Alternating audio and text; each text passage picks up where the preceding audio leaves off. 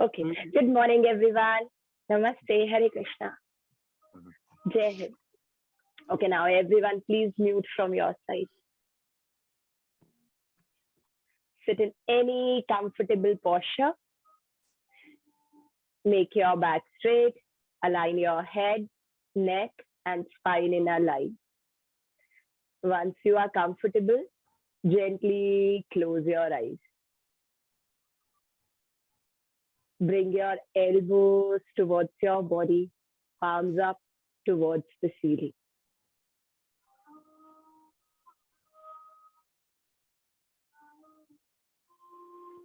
Slowly bring your awareness towards your belly.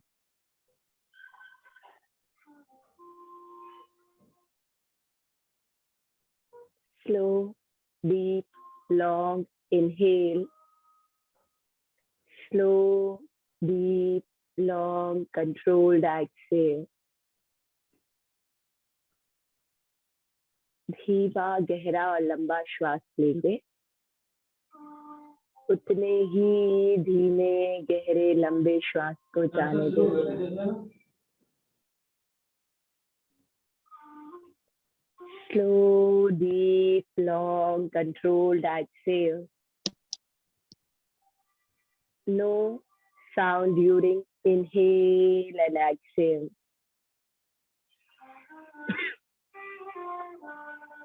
Inhale, 1, 2, 3, 4, 5. Exhale, 5, 4, 3, 2, 1. Inhale, 1, 2, 3, 4, 5. Exhale, 5, 4, 3, 2, 1. Now, along with your abdominal breathing, concentrate on your chest. Both breathings together. Inhale, 1, 2, 3, 4, 5. Exhale, 5, 4, 3, 2, 1. Effortlessly. Inhale, 1, 2, 3, 4, 5. Exhale, 5, 4, 3, 2, 1. Inhale, 1, 2, 3, 4, 5. Exhale, 5, 4, 3, 2, 1. Very gentle, slow inhale. Expand your belly, expand your rib cage. When you exhale, relax your rib cage, draw your belly in towards the spine without rounding your shoulder. Now, along with your abdominal and your thoracic breathing, clavicular breathing, fully inhale up to the throat. गले तक श्वास को भरिए. Inhale, 1, 2, 3, 4, 5, 6. Exhale, 6, 5, 4, 3, 2, 1. Inhale, 1, 2, 3, 4, 5, 6. Exhale, 6, 5, 4, 3, 2, 1. Inhale, 1, 2, 3, 4, 5, 6. Exhale, 6, 5, 4, 3, 2, 1. After your exhalation, fully relaxed. Eyes still closed. Next, we do Nadi Shodhan. Left hand Jnana Mudra. Index finger and thumb will make a circle. Rest 3 fingers together. Right hand in Anasagra Mudra. First 2 fingers closed. Open your thumb, ring and your little finger. Make a Vishnu Mudra or Nasagra Mudra. Close your right nostril with your thumb very gently. Elbow down, shoulder relaxed, neck free. Inhale from the left nostril.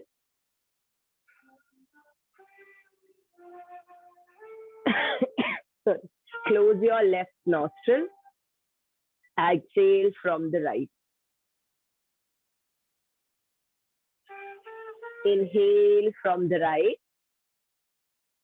Exhale from the left. Very slow.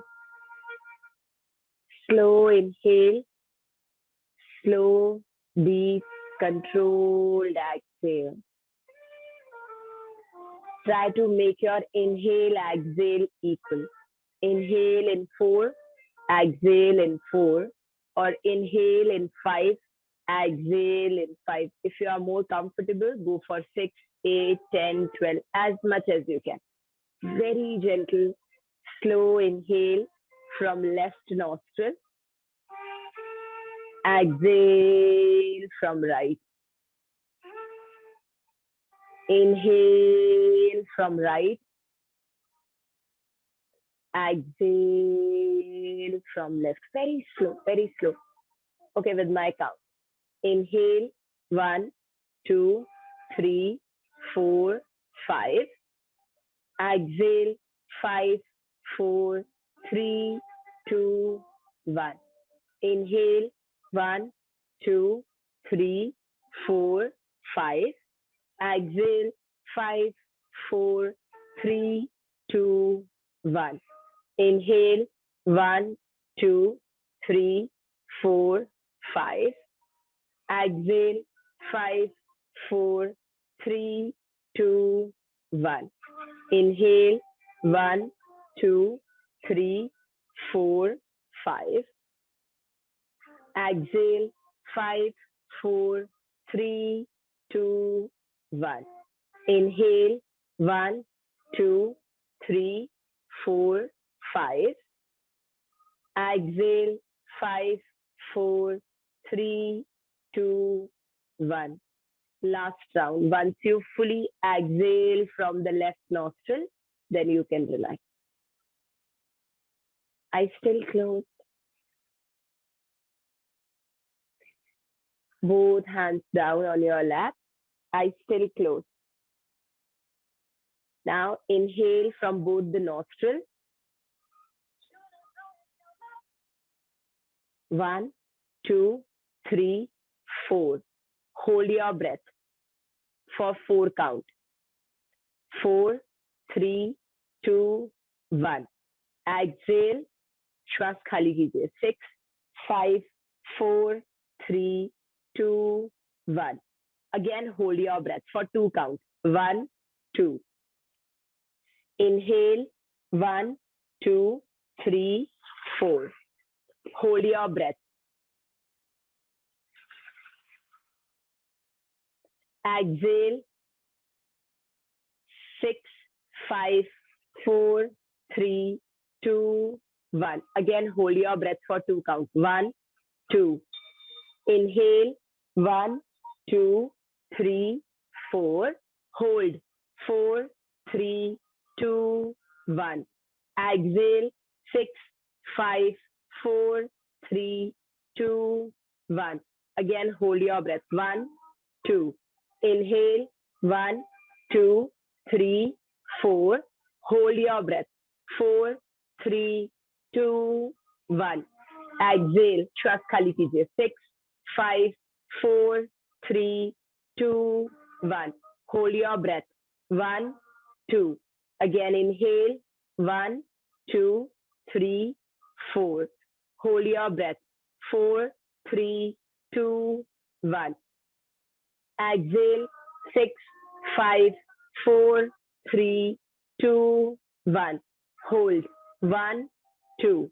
Inhale. 1, 2, 3, 4. Hold your breath. 4, 3, 2, 1. Exhale. 6, 5, 4, 3, 2, 1. Hold your breath. 1, 2. Inhale. 1, 2, 3, 4. Hold your breath. 4, 3, 2, 1. Exhale.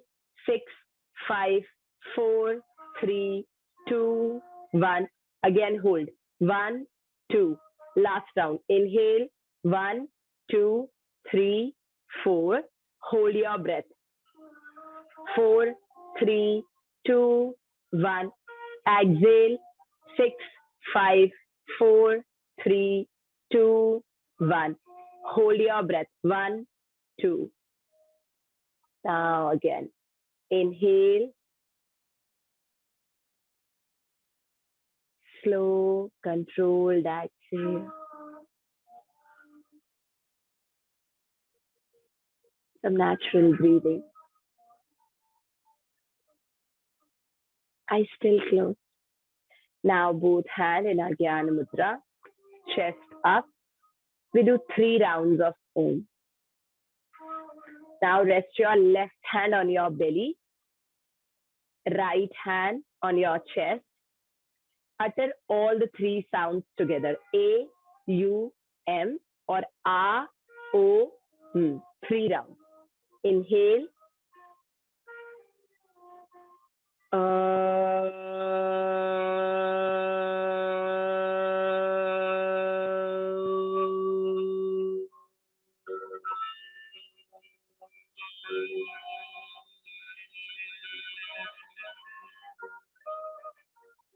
Again, all the 3 sounds together and feel the reverberation at your navel, at your heart center, and at the back of your throat.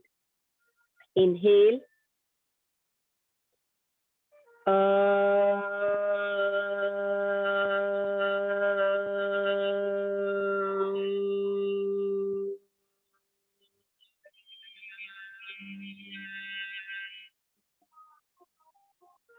Again, one more. Inhale.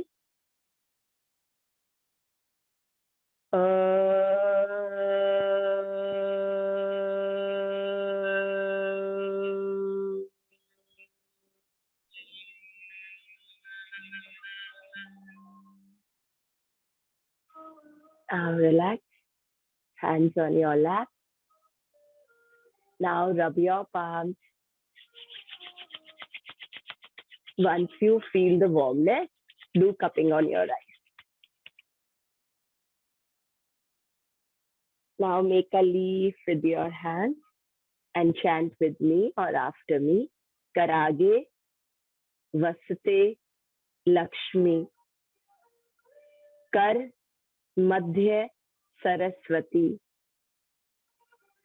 Kar mule tu Govinda. Prabhate kar darshana. Gently open your eyes into your.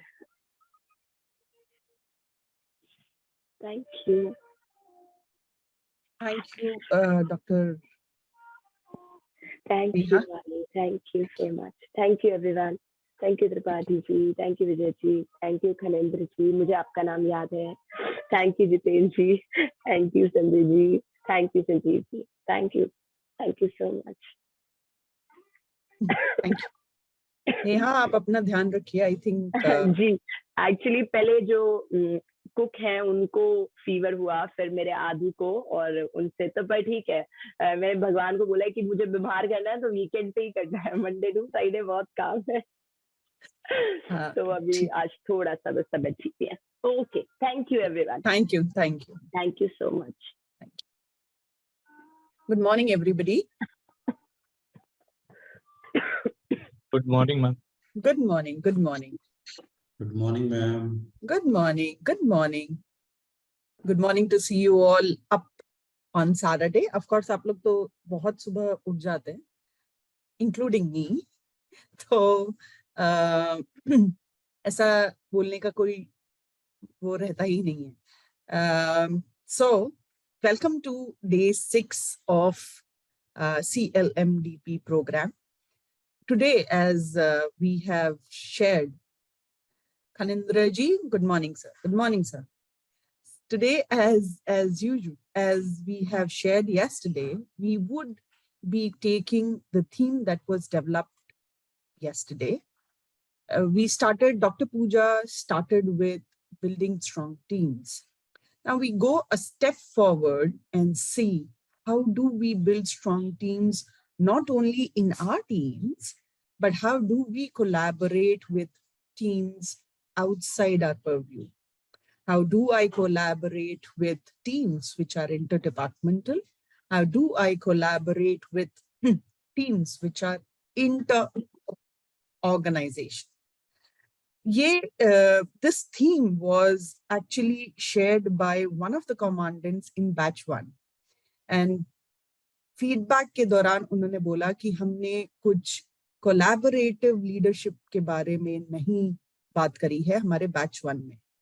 उनके input से we came up with this session in batch 2 onwards. So we would be talking about that in the first session. Then we would be talking about how do we collaborate upwards? How do we manage people or stakeholders who are senior to us? And to do so, we would be joined by Dr. Latangi. And then in the end, we'll end day 6, or in fact, the week 1, with a session on practicing mindfulness.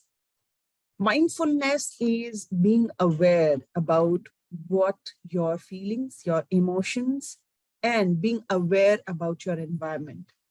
How do we practice mindfulness? Research says the people who practice mindfulness are more restrained, calm, and at the same time peaceful inside. So to do so, we would be joined by an expert, Dr. Nitika Prabhakar, who would be taking you through a session on practicing mindfulness. In that session, we would practice mindfulness as well. So she would be talking about some practices that you can use or maybe take it forward in your daily routine. To do so, I'll just check, is Dr. Dipali joined in? Okay, I think she's taking some time. Tanvi, can you just check if Dr. Dipali is there?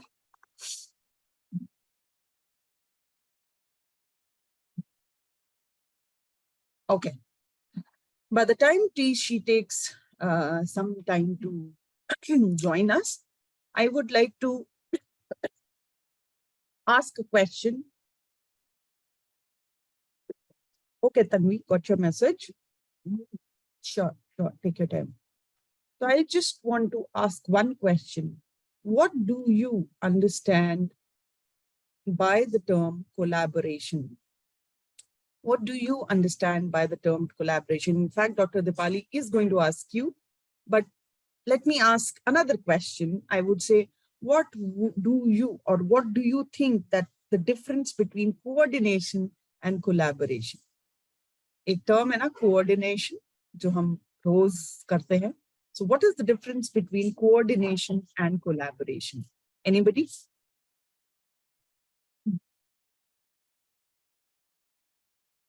सुबह सुबह सवाल वानी जी पूछ रही हैं, और सुबह सुबह कैसे हम बात करें. अभी तो आपने योगा का सेशन कराया है जिसकी वजह से हम खुद काम हो गए हैं. अब आप हमसे एक सवाल पूछ रही हैं. हाँ जी विशाल जी. कोलैबोरेशन इट्स समथिंग एक साथ मिलके करने वाला चीज हो गया. कोऑर्डिनेशन मतलब separate in coordination with each other. There is some type of connection between. There is a continuity का connection है, but they are separately. ठीक है. जी. Collaboration may be between two groups or two companies who have their own specialties. But in coordination, every member involved in that project has to be included towards the goal, and the role of everybody has to be defined by one leader. Collaboration is ascendance of efforts of various individuals in a particular task, and coordination means that is streamlining the effort in the right direction. I'll take that word, Khanendraji. In fact, Vishalji also was trying to point out towards that word. It's streamlining. Coordination is streamlining. It's just like that conveyor belt wherein, there's a step 1, step 2, step 3. As an individual who is responsible for that project, I would like to see that part A is coordinated with part B and we coordinate, right?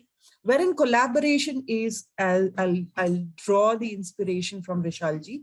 Collaboration is bringing people who do not have similar goals. They do not have similar goals, personal, professional, but bringing them together for one common goal that needs to be for a time frame. It would not be forever, it would be for a time frame. That's exactly what is the difference between collaboration and coordination. In fact, I'm not the right person. I think Professor Dipali would be the right person to talk about this. Yes, Jagir sir, please. You wanted to say something? Ma'am, good morning. Good morning. Basically, in today's world, when the flow of information is so fast, no organization can operate in isolation. All the efforts for better results, various agencies and various organizations are collaborating with each other, getting the desired results. So it is very important in today's age. Exactly, sir. That's exactly what I would say. CLMDP program is a collaboration within Amity Universe. Professor Dipali is from Jaipur, AUR Jaipur. I am from Amity University, Noida. Dr. Sujata is somebody who was outside the organization. Arvind is again somebody who is a global coach, doesn't belong to Amity University. But what is common in us is to serve BSF commandants with the knowledge that we have gained over a period of time. And that's how we have come together. Then deciding on what should be the flow, what should be the logical flow of taking it forward. So yes, you can question back at the backstage. Yes, there is a bit of coordination also, but we started with collaboration. When it is actually being exercised, it is more of coordination. Like Dr. Dupali was having some issues, so Tanvi coordinated with her and then she joined, right? Example, I'm just sharing an example. Or some coach is facing, like Dr. Aruna Bruta was facing problems with technology. So Divya jumped in and coordinated with them.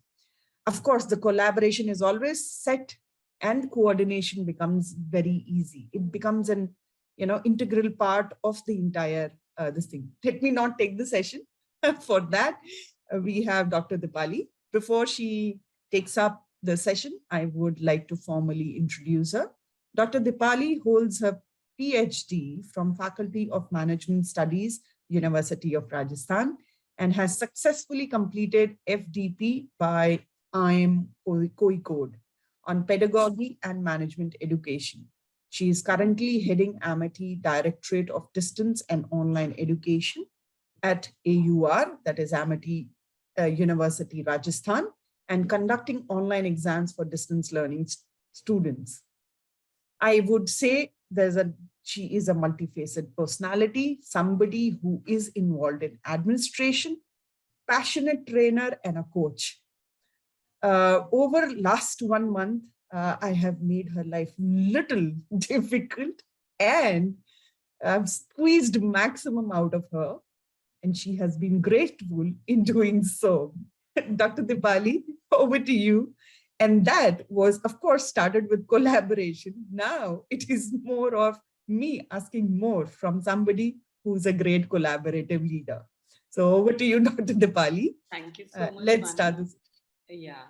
Namaskar. Good morning. Hare Krishna to all of you. It's really a pleasure to share this platform with you. And I'm really thankful to Vani for setting the tone so correctly. And I saw the responses pouring in, and I also got a lot of glimpse of how collaboration and cooperation, what do you mean by it, and what is in true sense collaboration to you. So I was really amazed with the responses, and I'm looking forward for such responses in my sessions as well, because that makes things even more engaging and interesting. So thank you so much, Vani. So today's session is about collaborative leadership, and as the tone was set right by Vani by saying that initiating the discussion with a very interesting question about collaboration and coordination and very rightly remarked that collaboration happens when we are working as a team. We are people with different goals. We have come together collectively, started for a single aim, and then collaborating while working. And coordination, as was rightly said, is kind of a conveyor belt wherein one part is dependent on the other one. And if at one point things fail, it becomes difficult to match up at the next level. So with that thought, we'll begin our session. I'll just try to share my screen with you. Right. So before we begin this interesting discussion, because I'm very sure whatever wake of life we have experienced, whether it is in our professional ground or our personal ground, we've already, looked up these collaborative things, and we've seen how it works wonder if collaboration is done in a proper manner. So when we talk about collaboration, we will be having our journey of these few things. We'll begin with understanding the meaning of what collaboration is. Moving ahead with what does it takes to collaborate in a proper manner. Then we'll be discussing developing collaborative leadership, which is done through a very well-known researched model, which comprises of few elements like assessing the environment for collaboration, developing clarity, developing trust and creating safety, sharing power and influence, developing people, and self-reflection. So this is going to be a very interesting journey where we'll be using certain psychometric analysis as well, and I'll make you do those things into the handbook which you are having. So I request you right at the start of the session that keep your handbook aside, because we'll be requiring it during the session. And then moving forward, looking ahead and your actions and your insight. So this is gonna be the flow of presentation for next 90 minutes. So when I talk about collaboration, I feel that, what do you think that, is it more meaningful to work all alone and, attain the success and goal? Or do you think we always require the need to collaborate with people? You need people around you, and only then that could be attained.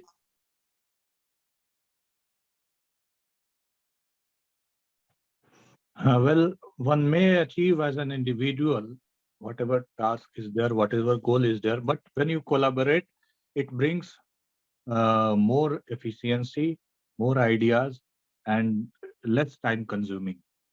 Right. So thank you so much, Vishal sir, for contributing. And the key word which I can take up from your submission would be, it brings more idea. Like maybe efficiency might be there in an individual, but ideas, those different aspects of looking at a problem from different angles, that becomes possible only if there is a collaboration. So when we talk about collaboration, we are getting different, fresh perspective about a particular problem.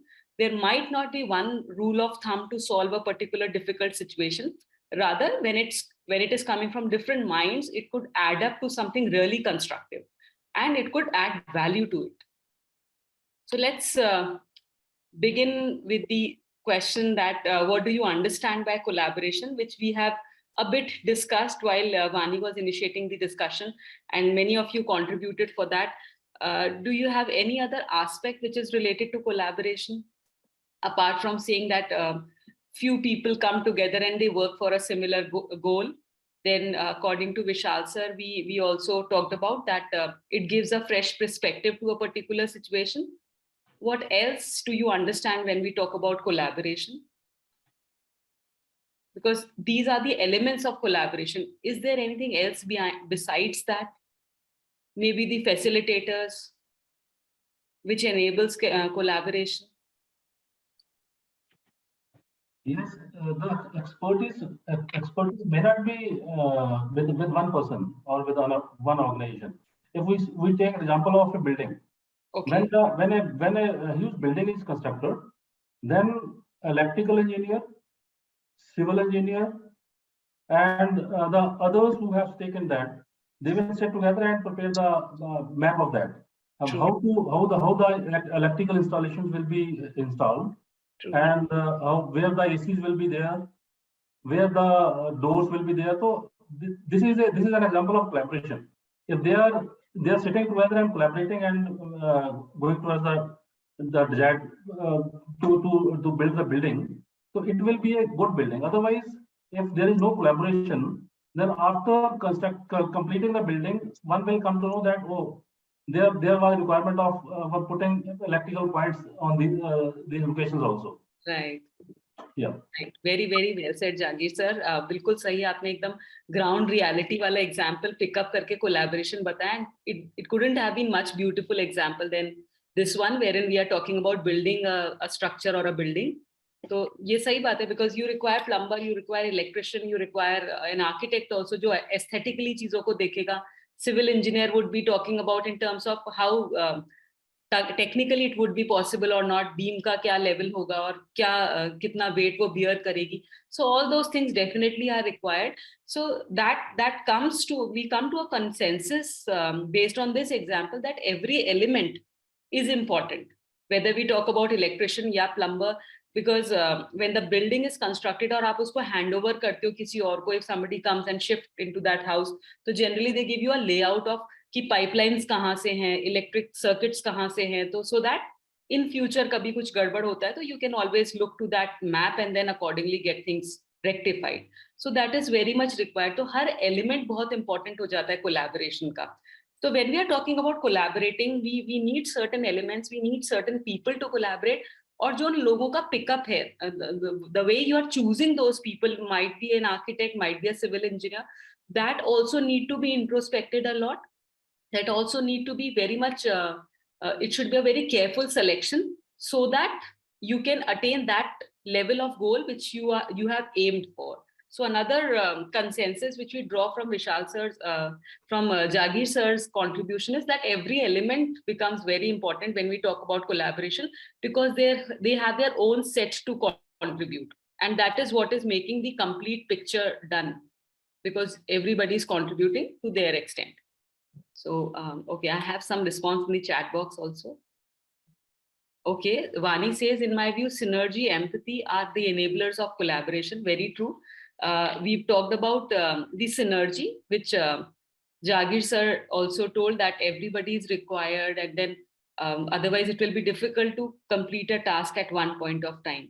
And very true, empathy is another very important area which is required in collaboration, because then things cannot work properly. If we do not understand how the other person is feeling, it's very difficult to take the team together, pull the task together.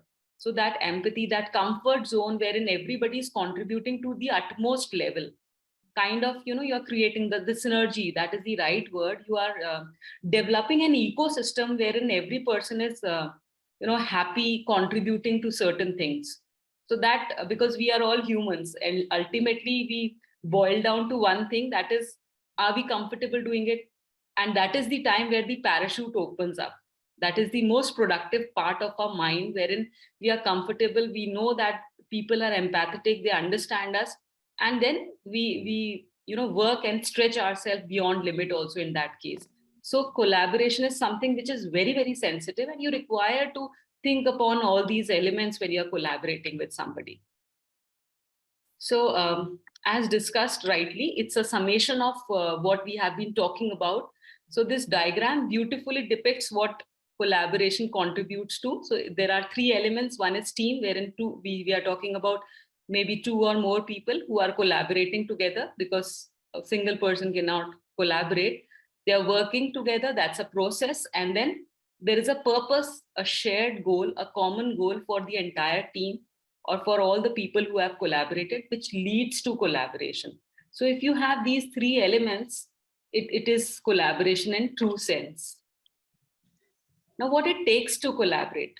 What are the things that you require when you are collaborating? Like one was very well defined by Vani, that's empathy. You require people who are empathetic, only then you can collaborate with them. Anything else that you think is the most important, crucial element of collaborating, without which collaboration won't be possible?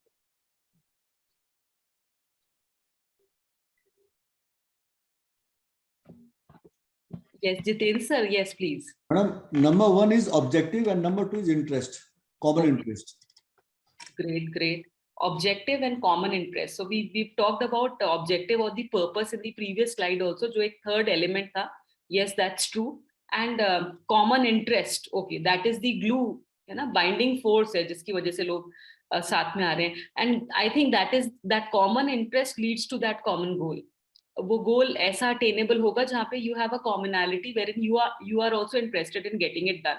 Like Vani rightly said, बहुत सही example दिया उन्होंने AITD का कि all coaches have come together into it because we had a common set of interest. We love training, we are passionate about it, whether we talk about delivering the training or maybe composing the content for the training or whatever it is. So we had a common passion and that helped us in collaborating. So और ऐसा भी होता है ना कि जो आपका interest होता है, you keep on finding such things, such people. आप सर्च करते हो ऐसी चीजों के लिए और ऐसे ग्रुप्स के अंदर आप होना चाहते हो because you like it. So maybe because you are into arm forces और आप BSF से हैं सब लोग, लेकिन फिर भी आपकी हॉबीज होंगी पर्सनल, तो you must be having certain groups as well जहाँ पे if somebody is good at singing or maybe playing guitar, so you must be having such groups also जहाँ पे similar like वाले लोग भी होते होंगे. So yes, very true Jiten sir कि you need to have a similar liking for collaboration. Very true. Anything else if it is coming to some? The last diagram, you have written team plus process plus purpose. Right. So it is in the priority wise, team has to be the first thing. I think agar priority wise hai to purpose should come the second, then the process will come in this. Okay, वैसे तो sir ये sum है because ठीक है. Okay. Sorry. So and Sanjay sir is also saying common objective, common larger objective which is beyond the purview of a single organization. That's true. क्योंकि as Vani also told कि collaboration में the people who are coming together उन सबका अपना अलग-अलग aim है, अपना goal है. But when they are combining, when they are collaborating, they are coming for a single one goal. That is why then collaboration happens. So these are the few points which enables collaboration, and we've discussed few of them. Like clarity of the goal is the topmost thing.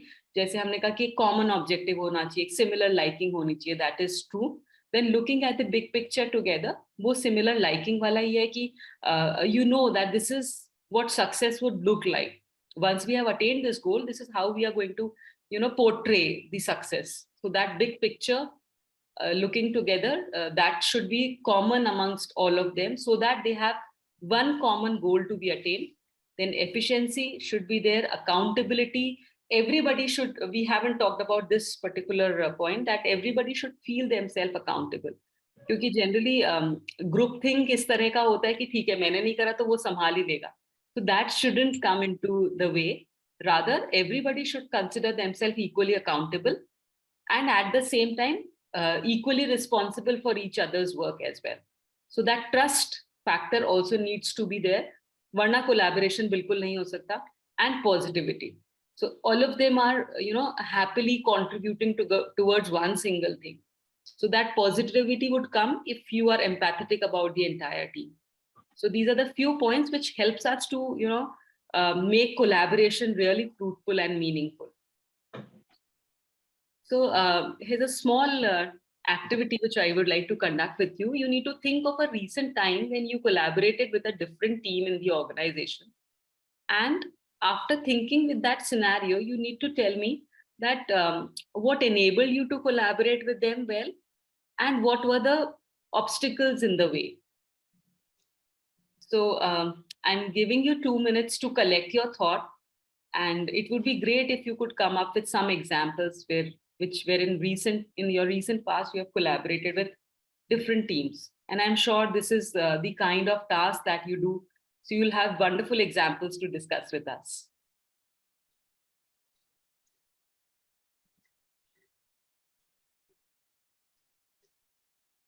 Okay, I saw a hand raised. Sanjay sir. Yes, sir. No, recently, only a few days back, say 15 days back, I'm in Nagaland. Okay. So the assembly elections are going to be held somewhere in February, March. Right. So I'm in a district So a meeting was called by the DC of the district collector of the district, wherein he had invited all the stakeholders, the superintendent of the police of the district and all other sister agencies were called, because common objective is to hold fair and free elections. The district happens to be, an expenditure sensitive district. There will be a lot of inputs based on the past experiences, the modus of operandi, of the various, notorious people who have vested interests. There will be a lot of, distribution of money, liquor. Nagaland happens to be, a dry state, where Nagaland Liquor Total Prohibition Act 1989 is in force. So we were given a common objective based on the inputs that, you may take, accordingly, you may take measures based on the inputs being received. So within 2 days, we collaborated with the sister agencies and, made certain seizures and certain apprehensions, which acted as a deterrence, which had a deterrent effect in the surrounding areas. The message immediately spread out. So what was common was a shared larger objective, different stakeholders pitching in with their expertise. Once I got the message, I got the larger objective. I knew what I had to achieve towards I had to contribute towards the larger objective. I conveyed the same to my team members and to my subunits, who willingly pitched in, who in turn coordinated with the smaller sister agencies. Right. And it resulted in the desired achievement. This is what I have to say. Right. So, sir, that was a beautiful example wherein you are talking about that there were different stakeholders, and a person from police department would be having a different kind of a mindset than the person from administration might be having a different mindset. You being from armed force and several other agencies also which were involved, they sat together. So what was coming to my mind, as you told, that the message was very clear and widely spread it right away. So people were, little alert about not conducting such kind of mischiefs while the elections are going on. So that credibility also, knocks in when we talk about collaboration, because you are. Madam, I have a point. Sorry, Yes. sorry for disturbing you. No, please go ahead, sir. This is the example of coordination, I think, not the collaboration.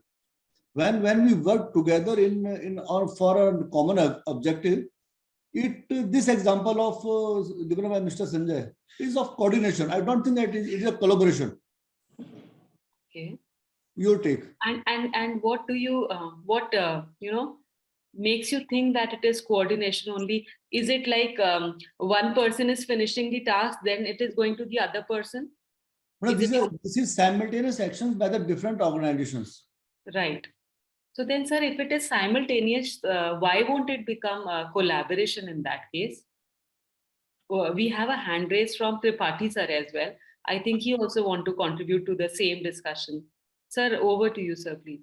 Madam, मैं ये कहना चाह रहा था कि collaboration थोड़ा सा larger interest में एक बड़े समय के लिए और एक बड़े गोल के लिए होता है, जबकि कोऑर्डिनेशन एक सिंगल इवेंट के लिए हो सकता है, कुछ दिनों के लिए हो सकता है, या कुछ एक वर्क स्पेसिफिक हो सकता है. So, sir, in this case, I am having one point to that.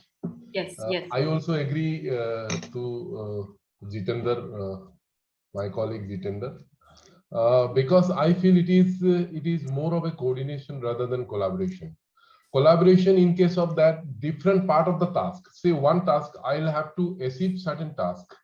So in that task, during that process, several aspects involved. One aspect I am completing, other aspect is completing by Sanjay, another aspect is completing by Jitender. So these are to be ascended at a particular point, ultimately for the desired result. That is, you can say, in that case, that is your collaboration.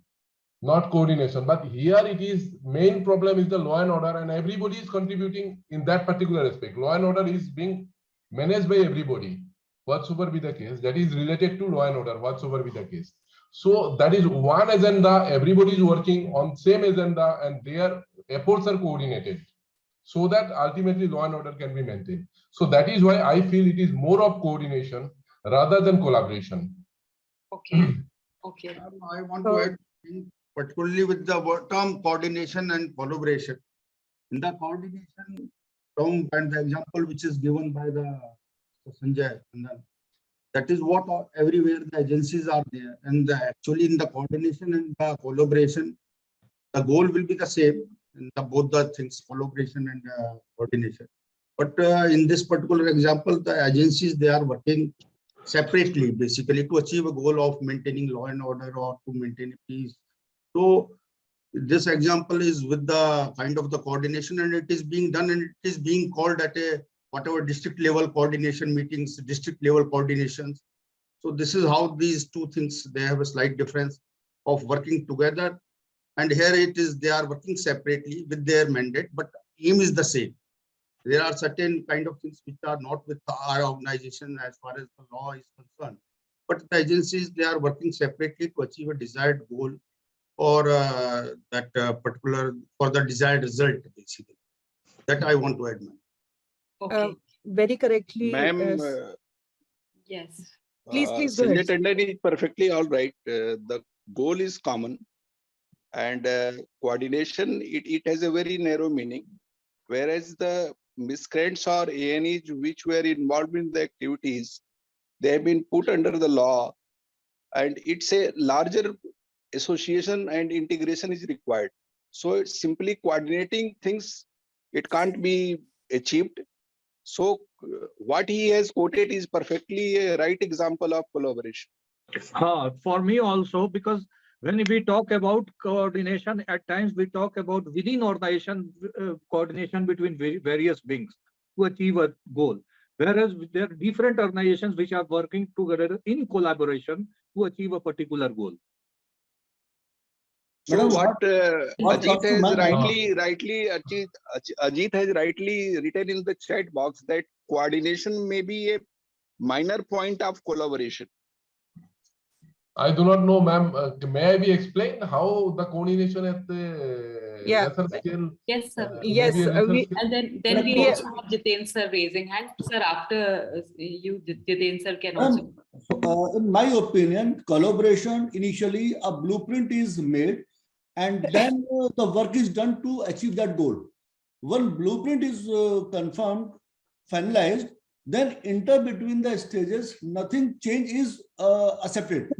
Whereas in coordination, the goal is objective is one, but while reaching towards that objective, if slight changes are required, it can be done. Okay, so Dr. Diwali, with your permission, I would like to share an example, which is a beautiful example from BSF itself. This was we got this feedback post batch second. So in batch second, there were commandants who were undergoing this session, and after the program, we got a good message from one of the commandants. He said that his unit was traveling from A to B, and actually the place wherein they had to get down was before station B. It was few kilometers, maybe good amount of around 100 approx kilometers. So the unit had to get down there. Now the train was not stopping. There was no stoppage of the train. So now this particular person, the head, got the idea, let me collaborate with railways and tell them with the objective that how many man hours it is going to save and how many what cost it is going to save if they give them the opportunity to stop at that station for just 2 minutes. Now, this is something that they are from BSF, and railways is a different organization altogether. two different organizations with a different goals. Now, one going forward and asking, or maybe, collaborating. And then what happened was, is his history that railways were very happy. Railway was very happy to receive that, this thing, and help BSF Jawans to, deboard at that particular stop. Wherein it was a special permission that that BSF, did, that helped them to actually,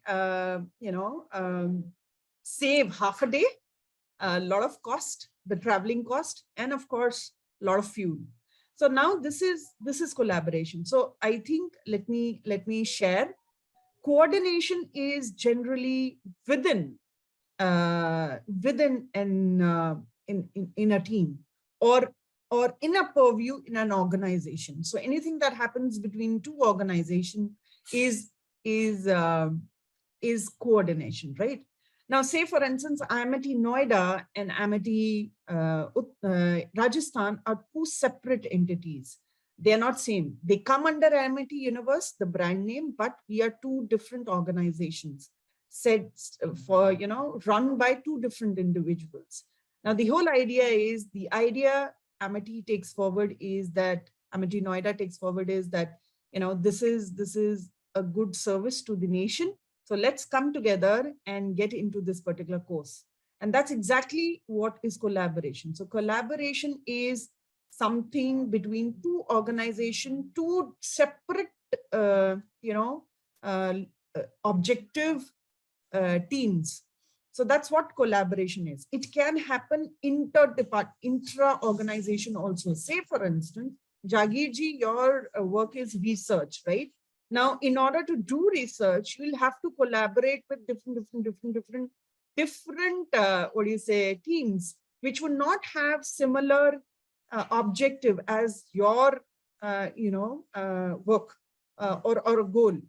There, what you are going to do is you're going to ask them to help you out, and then they come together with all the data inputs for you, or maybe give you an access for all the data inputs for you. So that's what is collaboration, wherein two different people or two different teams or two different organizations, which has no goals of any, symmetry or any sync, but then they come together to do something which has a common goal. Now that is collaboration. Coordination is rightly put by one of the Amitabh, yes, and Ajit ji has also said, can we say that coordination is building block of collaboration? True, very true. Once collaboration happens, then coordination starts pouring in. It's more of a coordination. So collaboration is at a higher level. Once that happens, to implement what we have collaborated on needs coordination. So that's exactly what I said, that we collaborated, and then the team here coordinated with the other faculty to bring this piece for you. So that's the difference. Yes, should coordination or will coordination proceed or supersede collaboration? At an individual level, it can, but not at an organization or a team level. No, it will not. So first, it would be collaboration set up by people at higher ups, and then it would be rolled down to coordination. So that's the difference. I hope now things have settled down. In case you have any questions, please feel free to ask us. No doubt this is definitely a great discussion. Jagir sir, you raised your hand and then you lowered it down. So I just wanted to know. Yeah, ma'am, thank you very much. You have given the right examples. And my friend Ajit is also rightly saying. So the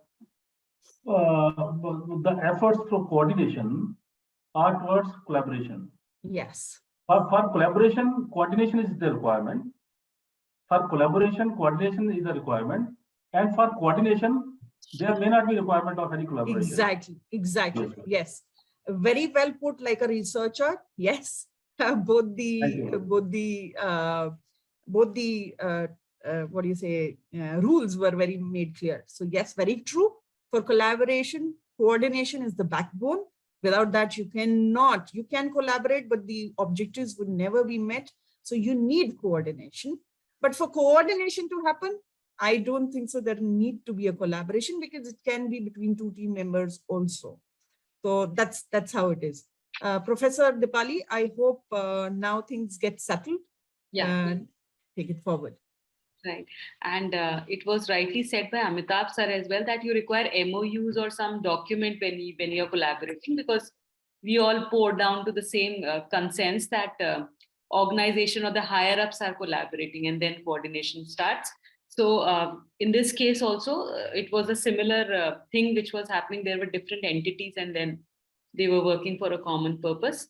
So when we were discussing through these two concepts of collaboration and coordination, we rightly somehow we were also narrowing down the enablers and what were coming in the way. So as it was rightly said that coordination can happen at any point of time and everywhere it is required, but collaboration cannot happen if we do not coordinate further.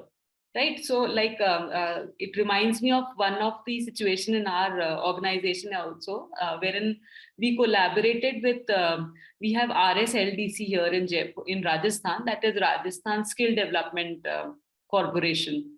So that is basically for skill development and all. So we collaborated with that organization, and initially when that collaboration happened, there were not much developments happening in that area, just because of the reason that we were not clear about the picture that how we need to start a skill center or maybe how we need to proceed with these things. Then there was somebody who was newly appointed in RSLDC, and a young dynamic fellow. He approached the university again and he said that we had this MOU signed up and let's work on this further, because we don't have any development as such happening on ground. So then while he was like visiting our university, we also had some people who were inclined towards such skill development centers, and especially the ones who were inclined towards training. They really geared up and they said that, okay, we'll take the charge of this thing. And then there was entire team developed. So that collaboration poured into coordination and further things happened. So very well said, all of you. Let's talk about the second aspect. What are the enablers and what comes in the way? So can we have inputs related to enablers specifically? Like one was coordination is one of the enablers of collaboration. If people have strong coordination, the collaboration becomes successful, basically. Anything else which enables us to succeed while we're collaborating? Experts in various fields. Yes, sir. Working together. Experts in various fields, Okay. various expertise working together. Right. So if we have people who are experts into different fields, then collaboration becomes successful. Yes, and that is the reason why we are collaborating, because we require people from different echelons and different expertise. That is why we are collaborating. Very true, sir. Limitations also. Okay, yeah, that's where we are going to contribute. What comes in the way? What are the limitations, sir?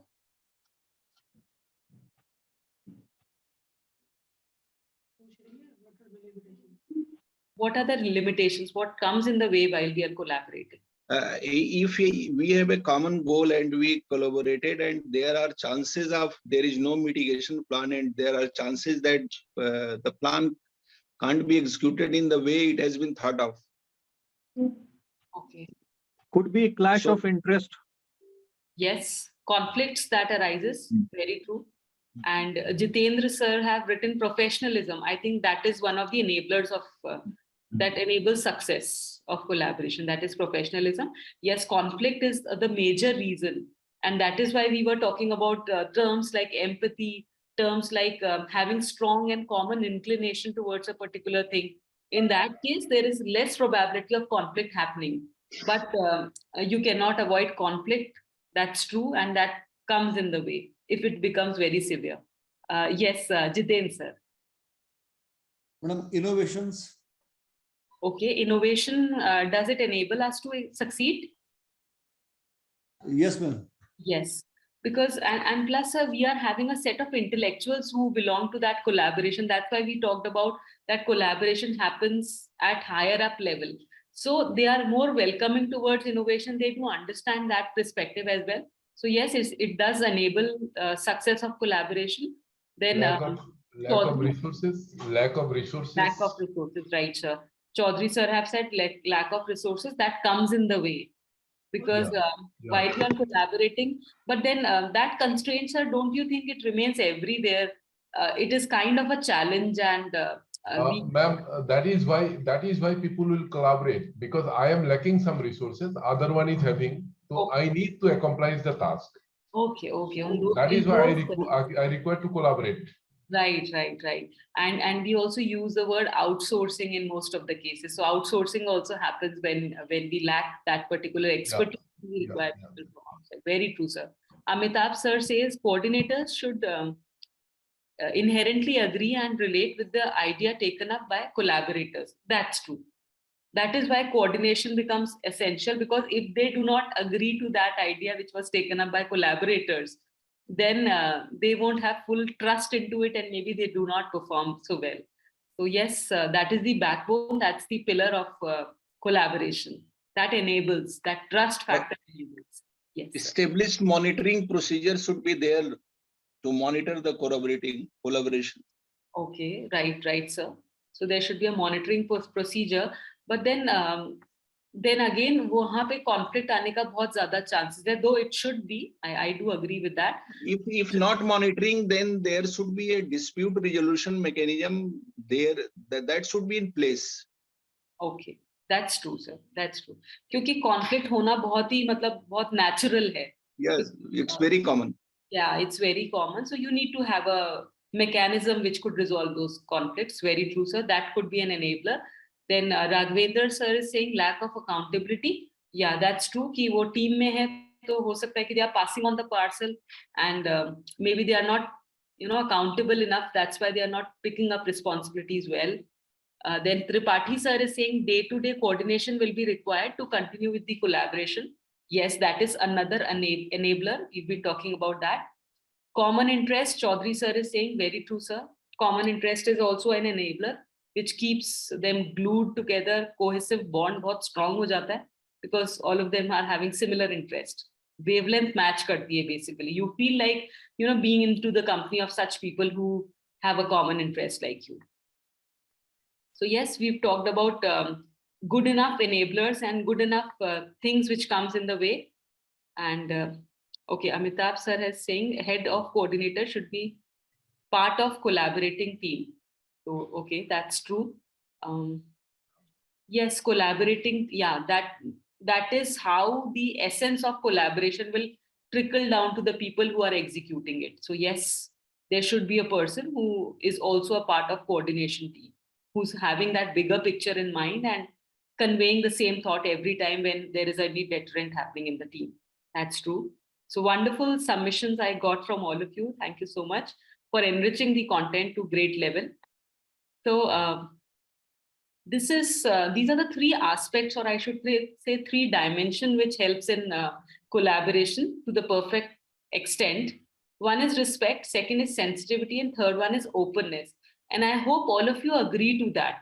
All of you agree to that when we talk about respect, because everybody is equated at same level. When we are collaborating, there is no, vertical line of demarcation, koi hierarchy nahi hai. Everybody is equated at same level. So respect or जिस तरह से आप उनको regard देंगे, that should be equal. But everybody demands for that. So, and then you need to be sensitive enough. You need to be empathetic towards people, so that collaboration happens to a great extent. If you are not, sensitized towards the need of people, then it becomes really difficult to collaborate, because trust wala factor bahut shaken up ho jata hai if you're not sensitive enough. So you need to understand people, and you need to step into their shoe and then take a decision based on that. And apart from that, openness. So do you think that openness is very much required? Because the structure from which place, the organization which you are representing, wahan pe, things are very much laid down into rules. So does that discussion or openness happens when there is a collaborative structure coming up, sir?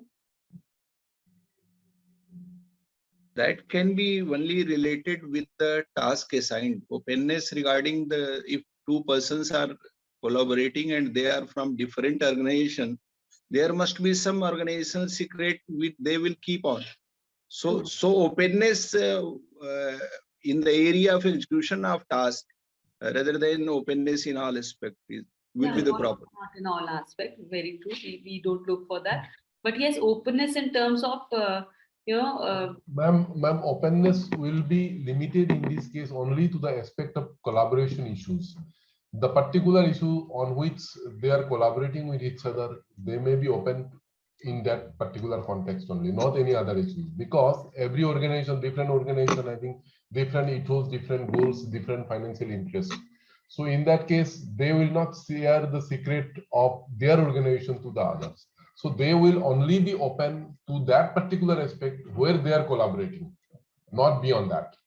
True, very true, sir. Can't we say that this openness clause becomes a restricting factor? If we are open, it will act as an enabler rather than restricting factor in collaboration. The more you are open, even if you divulge certain secrets, if it is going to make collaboration better, what is harm in this? Rather, openness should be taken as a enabling factors in collaboration rather than restricting factor. Yes, sir, they are all agreeing to that openness in terms of only those aspects for which they have collaborated. But otherwise, there are ethical issues related to every organization. So that openness definitely is not expected and it won't happen also. But yes. Ma'am, jo Maruti or Suzuki ka collaboration tha, one of the best in automobile industry, and what happened at last, everybody knows, or that is available on Google. So you can't share all the secrets. Yeah. By just working or collaborating on a particular project, you can't. Why they will share, ma'am? Every organization having their own interest, financial interest, especially if I take the aspect. So financial interest, if I share everything to others that is related to technology and other things, that will definitely affect the financial issues of that particular organization. Why they will what share? I am saying, if we are talking about collaborations, when we have a common goal, maybe we are in different organization, but if you are collaborating for a common goal, if sharing something between two organizations is going to enhance our if we are able to achieve the common goal in a better way, that will increase the collaboration. Why to hide? If your goal is common, I would like to add to that what I am emphasizing. Say in a missile project, say Russia and India is collaborating with each other. Russia is telling that they will deliver the cryogenic engine to India. So cryogenic engine part, in that aspect, they may be open to each other. But other than cryogenic engine, there are several issues like weight of explosive, other issues, and all these things. They may have India may have their own reservations, and they will not. No, they have not given. They have not given cryogenic. That's why the program was delayed. Although it was in mandate. That was in example. I am giving an example, not giving, not taking. I am giving an example. No, your example is very similar to the truth. Anyway, that is a different issue. But that is the thing. What I mean to say, the particular aspect where they are collaborating, they may be open in that aspect, not beyond that. To draw a line of demarcation that to what extent openness should happen. That was the reason why I asked you with this particular aspect of collaboration. So that openness is a very narrowed down thing. You need to be transparent and open to those aspects for which you have collaborated, because if that doesn't happen, even in that case you will be losing trust. So that trust factor shaken ups everything. तो जितना sensitivity है उतना ही sensitive openness है. But yes कुछ extent तक होनी चाहिए. एंड प्लस ओपननेस है ना एक एरिया ऑफ कंफर्ट भी डेवलप होता है. You are if you have openness with your collaborative partner, so just in case if there is some problem which is arising up, है ना, किसी भी ऑर्गेनाइजेशन में हो सकती है वो टेम्पररी कोई problem. So in that case if you have that space of openness, you can upfrontly approach the other partner that this is the issue which we are facing right now. And because of that, we are not able to collaborate to the great extent. या collaboration चल भी रहा है तो कुछ हमारी resources अभी थोड़ा lean है इस समय, anything like that. So उस terms में openness वहां तक होनी चाहिए so that it becomes comfortable for both the partners to work together.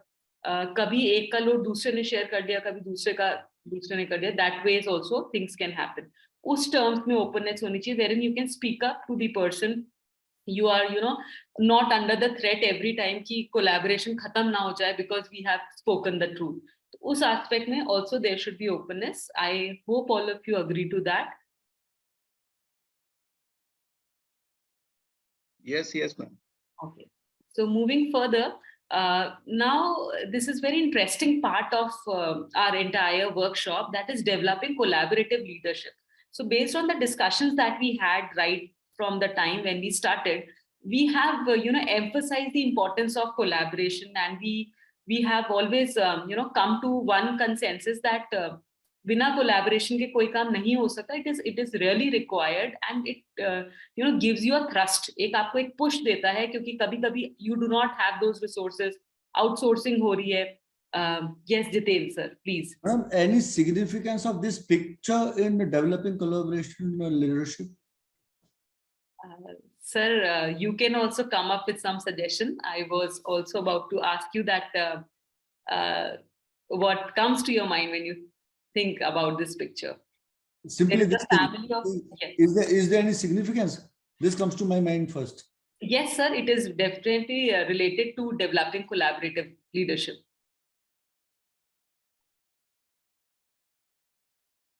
So you are muted. Jiten sir, you are muted. Yes, madam. Okay. Thank you. Yes, it is because Dipali, this was regarding the picture. Yeah, it was about the picture. So it is while I looked at this picture, I thought that so many lioness together is a very, it can only happen if they collaborate because the power together with so many is a difficult thing, and then that's the reason why I thought of using it here. So many lionesses Yes. without any voice, without any Yes, sound. that's the. And और plus वो मुझे they पता are है not- आप लोग का ये group का दीपाली एक जोक ये है कि मैंने सारे कोचेस फीमेल लिए हैं, so they are so और फिर पिक्चर में हमारी लाइनें आ गई, इसलिए now I can relate कि जितेंद्र सर ने now you relate. Yes. और सर देखिए they are not sitting in the field जहाँ पे वो कैमोफ्लेज हो जाएगा. वानी मैम अभी तक आपने याद रखा हुआ है, वो तो वैसे मजाक में बोला गया था. अरे नहीं सर, याद मैंने मजाक में ही रखा, आप चिंता मत करिए Sanjay sir. But it gave us a reason to smile and laugh. Nothing bad in it. ये तो अच्छी बात है. संजय मैडम ने मजाक सीरियसली ले लिया है. नहीं बिल्कुल नहीं. नहीं मेरी बात को कोई सीरियसली नहीं लेता है तो प्लीज इग्नोर इट. अरे नहीं. Dipali, I hope now you understand the joke. Yes, I did. And plus इस picture से एक ये भी चीज सामने आती है because you are collaborative, you are powerful, even if this is a group of lioness, but they're sitting on the path. Ma'am इससे एक अंदाजा ये लगता है ma'am, one thing what I notice कि all these are lioness and basically lion and lioness are the main, basically they are the food gatherer, they are the hunter basically. So they independently, all of them are equally powerful. So still they are coming together because independently probably they are feeling that they are not able to hunt properly, and that is why they are coming together. So that appears to be from the word collaboration. I just derive it. I may be wrong, but this is my perception, what I feel. No, sir. It's all boiling down to one single thought. So that's true. और यही perspective है. These are all perceptions, and very well said, sir. That was a good assessment of picture that you've done. So let's move further to the more interesting part of how we can develop a collaborative leadership. So this is an interesting diagram wherein we have different components of developing collaborative leadership, and related to every component we have a small exercise in the handbook. So will it be feasible for you to keep it handy if you have it around? So as and when we'll be approaching each aspect, we will be doing some psychometric analysis in that handbook. I'll tell you the page numbers as well. So this is the essence of how you can develop a collaborative leadership. And to begin with, we have the first one, that is assessing the environment for collaboration. So that means that you really need to assess or diagnose or understand that is there an ecosystem which could be developed so that collaboration could be nurtured. So you need to assess that does your organization have this kind of an environment which facilitates collaboration?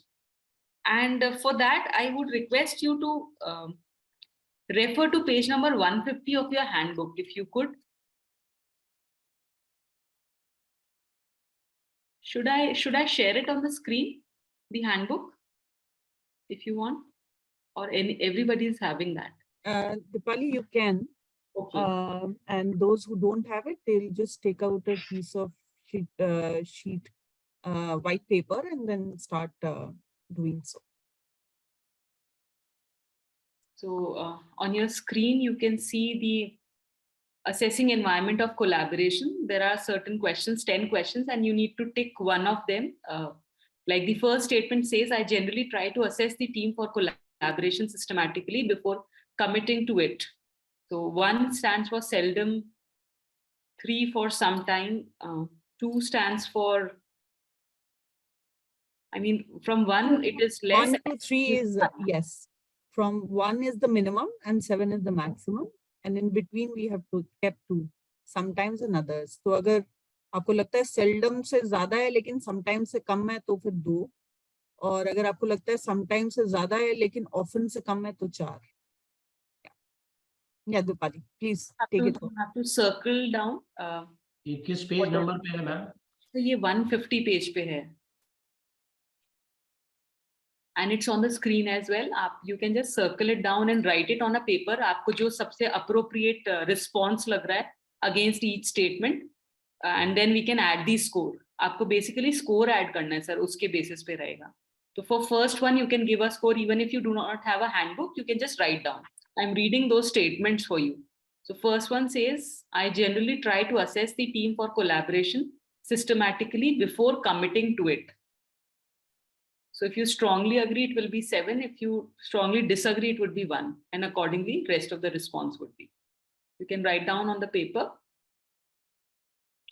Next one says, I ensure that an assessment done is based on data or information that needs to be collected.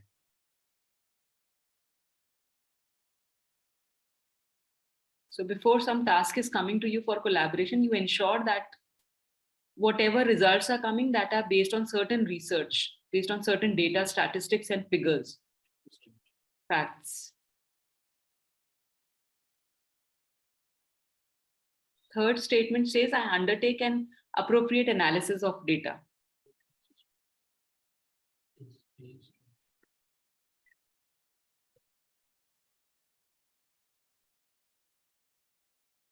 Fourth says, I ensure responsible interpretation of data.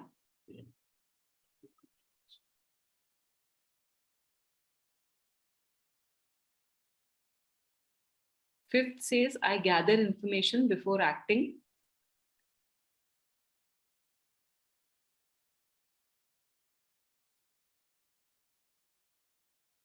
Sixth one is, I encourage people to act on information rather than assumptions.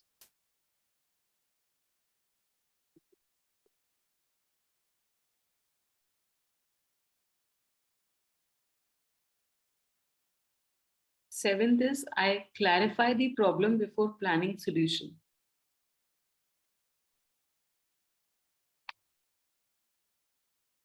Eighth is, I seek culturally different views of the problem.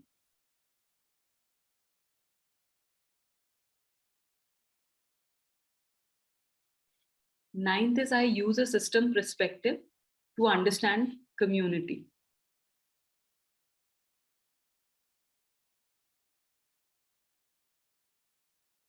And 10th one is, I look at the perceived problem from different angles before proceeding.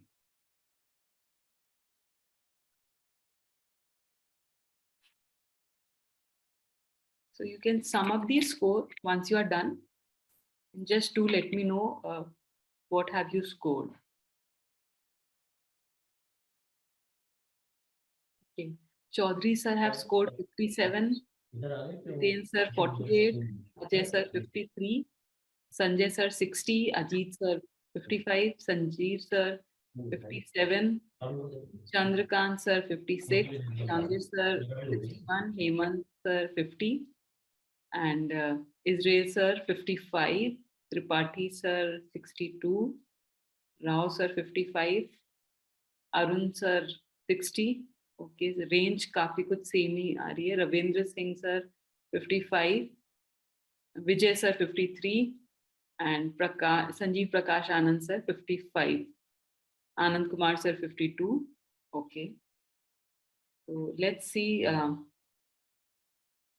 what does the score looks like. So if you're falling in the range from somewhere 70 to 61, it's an excellent score.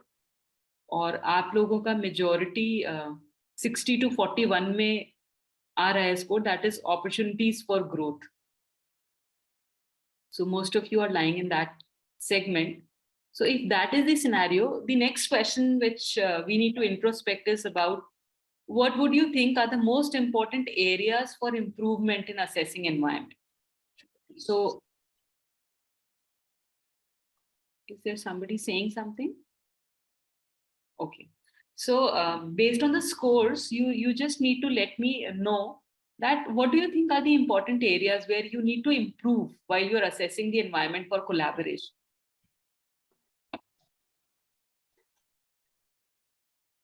Okay, Dinesh sir का 65 है, तो excellent score Dinesh sir. Point number 5, ma'am. There's a point I gather information before acting. Just a moment, sir. Okay, I gather information before acting. Acting, Right. and second point is point number 8. Then I seek culturally different views of the problem. Okay. Yes. And third is I use a system.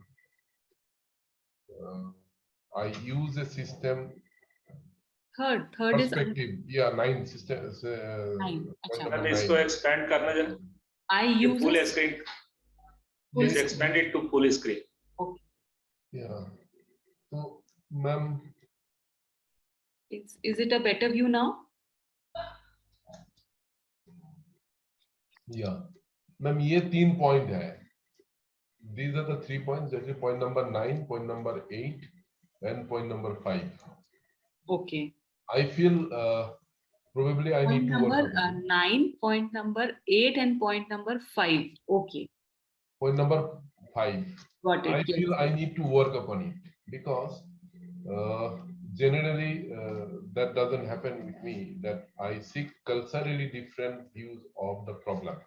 ये हमारा problem में ma'am ये generally आते नहीं है perspective, ये कम ही होता है in our case particularly because our case is very typical sort of things are there. So I do not know how it is to be done and how it is to be acted upon.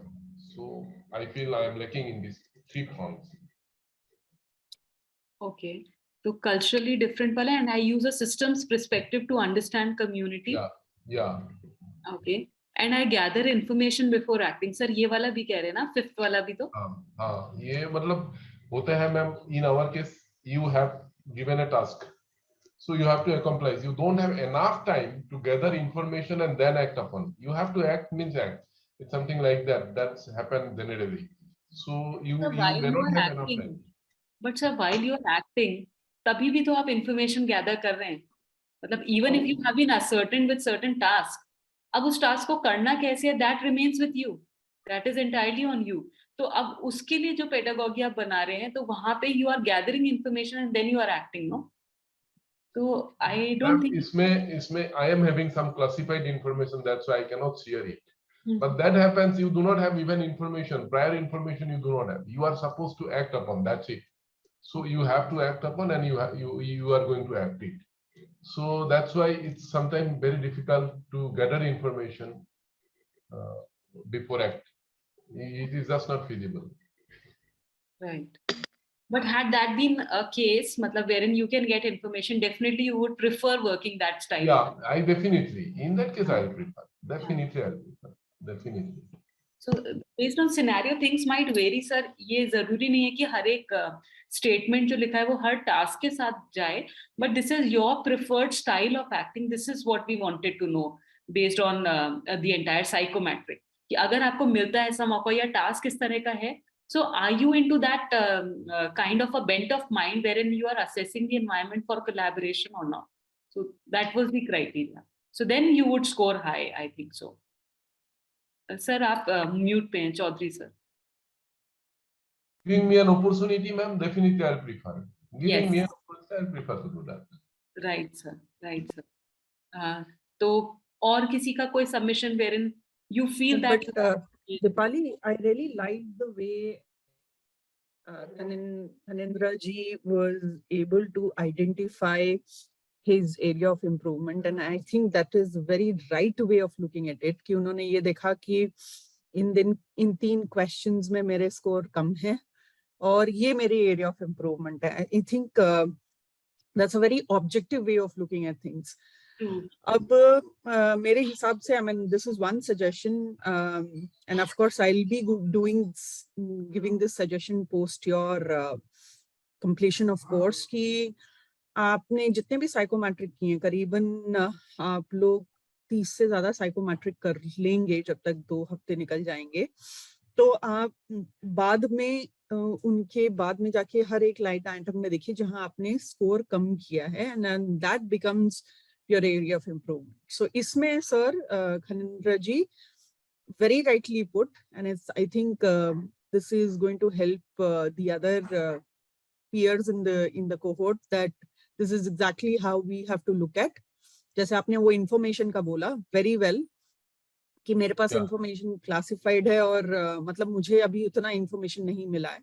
A very beautiful way of positive way of looking at how do I change that process.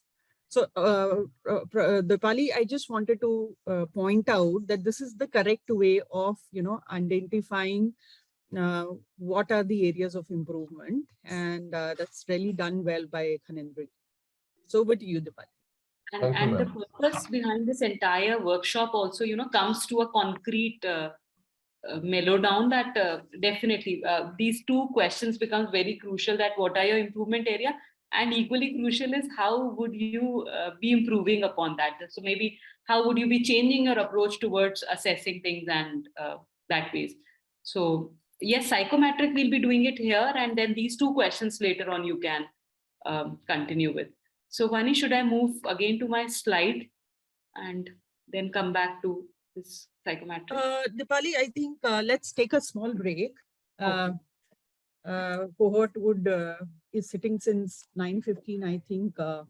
Let them take a small break and then we come after 10 minutes and then we get into more of psychometrics. We'll do it in one go. Okay. So cohort, let's take a break of 10 minutes. We come back at 10:59. Thank you.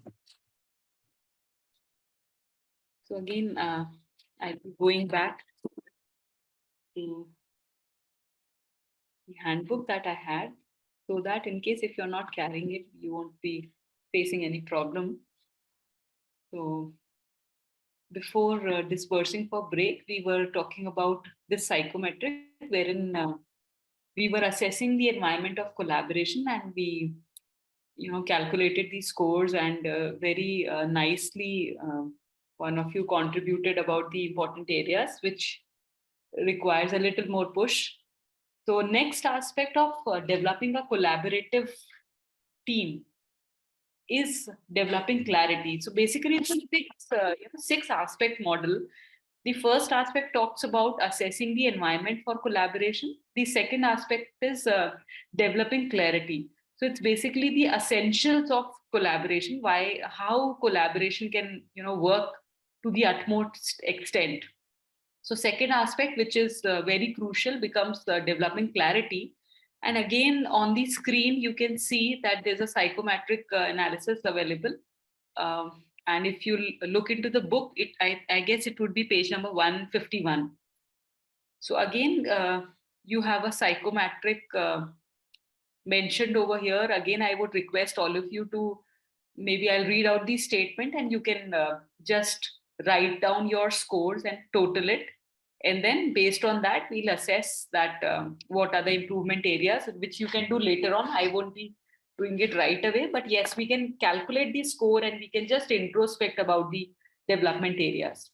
So when we talk about development clarity, should I increase the size or is it legible to you, all of you? Which I'll be reading. Increase the size. Increase the size, ma'am. It is slightly. Okay. I just want one page to come at one point.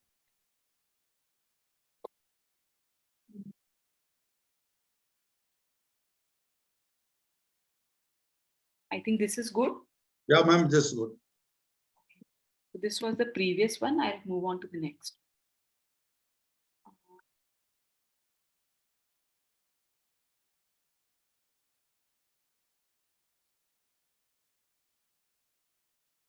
Just a moment.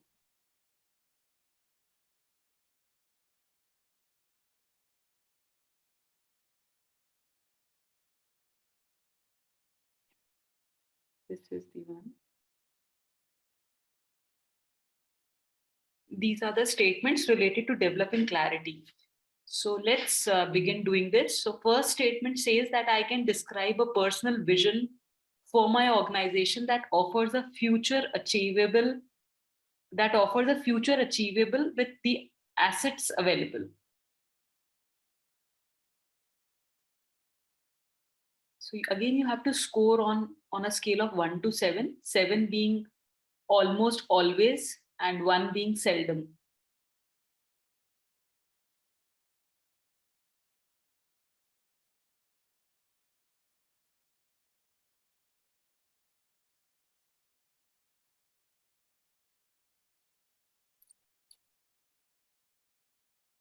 The second statement is, I facilitate an effective process for exploring the diverse aspirations among stakeholders.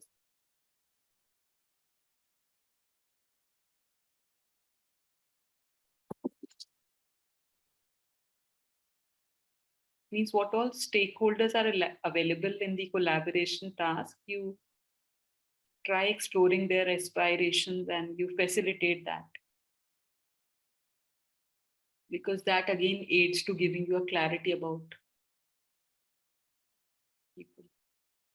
Again, a scale of 1 to 7. Then third statement says, I facilitate the development of a shared vision that is influenced by the view of diverse stakeholders.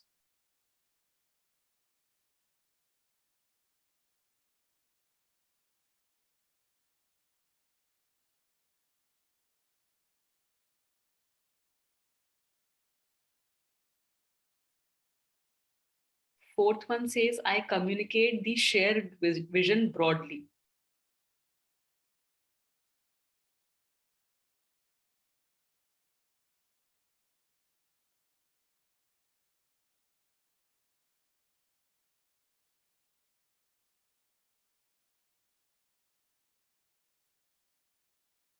Then fifth says, I create a framework for action using systems thinking.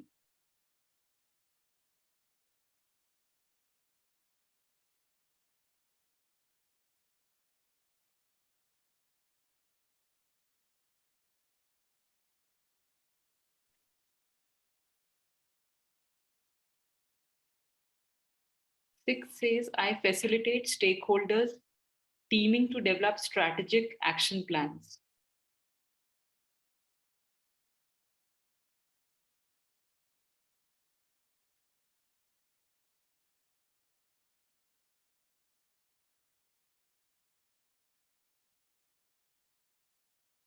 Seven says, I create the condition for brainstorming the strategic issues and action.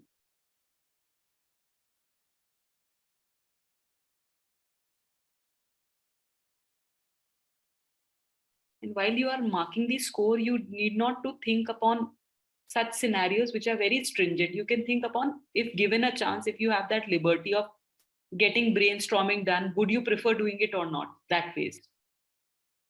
Because I know your tasks are into very straight jackets, and it's very difficult for them, for you to change anything, the kind of pedagogy that you follow. Then 8th one talks about, I build an action plan with timeline and assigned responsibilities to enable the vision to be achieved.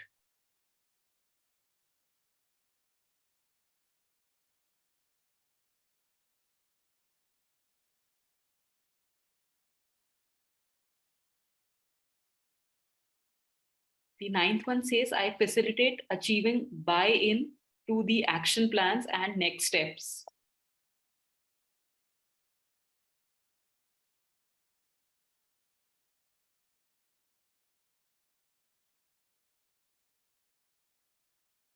Tenth says, I follow up on action plans to ensure completion.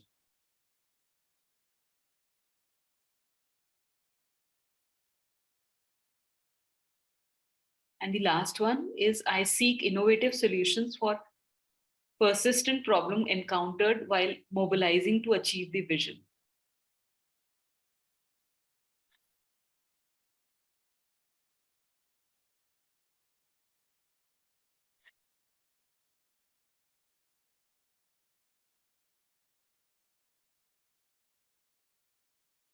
So based on your scores against each statement, you can just sum it up and check for yourself that you're falling into which of the categories. Like 77 to 67 is excellent score, 66 to 45 opportunity for growth, 44 to 23 strong score, and 22 to 11 important to change behavior. So, and I'm sure you must be scoring quite good. So, but yes, there is always an opportunity for growth. If we introspect, we able to identify the weak areas as well. So maybe unknowingly or unconsciously at times we take certain steps or follow a certain approach. So this particular activity will help you to somehow introspect and identify the weaker spots and build upon them. That's the purpose of being here. Will you elaborate, ma'am? Will you elaborate point number 5, maybe? Yeah, sure, sir. I create a framework for action using system thinking. That means because we are talking about developing clarity as one of the aspects in collaboration. So while that task is being, a collaborative task is going to be assigned, you create a framework for actions, like whatever, course of action or blueprint of things that you need to do. You are creating a framework, and based on systems thinking. System thinking is input, process, and output. So based on that limited resources and based on the kind of outcome that you want to attain, you are developing a framework for action, and then you are moving ahead. So things do not happen haywire or maybe by chance. It's all well planned, set into a framework, and then it is enacted upon. Because that will help you in developing clarity. So if you are high on that score, so you are very, formative in your approach, wherein you are planning things quite well.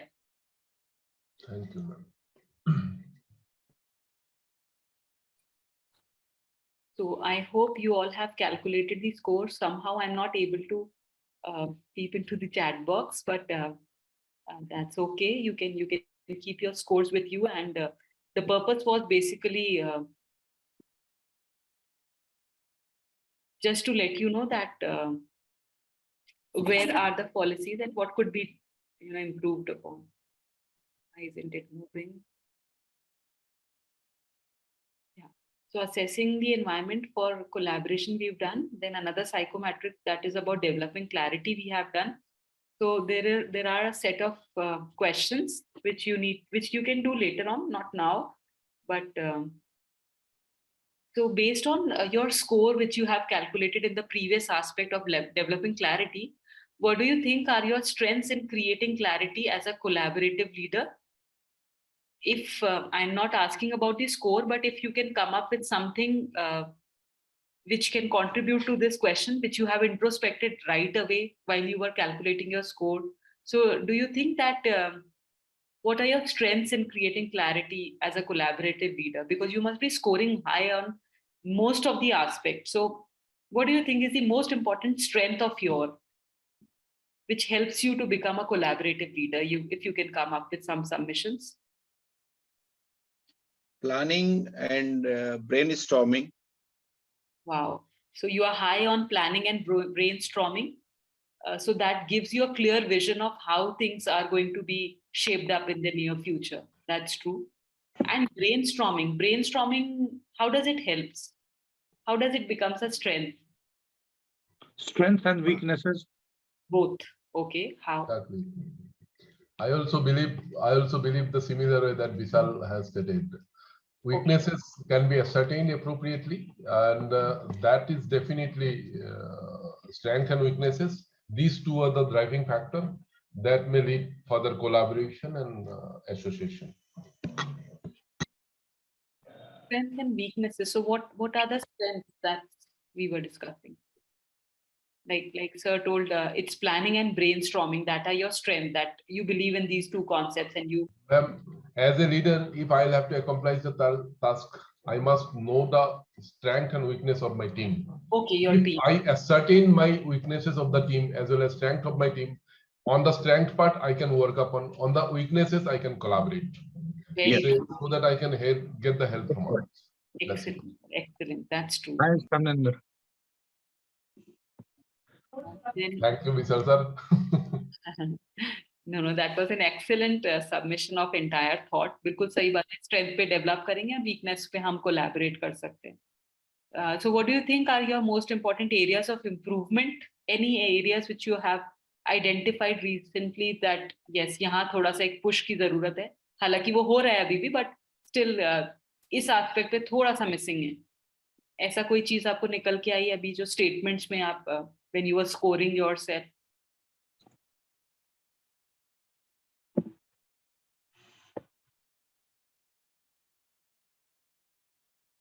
Five, ma'am.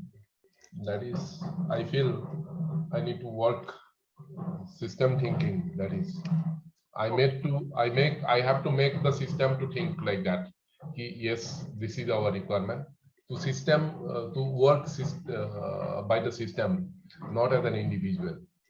Okay, thank you so much, Chaudhary sir. Last time, wale aspect you were emphasizing on systems thinking. So I'm really glad that you at least had some takeaway and we were able to contribute something.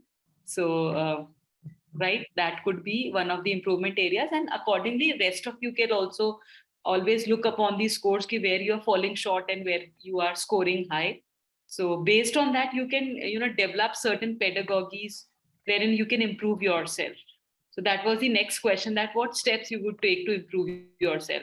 So Chaudhary sir, if you can help us out with this concept, that if we talk about systems thinking, if it is not appropriately being used right now, and you feel that there is a need of working on that concept, what could be the next step which could help you in improving this approach?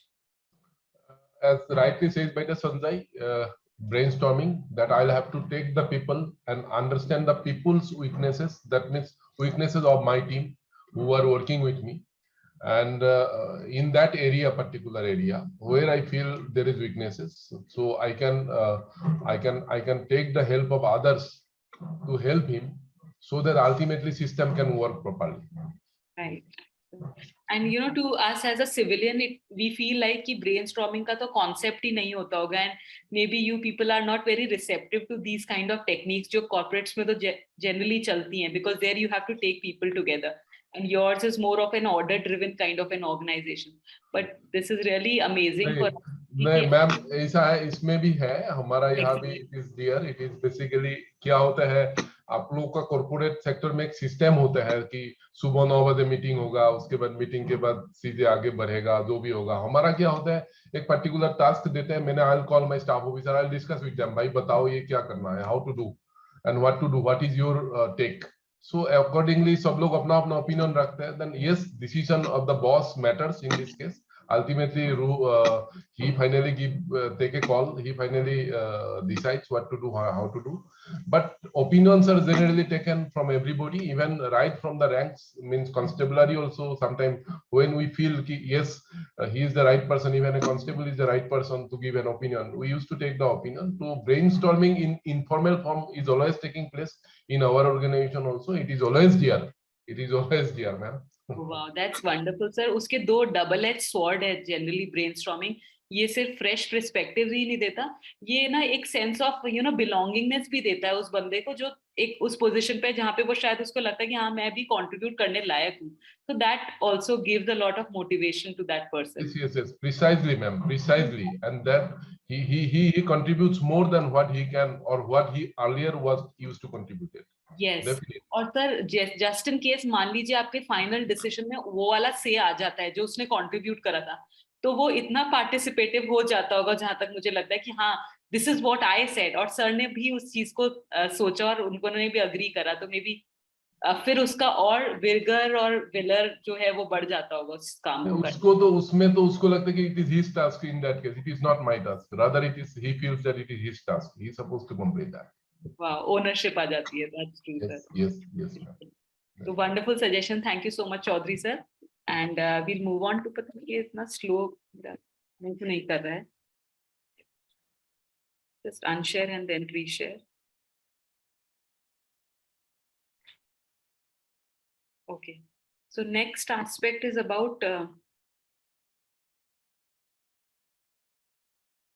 developing trust and creating safety. तो हम ये third aspect पे आ रहे हैं about developing collaborative leadership का third aspect, third component है.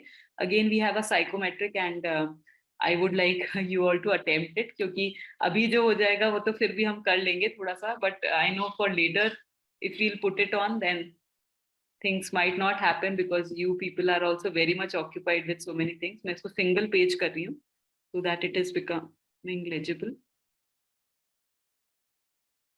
Yes, this is the one, and I'm increasing the size as well. So there are again 10 statements here जहाँ पे आपको 1 to 7 की rank में उनको marks देने हैं, and they are about developing trust and creating safety. This is the third most crucial element of developing a collaborative leadership environment. So the first statement says, I build communication process that makes it safe for people to say what is on their mind, जो हम अभी बात कर रहे थे brainstorming के time पे. So that is one, and if you are high on that score you can mark yourself 7, low is 1. Then second one is I refuse to engage in rigid process. And please expand it to full screen. Okay, yes, I'm doing it. Is it fine now? It's okay. Okay. So that is the second one. I refuse to engage in rigid process.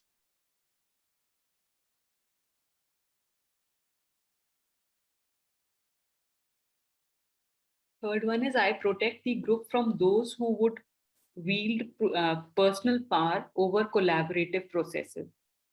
The people who throw weight.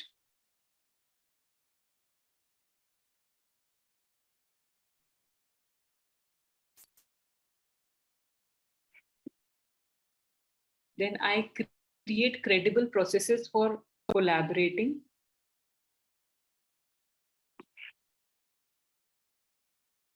Then fifth statement is I ensure the process for exercising collaborative leadership are open to all stakeholders.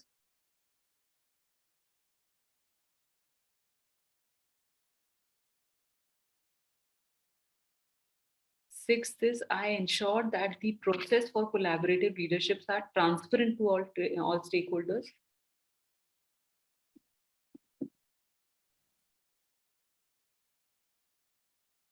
Eighth is I approach collaboration by relying heavily on building trust among stakeholders.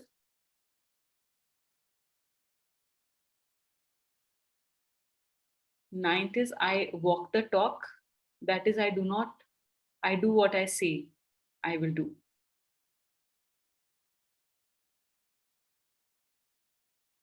And the last one is I demonstrate to my peers that I believe that trust is the foundation for successful collaboration.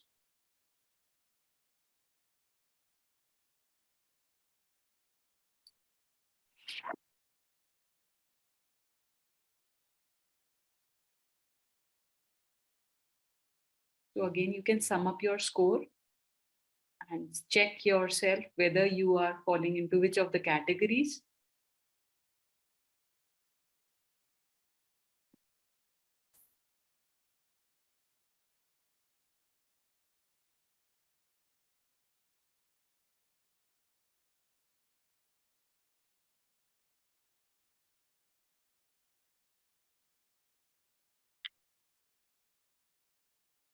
I'm not able to check the chat box. Somehow it's not showing chat reviews if you've mentioned something.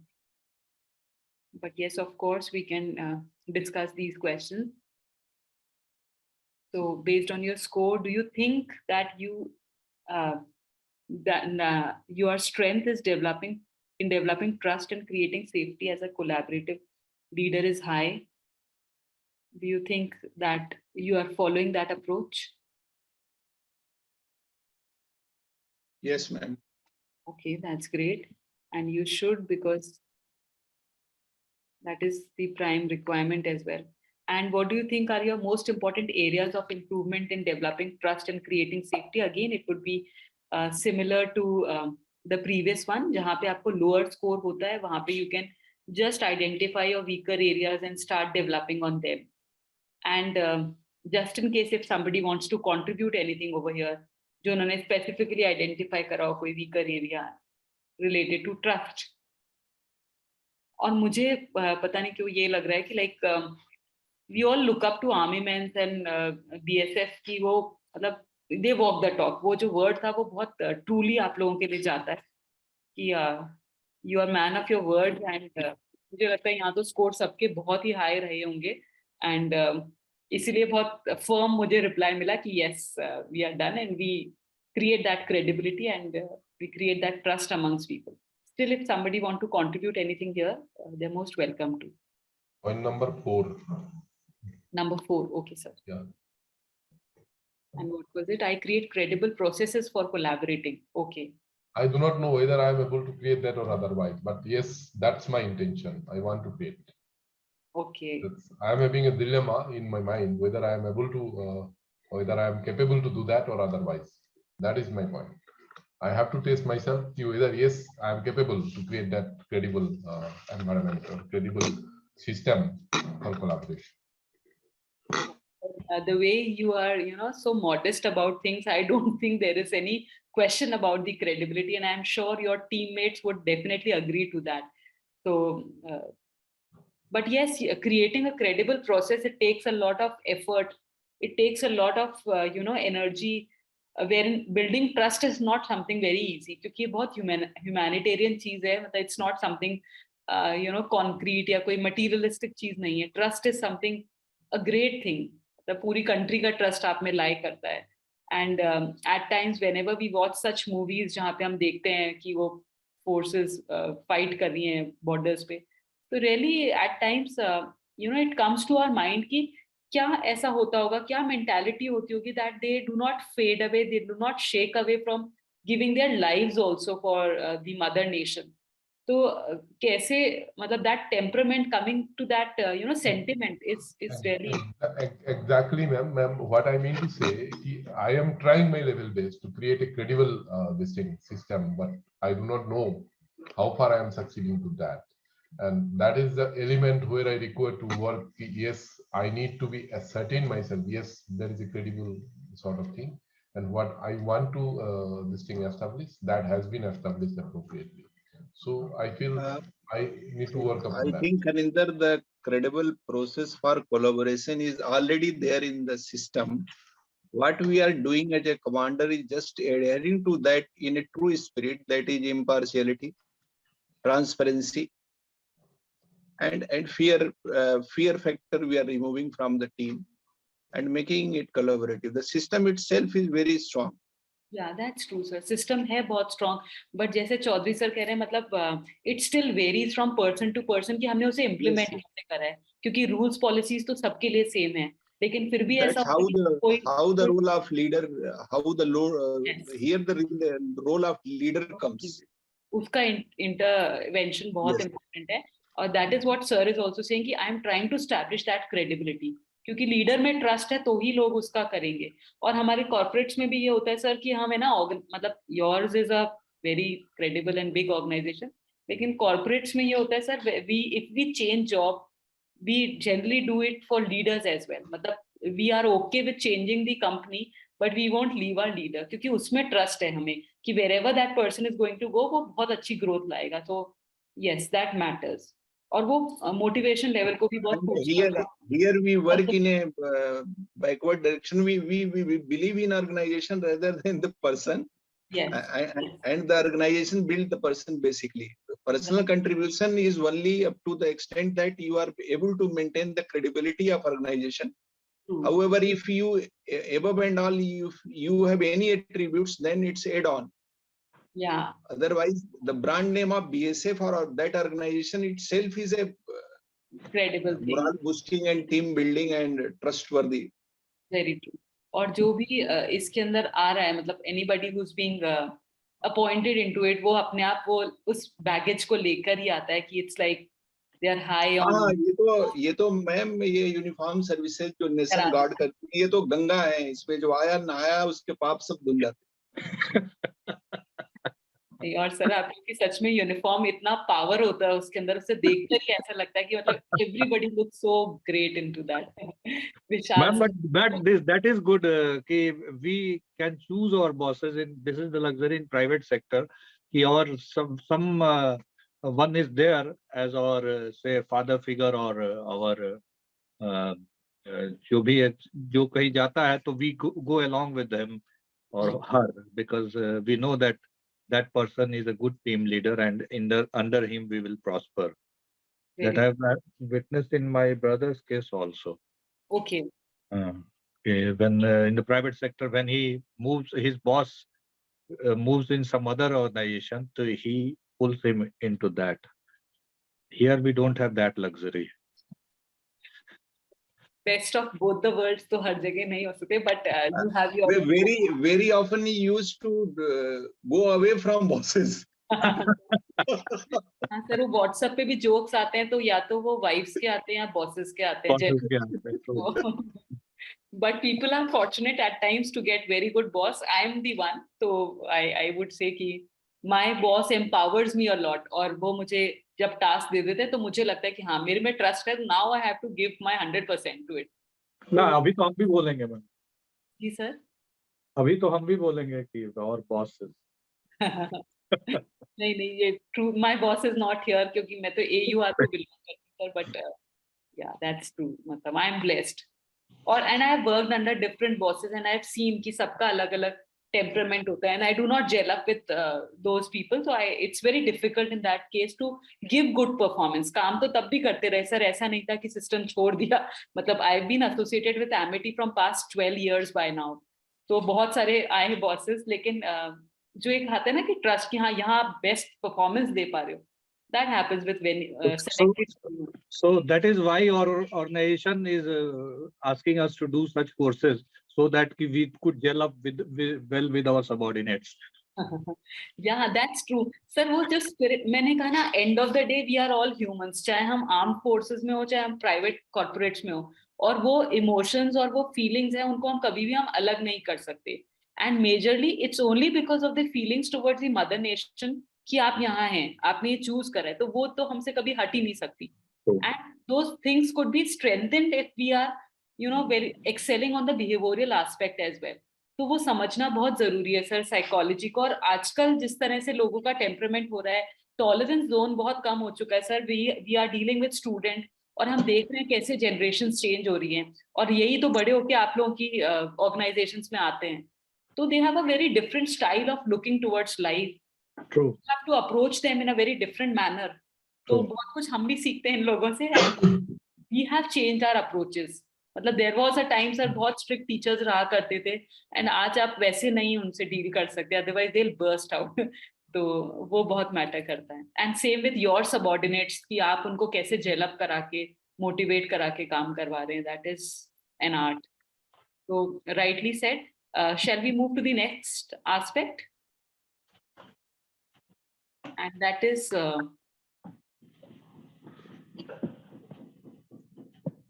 this is the next one. एक और psychometric है आप लोग के लिए sir, probably this is the second last, इसके बाद एक और है। मतलब there are basically 6 aspects of developing collaborative leadership, जिसमें से हम एक तो कर चुके हैं assessing environment for collaboration, then gaining a clarity, building trust. This is the 4th one, sharing power and influence. So यहाँ पे भी मैं चाहूंगी एक बार आप प्लीज साइकोमेट्रिक कर लें, and I'll read out the statement, हम स्कोर को सम करेंगे and then we'll come up with at least one submission की where you think you need to improve and something which is very strong in you. These 2 things just. So first statement says, I use my personal power responsibly. बड़ा crucial हो जाता है leader के लिए कि आप authority दिखाओ भी और नहीं भी दिखाओ, तो that line of demarcation is very blur. So just mark yourself on a scale of 1 to 7 against the first statement, I use my personal power responsibly. Second statement says, I share power as a means for increasing power. And that's very deep in meaning, the second one. I share power as a means for increasing power.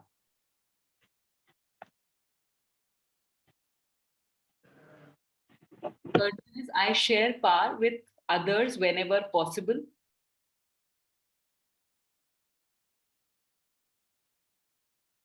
Fourth one says, I offer people an active role in decision making about power that affects them.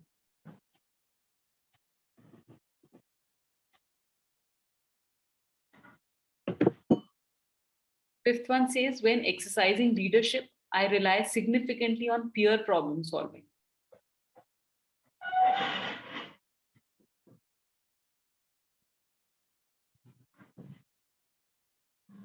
Sixth one says, I promote self-confidence in others.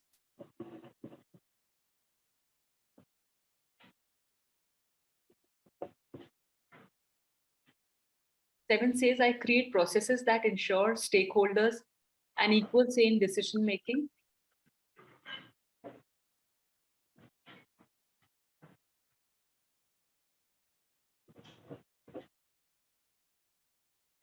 Eighth one says, I encourage others to act together to change circumstances that affect them.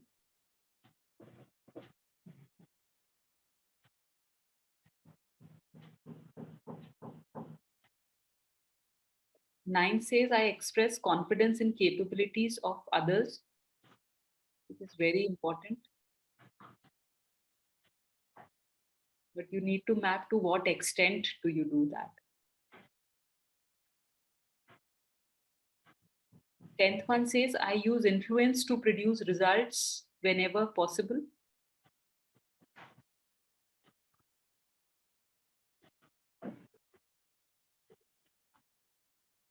And 11th one says, I am open to being influenced by others.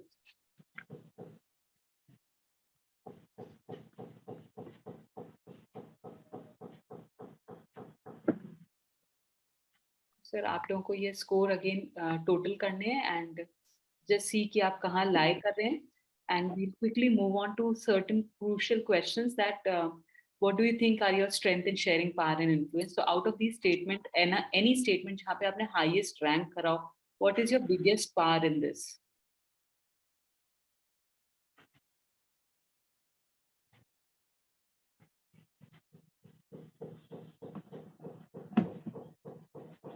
Maybe you can think upon later also about it and just introspect on the weaker areas and strategies to improve them. But हमने ये अभी बात करी थी, तो it is very much relatable to that कि you are trusting in others' capability, आप उनमें confidence दिखा रहे हो, which brings them to the upper level, a next level of motivation, and then they tend to work better.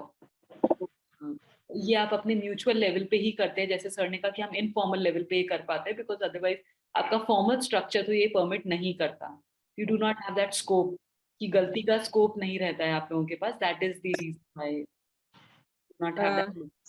Dipali, but I think one of the most difficult things for anybody at top or at a leadership position is to share power and influence. How many leaders do that? How many leaders think that they are not that insecure to share that power? उनको एक मतलब मैं ये dark side of leadership के बारे में ज्यादा बोल रही हूँ. I shouldn't be doing that in morning, but not looking at truth doesn't make it that truth is not there. So in our research, I mean, this is one, the research that I have, or maybe we have done. This is one of the most difficult things to do. Sharing, as a leader, sharing your power and influence. ज़्यादातर तो लोग उनके मतलब मैं अगर एक subordinate हूँ, मेरा बॉस है और उनके सुपर बॉस हैं, ज़्यादातर bosses, they do not let you reach his or her boss because they're afraid that you might influence them, or you might showcase your capability. So that insecurity is there. And I think that's one of the biggest hurdles to create more leaders. Or succession planning, और मुझे लगता है India में, sorry to say, India मतलब to me, India doesn't only mean the country that I was born to. It is much bigger than that. But मुझे ऐसा लगता है कहीं ना कहीं leaders in India have not learned this. Leaders in India, right from the beginning, have not learned to share the power and influence. There's always an insecurity. That's the reason why we have, अगर मैं historically देखूं, so that's the reason why we were invaded so much of time. Why couldn't we share that power and influence? That's the reason why now people don't collaborate. Yes, becoming power hungry day by day. And I think इसलिए भी शायद नहीं कर पाए because I think it's one of the most difficult things to do. I have really slogged very hard to reach at this leadership position. How can I share it with people around? That can be one of the feelings. It is lonely at the top. So it would be that if somebody else comes in, I might be dethroned.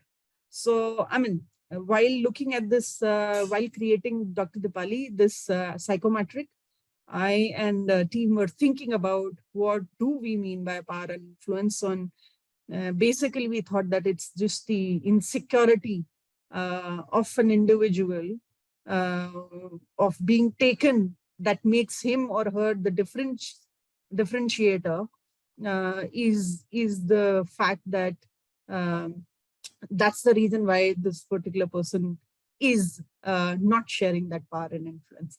So I mean, I just shared my thought around this. What is the reason of this vulnerability or insecurity? Is it incompetence or what?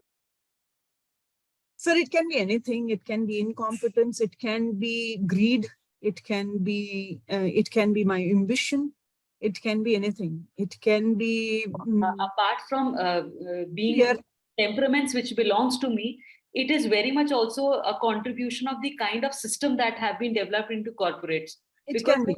They do not assess people based on their capabilities. They keep on, putting them down.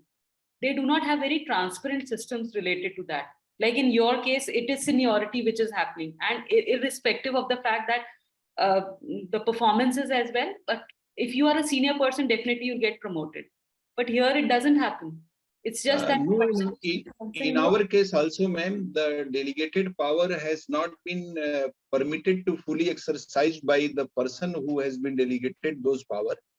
And the person who is not enjoying that power but has a supervisory role, they try to control the things. Yeah. But hierarchy and rule says that you can't argue on every point with them. So people generally, unconditionally, unwrittenly, they surrender their delegated powers just to avoid conflict. Yeah, got your point, sir. This one has more point is that in our system, the delegation of power is very clear. What is I am supposed to delegate, what I am supposed to handle personally, it is very clear. In addition to that, personally on day-to-day basis, whenever I required certain power to be delegated to my subordinates, that is individual again character, they delegate accordingly, but otherwise, as far as sharing of power and sharing of workplace, particularly work, as far as working whole system goes, everybody has their own space and everybody is a defined role. Like my staff officer, what's supposed to do and what I am supposed to do, everything is very clearly laid down. And certain point where decision is required to be taken and where my intervention as head of office is required, it is I am only who can intervene in it.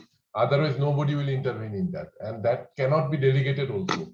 No, So, practically, Khalil, but practically there are micromanagement in the system and the delegated power has been diluted, although we have, I'm not denying that. Yes, but the micromanagement which is not supposed to be done at every level has now been done. What is the motive behind this? Insecurity, vulnerability, ambition, greed, whatever may be. But there is things. Yes, sir. I would like to actually point what SK Singh sir is saying. Micromanagement happens when you want to take control of things. Micromanagement is done by a leader when he or she is somebody who doesn't let it go. That's a problem. Insecurity generally, I mean, if I look at insecurity, insecurity only happens when you think that you lack something. If I'm a self-assured person and I know that what I am cannot be, what I am is a unique personality altogether, and that is something that nobody can take it from me. And I have owned again, it. ma'am, that is inferiority complex. If somebody suffers from inferiority complex, he will feel more insecure. Yes, वही SK Singh sir ने पूछा था कि insecurity होती किस लिए? Is it incompetence? I would just take it to a different, much a wider level. It is sense of lack. I lack this, hence I am insecure. मुझे ये चीज नहीं है, इसीलिए मुझे डर लगता है कि कहीं और कोई ना ले ले. मुझे fear है, और कहीं ना कहीं insecurity. जैसे say for instance, आप animals को भी देखोगे, जब आप किसी stray animal को देखोगे, आप उसके सामने खाना रखते हो और कोई और दूसरा animal आ जाता है तो वो बिल्कुल violent हो जाता है, क्योंकि उनके पास एक अभाव रहा है उस खाने के लिए, and that's how that animal behaves, और उसका reflex action यही होता है. ऐसा ही मैं ये नहीं कहूंगी कि I'm comparing humans with animals, but the only difference between a human and an animal is ability to think. And if we don't use that, then we are actually behaving or sharing what these food. And management specifically draws a lot from forces and anthropology. So yes, because हमारा behavior pattern है. So insecurity, sir, is all because of sense of lack. I don't have this. Now, if I don't have this, if somebody else have it, whether, keep the particular person away from it. And that's the reason why I don't share that power and influence. And कहीं ना कहीं वो डर है. कहीं ना कहीं अगर आपसे कोई insecure है, इसका मतलब आप ये समझ लो कि उसको आप threat feel करता है वो बंदा आपको लेके, उसको लगता है कि आप उससे better है. And it's actually an indirect compliment to you. Now you want to take it in what way? The idea is if the other person is behaving immaturely, I think it's better that the other person, if you are very self-assured, it's better that you behave maturely. Jagir sir, your inputs please. Yeah. Almost सभी point आ चुके हैं, जैसे lack of trust, feeling of inferiority complex. इसमें मैं एक point अपनी तरफ से ऐड करना चाहूंगा. कुछ लोगों, some people have a feeling that I should be the show maker. people should think me that I am the showmaker. कि मैं ही हूँ, it has happened only because of me. तो वो decentralization में ज़्यादा believe नहीं करते. They keep all the powers in their hands. तो जो शो मेकर वाली एक वो है, ये एक इसमें बड़ा important role play करती है कि they never attention seekers होते हैं वो. सर attention वही सीख करते हैं ना जिनको लगता है कि उनको attention मिलता नहीं है. और वो कहीं ना कहीं वो सेंस ऑफ लैक सही है, वो सेंस ऑफ लैक सही है और कुछ नहीं है. उनको ये लगता है कि लोग उनकी तरफ देखते नहीं है, तो let me do something or let me become something that again that is inferiority complex, ma'am. Again that is a complex of मैं सर मेरा ना थोड़ा सा प्रॉब्लम है, मैं थोड़ा एक और स्टेप बेसिक्स में चली जाती हूँ rather than defining it.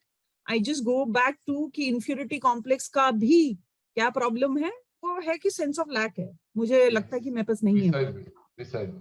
Raghavendra ji, your inputs please. Sir का बहुत देर से सर ने हैंड रेज कर रखा है. Yes sir. Ma'am, I have raised the hands number of times and then I lowered it down. No, I was noticing that in the moment. I was also. That's fine, ma'am, because ultimately what you are all telling to us, it is going to help us in further improving us. And as far as there are so many views which are coming, I just want to speak about our department as such, what BSF is doing.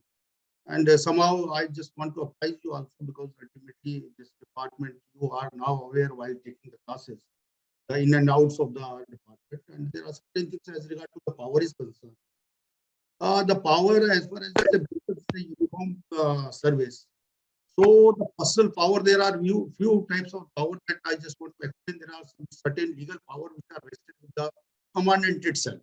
It cannot be shared to anyone, because by virtue of your commandant, the legal is a disciplinary kind of things which you have to take, and actions required to be taken against the defaulters. So that is the power vested with the commandant, and he has to utilize those powers.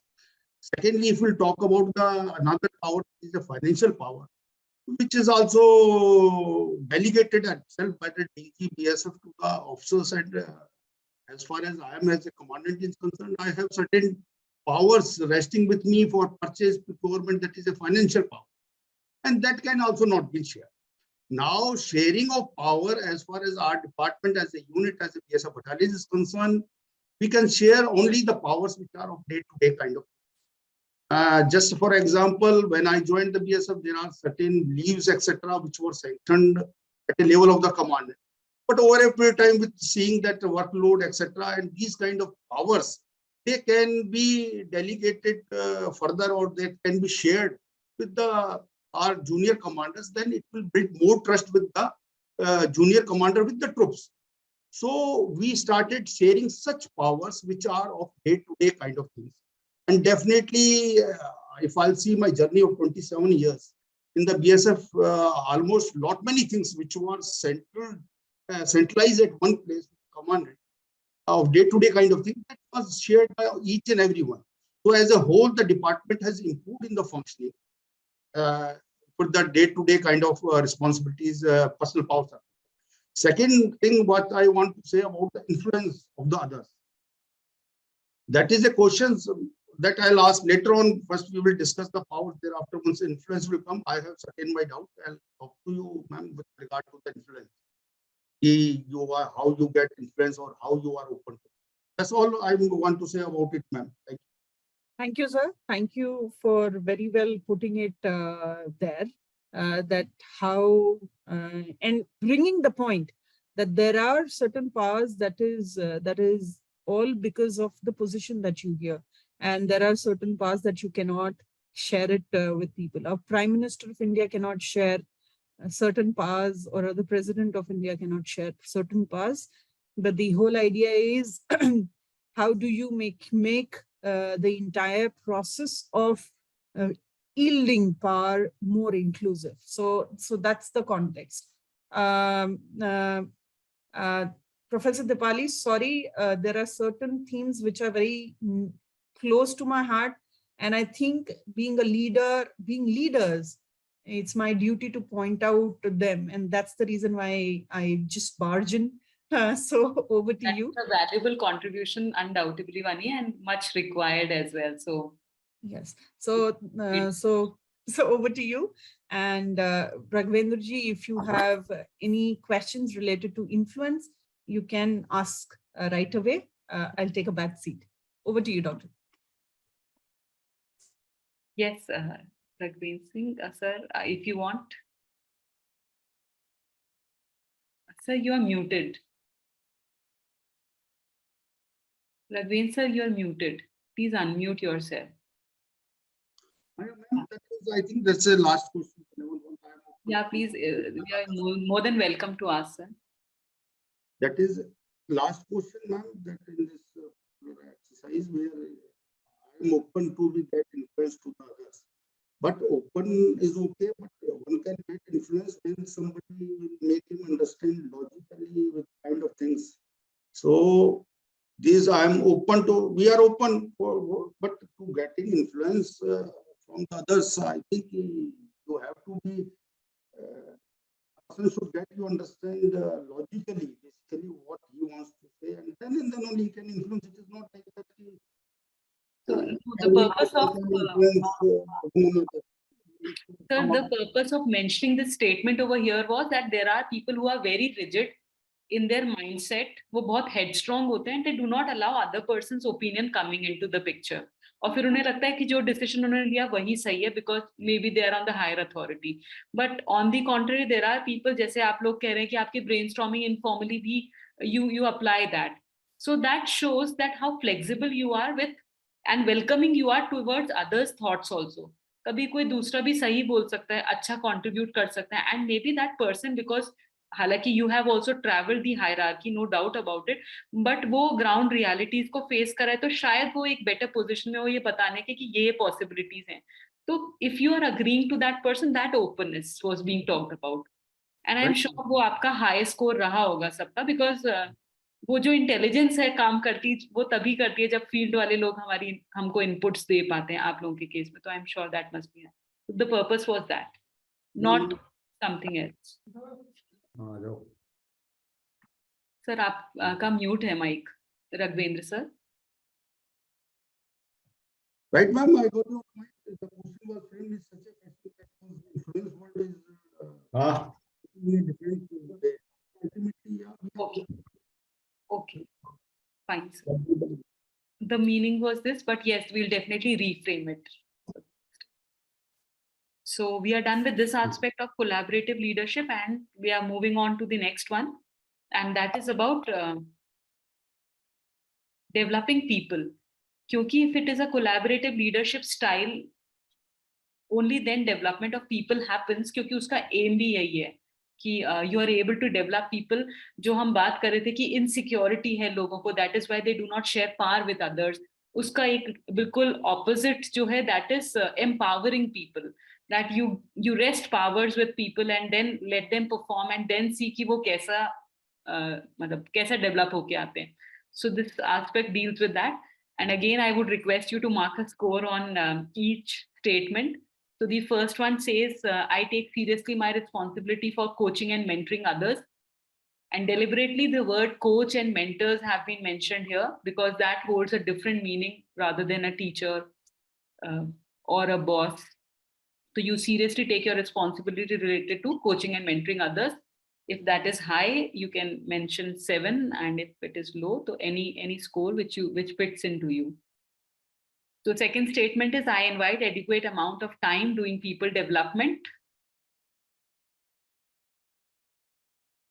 Third is, I define my role when serving as a coach. Fourth is, I'm committed to developing people from diverse segments of the population. Fifth is, I create opportunities for people to assess their leadership skills. Sixth is, I help people take advantage of opportunities to learn new skills. Seventh is, I look for ways to help others become more successful at their jobs.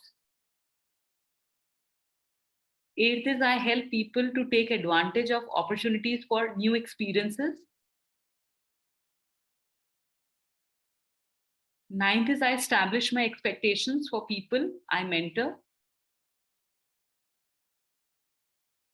10th is I ask people I mentor to define their expectations. That means you're equally bothered about their expectations as well. And the last statement says I create a mutually agreed upon coaching plan, including criteria for success.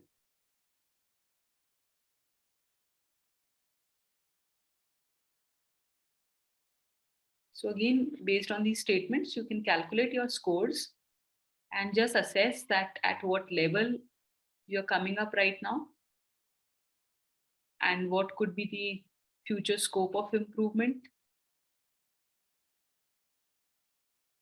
wherever you are lacking.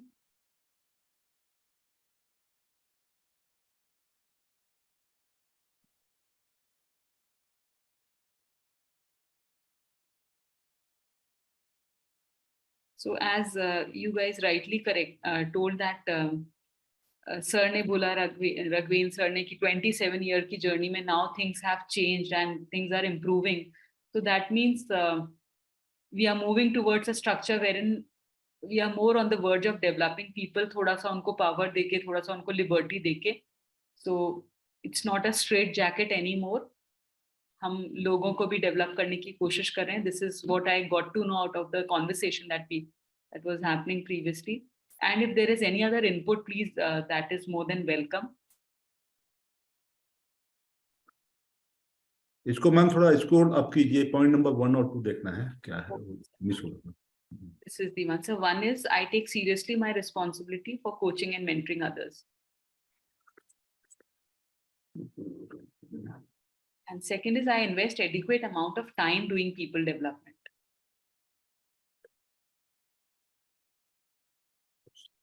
Or in fact, आपका इस course में आना is a big sign of this, that they believe in developing skills, चाहे वो behavioral aspect पे हो या कोई और technical aspect पे हो, तो that is a good sign.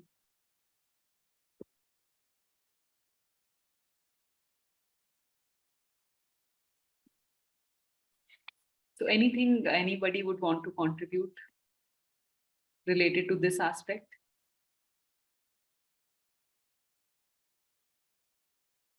So shall we move to the last one, that is self-reflection?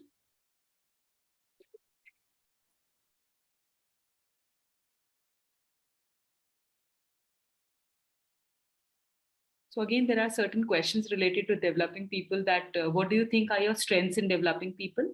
And what is the most important area of improvement wherein you need to introspect and work upon?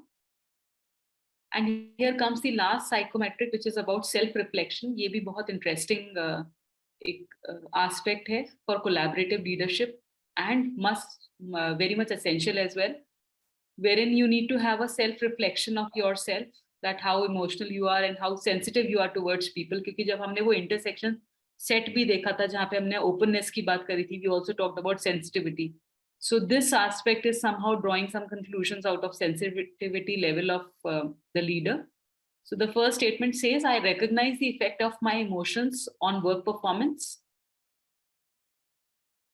Second says, I recognize the effect of my emotions and relationship. Then I recognize my personal impact on group dynamics. Fourth one says, I can describe my strengths realistically. And fifth says, I can describe my weaknesses realistically. Sixth says, I work to understand others' perspectives. Seventh is, I read the dynamics of group. Eighth says, I listen to others actively, checking to ensure my understandings. The ninth one says, I read non-verbal communication accurately.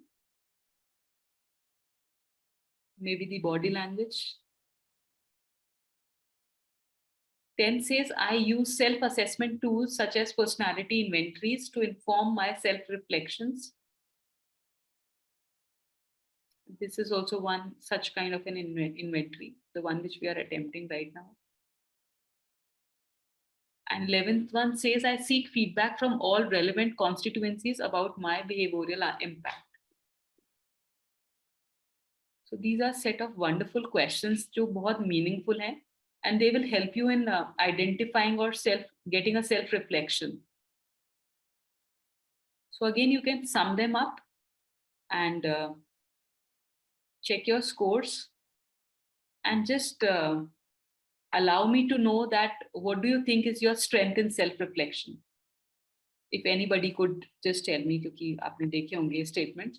What is your strength in self-reflection? You as an individual, if somebody can contribute.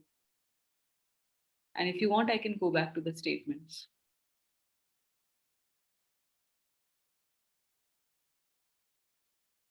Are we having any submissions in the chat box? Because I'm not able to see the chat box.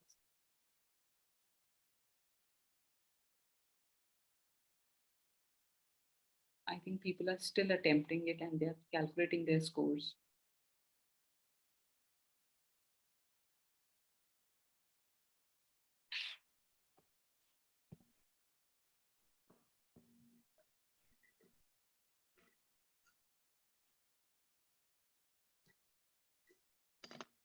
Ma'am, point number 3. 3. I recognize my personal impact on group dynamics. Yes, that's my strength, I feel. Okay, that's the highest score in your scorecard. Wow, that's great. And does that work? Is it like fruitful? I hope this is definitely fruitful. So the group dynamics becomes more positive because of your personal impact on them. Yeah, personal impact and personal intervention also sometimes, and personal contribution also. Impact, contribution, and you can say intervention. All these things are there. Whenever I work in group, I That definitely enhances. contribute to the group. I definitely try to impact on the group, and I definitely try to collaborate and coordinate the efforts of the group also. So Wow. I'm definitely having some impact in the group whenever I work. That's great. That's great. Strengths हैं और यहाँ पे जब हम deliberately mark करते हैं उसको as a statement, we also realize कि हाँ ये strength है. We do that. और Ma'am, as a BSF unit are concerned, we are working with the maximum same set of people for a year together, maybe 2 years or 3 years or so. So we recognize the effect of our relationships also and our emotions while working for any task and for anything. It is quite common in everywhere in battalion, but different than you can say with the other departments or so, where they are frequently moving. So as a team, we are working, so we are well connected with some kind of relations. And ultimately, the person who's working and discharging his duties, we are connected with him in the fashion with our emotions, also with our relations. That is a very strength as far as our department is concerned. I'm not saying this is my strength only. This is the strength of the department, and then only we are able to give the results as far as the guarding of the border is concerned. Otherwise, that might not be possible. That is what I have to say about it, ma'am, about our impact and personal emotions, relations at the workplace. Yes, we are working in a very cohesive environment and a very cohesive group, as Raghavendra has rightly stated. That is, we are working in a very cohesive environment. We know each other, we know the personal trait, we know even the personal data also. Who is there, what is the family member, what is their family background, etc. Also, even to some extent. To a great extent we know. I cannot say 100% we know, but to a great extent I know. And everybody, every commandant that we know, their man, हाँ ये बंदा ऐसा है, हाँ इसका ये है, इसका ये पहले भी ये प्रॉब्लम था, या जो भी है, we know each other. That is why there is a huge cohesion in our group whenever we act. So emotionally, definitely we are connected to each other. That way, working relationship also. That strengthens. That is the strength. That is also one strength. Definitely, that we are having that strength. And Sanjay sir also have something to contribute. Sir, आप बहुत ज़्यादा sunny area में बैठे हैं शायद. It's difficult to see as well. Screen भी शायद. Actually, this is what Ravindra has told, what Khaninder has impressed on. I think they have been pretty late on this. They have been, emphasizing. They have started emphasizing on this point on day 6. Otherwise, largely going by the assessments. I think they are more suited to an environment in an MNC environment where, loyalties are opportunity based. In an MNC environment or private environment where, people are meeting from 9:30 to 6. We are staying in a campus environment, connecting with our people on 24/7 basis. Since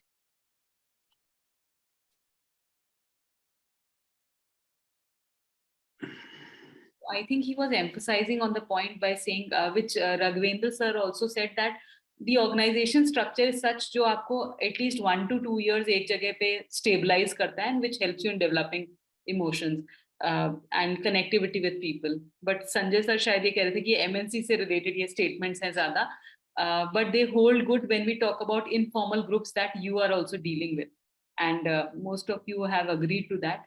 Or loyalty is opportunity based, that do not happen even in MNCs. Loyalty to loyalty रहती है. Wherever there are humans, the loyalty is not, it's not shifted that way. It depends from person to person. MNC में रह के भी a person could be hardcore loyal, and it do not shift that ways. At times, say, I may be going on different tangents. So your voice is cracking. It's not very proper. Can you come again with your submission?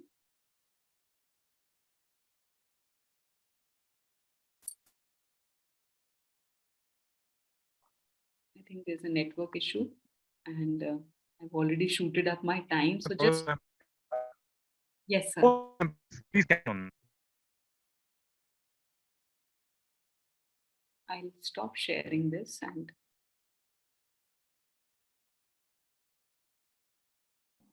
Sanjay sir, please go ahead and share your inputs. We would like to include that in our discussion. No, ma'am, I was just trying to, only supplement my dear fellows and my colleagues' points only. That, on most of these psychometric assessments, since because of our 24/7 interaction with our troops, so at times.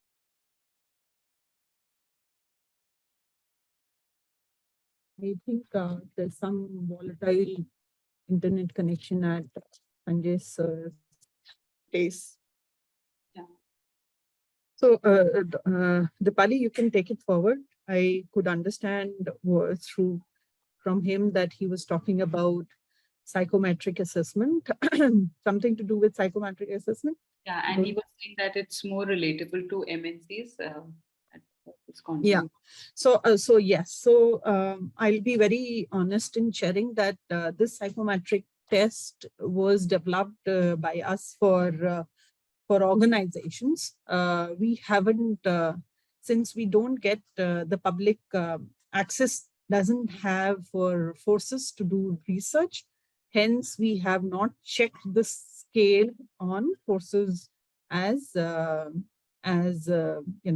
cohort, particularly primarily for this collaborative leadership. The others test like the ones that we did in self, where we got an opportunity to cross-check it with people of diverse background, and of course there were some who were from forces. So yes, for this, no, we haven't been able to. So the scale is still will not have. The scale might go through some changes, or some line elements can be, or items can be changed as per the forces. So yes, Sanjay ji, I'll admit to that fact that yes, it is for more of corporates. I think that's what you wanted to point out, and this was pointed out. Yeah.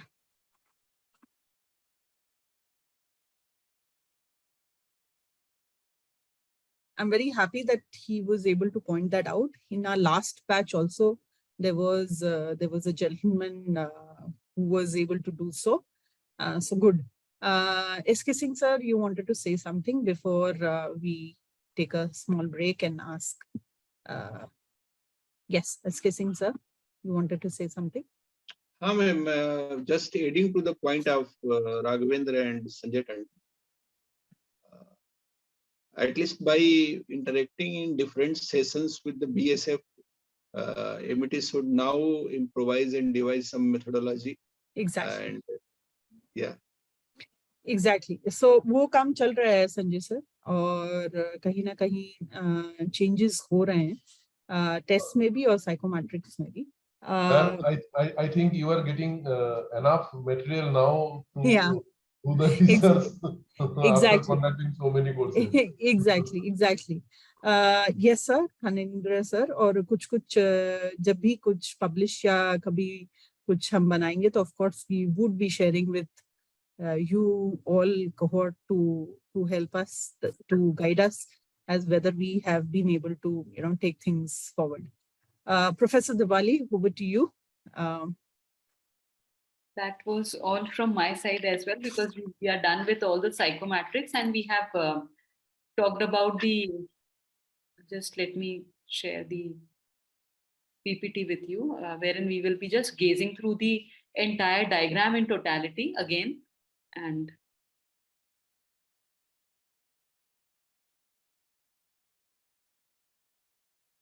so to recap, the entire 6 elements of collaborative leaders, there were 6, right? Diwali, if I have right to share. Yes, there were 6 elements. No issues. No issues. If you're not able to share, no issues. There were 6 elements. Those elements were, first was scanning of. Assessing the environment, collaborative environment was the first element, which is very much required in developing collaborative leadership. Second psychometric we did about developing clarity. Third was about building trust and caring for the society. Fourth one was about sharing power and influence. Fifth was developing people, and sixth was self-reflection. So based on these 6 psychometrics, we have analyzed that where do our strengths lies and where do we need to improve upon. So that was the purpose of this entire activity, and I hope that this must have added some value to you, and maybe later on peacefully when you'll be going through those lines and then scoring yourself based on those statements, you'll get to know that what all strategies you can adopt in order to overcome the policies. So that's the purpose, and thank you so much for being a wonderful audience and contributing really well to all the aspects. And as Vani said, that we have been also documenting your examples that you are citing. She came up with the railway example. That was also one which was cited in the previous batches. And again, we got that elections example today. So we keep on incorporating these things very vigilantly, listening to what all you contribute and enrich our content based on that. So thank you so much. That was really nice being with you today. Thank you, Vani. Thank you, Dr. Dipali. Thank you for being with us on an off day. Looking forward for some more collaborative and asking my team to coordinate with you for the future endeavors. Thank you. I'll take your leave. Thank you so much. Thank you. Cohort, we'll go on a small break of 10 minutes. We'll resume back by 12:27 with a session on how do we manage upwards? How do we manage people who are on a higher position than us? How do we manage people who are on the similar platforms? So let's take a break and then get back. Thank you.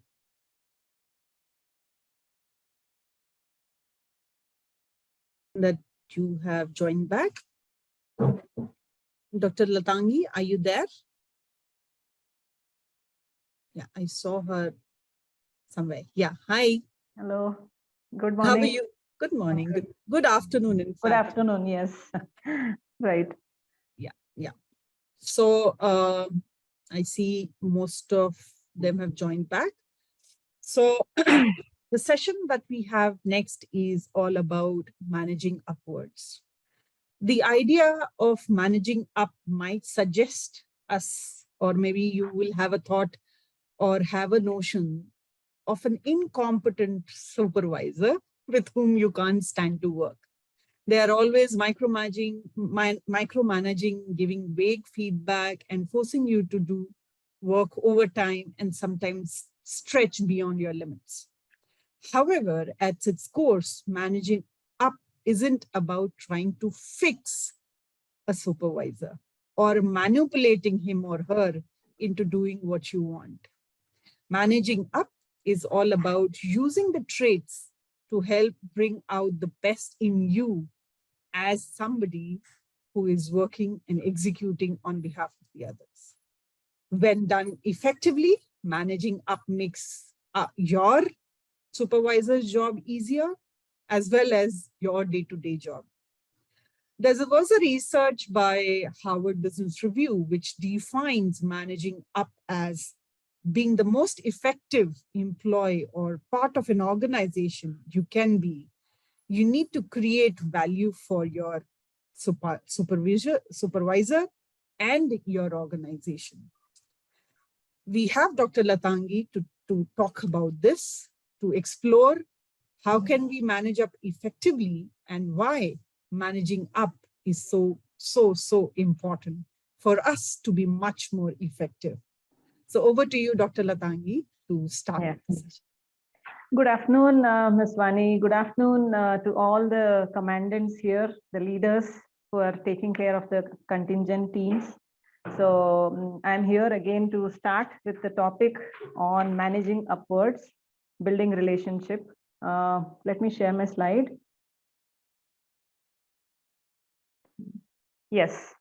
So we were discussing on the other day, I remember Raghvendra sir, I think he was saying that, madam, we are always talking about us. What about our bosses? So what happens there? So let's just see how we are going to deal with this situation here. So here we're going to talk about us and as well as the bosses. So the context that we're going to have here is what it takes for you to do it. What does the boss need? Managing expectations, then barriers in communication, developing open door communication again, dealing with difficult bosses, knowing when to push back, looking ahead, your actions and the top tips that you may carry it into your workplaces. So now this is what the picture looks like. We have two beautiful creatures here. So can we have a lighter note? Can we just have a small discussion on this minute or two, just to keep the mood set?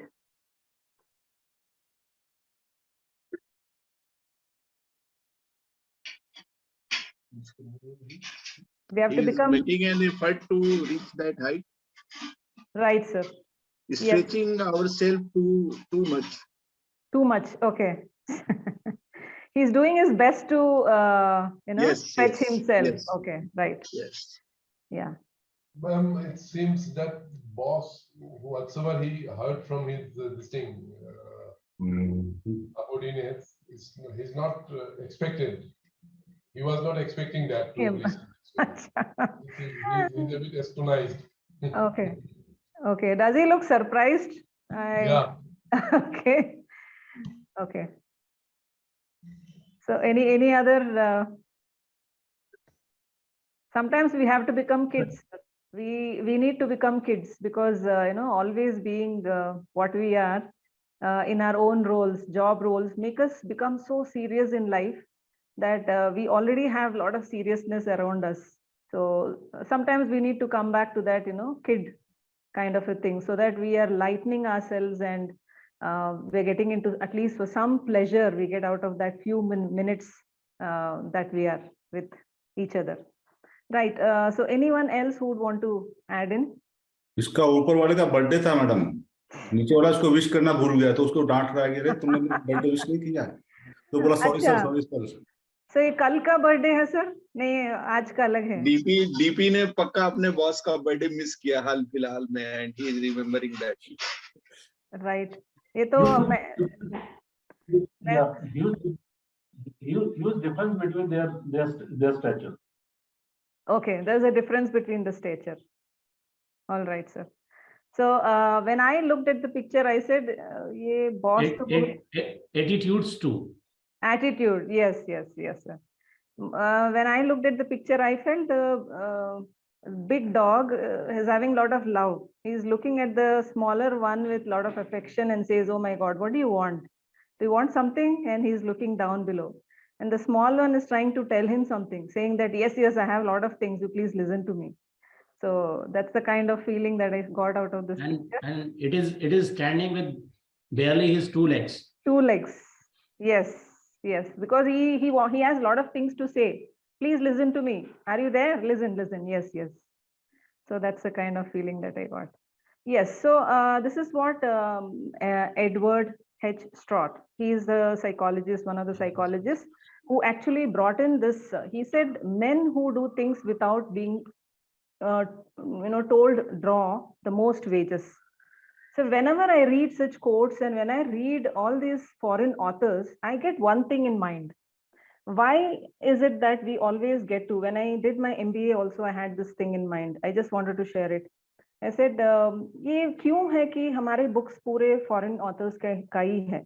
Why is it that? But then when I started doing research and I understood, it is just that because they had more vocal, they were more vocal about their work, and people were there to actually look upon them. Even now, sir, if there are some foreign delegates coming here to India, we all look upon them in a meeting. If we have Indians and foreigners, we will always look upon the white skin and we expect a lot from them.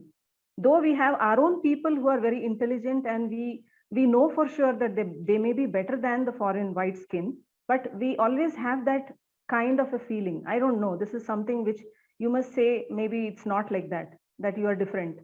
So I generally don't bother because मेरे दिमाग में already है ये दिमाग में कि white skin का मतलब people are more conscious. They want to, yes, I respect them, but with respect, that's it, not beyond that.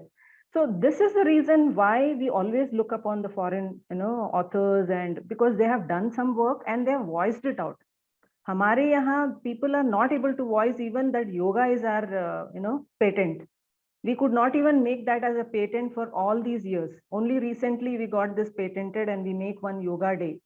But तब तक के लिए हमारा voice भी नहीं था बोलने के लिए and कोई सुनने वाले भी नहीं थे शायद. So that's the whole logic. So, but what he said makes sense. Edward Strout, he said, men do things without being told, draw more wages. This is what he said. So that means proactiveness is most important, necessary skill that any leader should have. So this is one small conversation. Understanding what goes in boss's mind is impossible. One person said, there was one person who actually commented, you have either got them or you haven't. The other person says, nonsense. Anyone can handle their boss. You don't need any special qualities for the same. It's a skill and can be learned like any other. Do you agree with either of these statements? First of all, do we need to understand our bosses? Is that the question that comes into your mind? Why should we ever bother to look into the boss? Second one is more practical, I think. Okay, sir. So, but do you get this? Making all the efforts, the more and more efforts and energy you will be putting in to learn about the boss, to read his mind, to read his mood.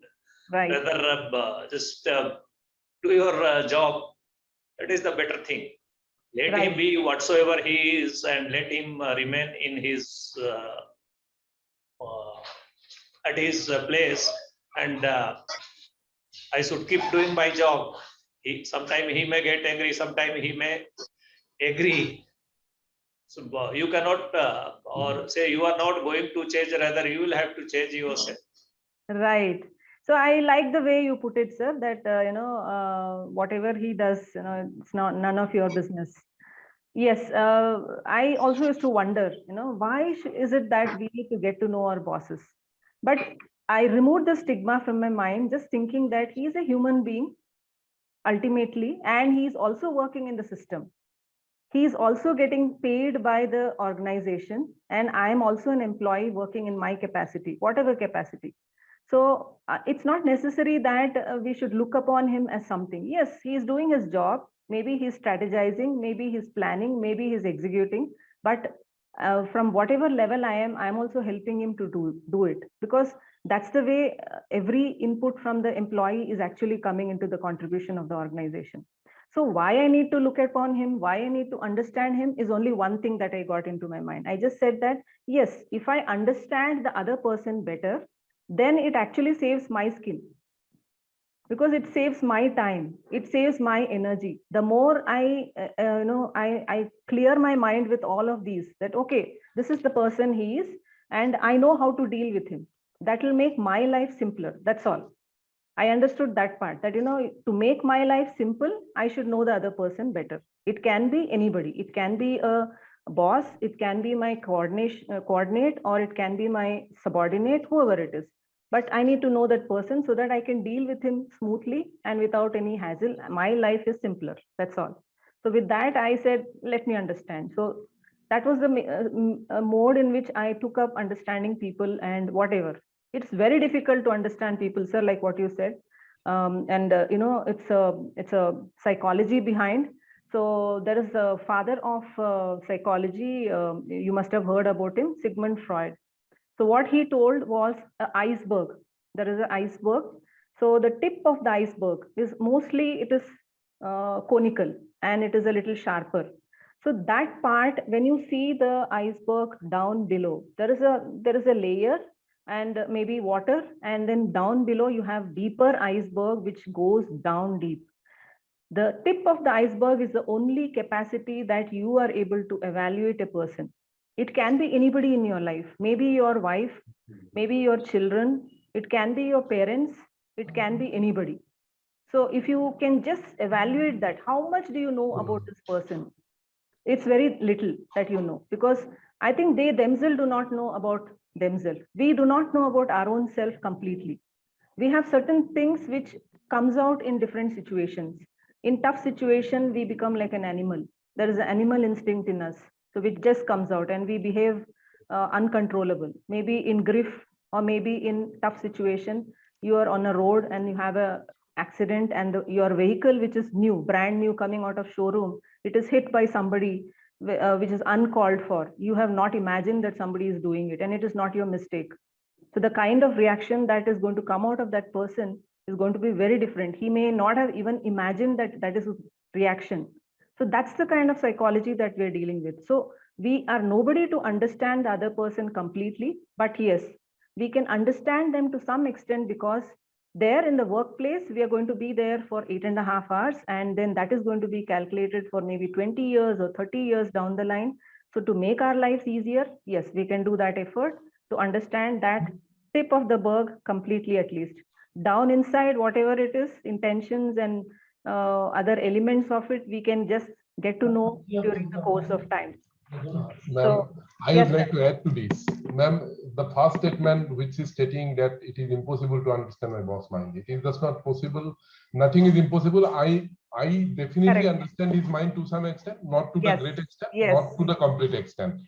But it is there. Secondly, why I need to understand my boss? Because certain policy framework is there, a certain read between the line, that we call read between the line. If I understand the mind, what is written over there, in addition to that, what I am supposed to do, I may communicate it appropriately, and probably I will come up to the expectation in a better way. That is why I need to understand my boss. Otherwise, policy is very clear. It is in a laid down thing. You also understand your boss. You also understand your policy, what is supposed to be done. But in addition to that, what is in between the line? To understand that, you need to understand your boss so that you can get his mind. That is what I feel. Actually, my colleague Chandrakant Upadhyay also, he is also stating the same way, and I also feel the same line. Ma'am, in the second statement which is given here, right, sir. So one has to handle the boss. It is very much required also. Otherwise, if you will not handle the boss, then you will not be successful and your life will not be easy. Easy. What you have already told us. Yes. But as far as the quality is concerned, definitely we need a quality. Because you cannot change your boss, but ultimately to be successful or to be having easy life, then ultimately you need certain quality. That quality is that you have to change yourself. Right, sir. As per his liking and disliking.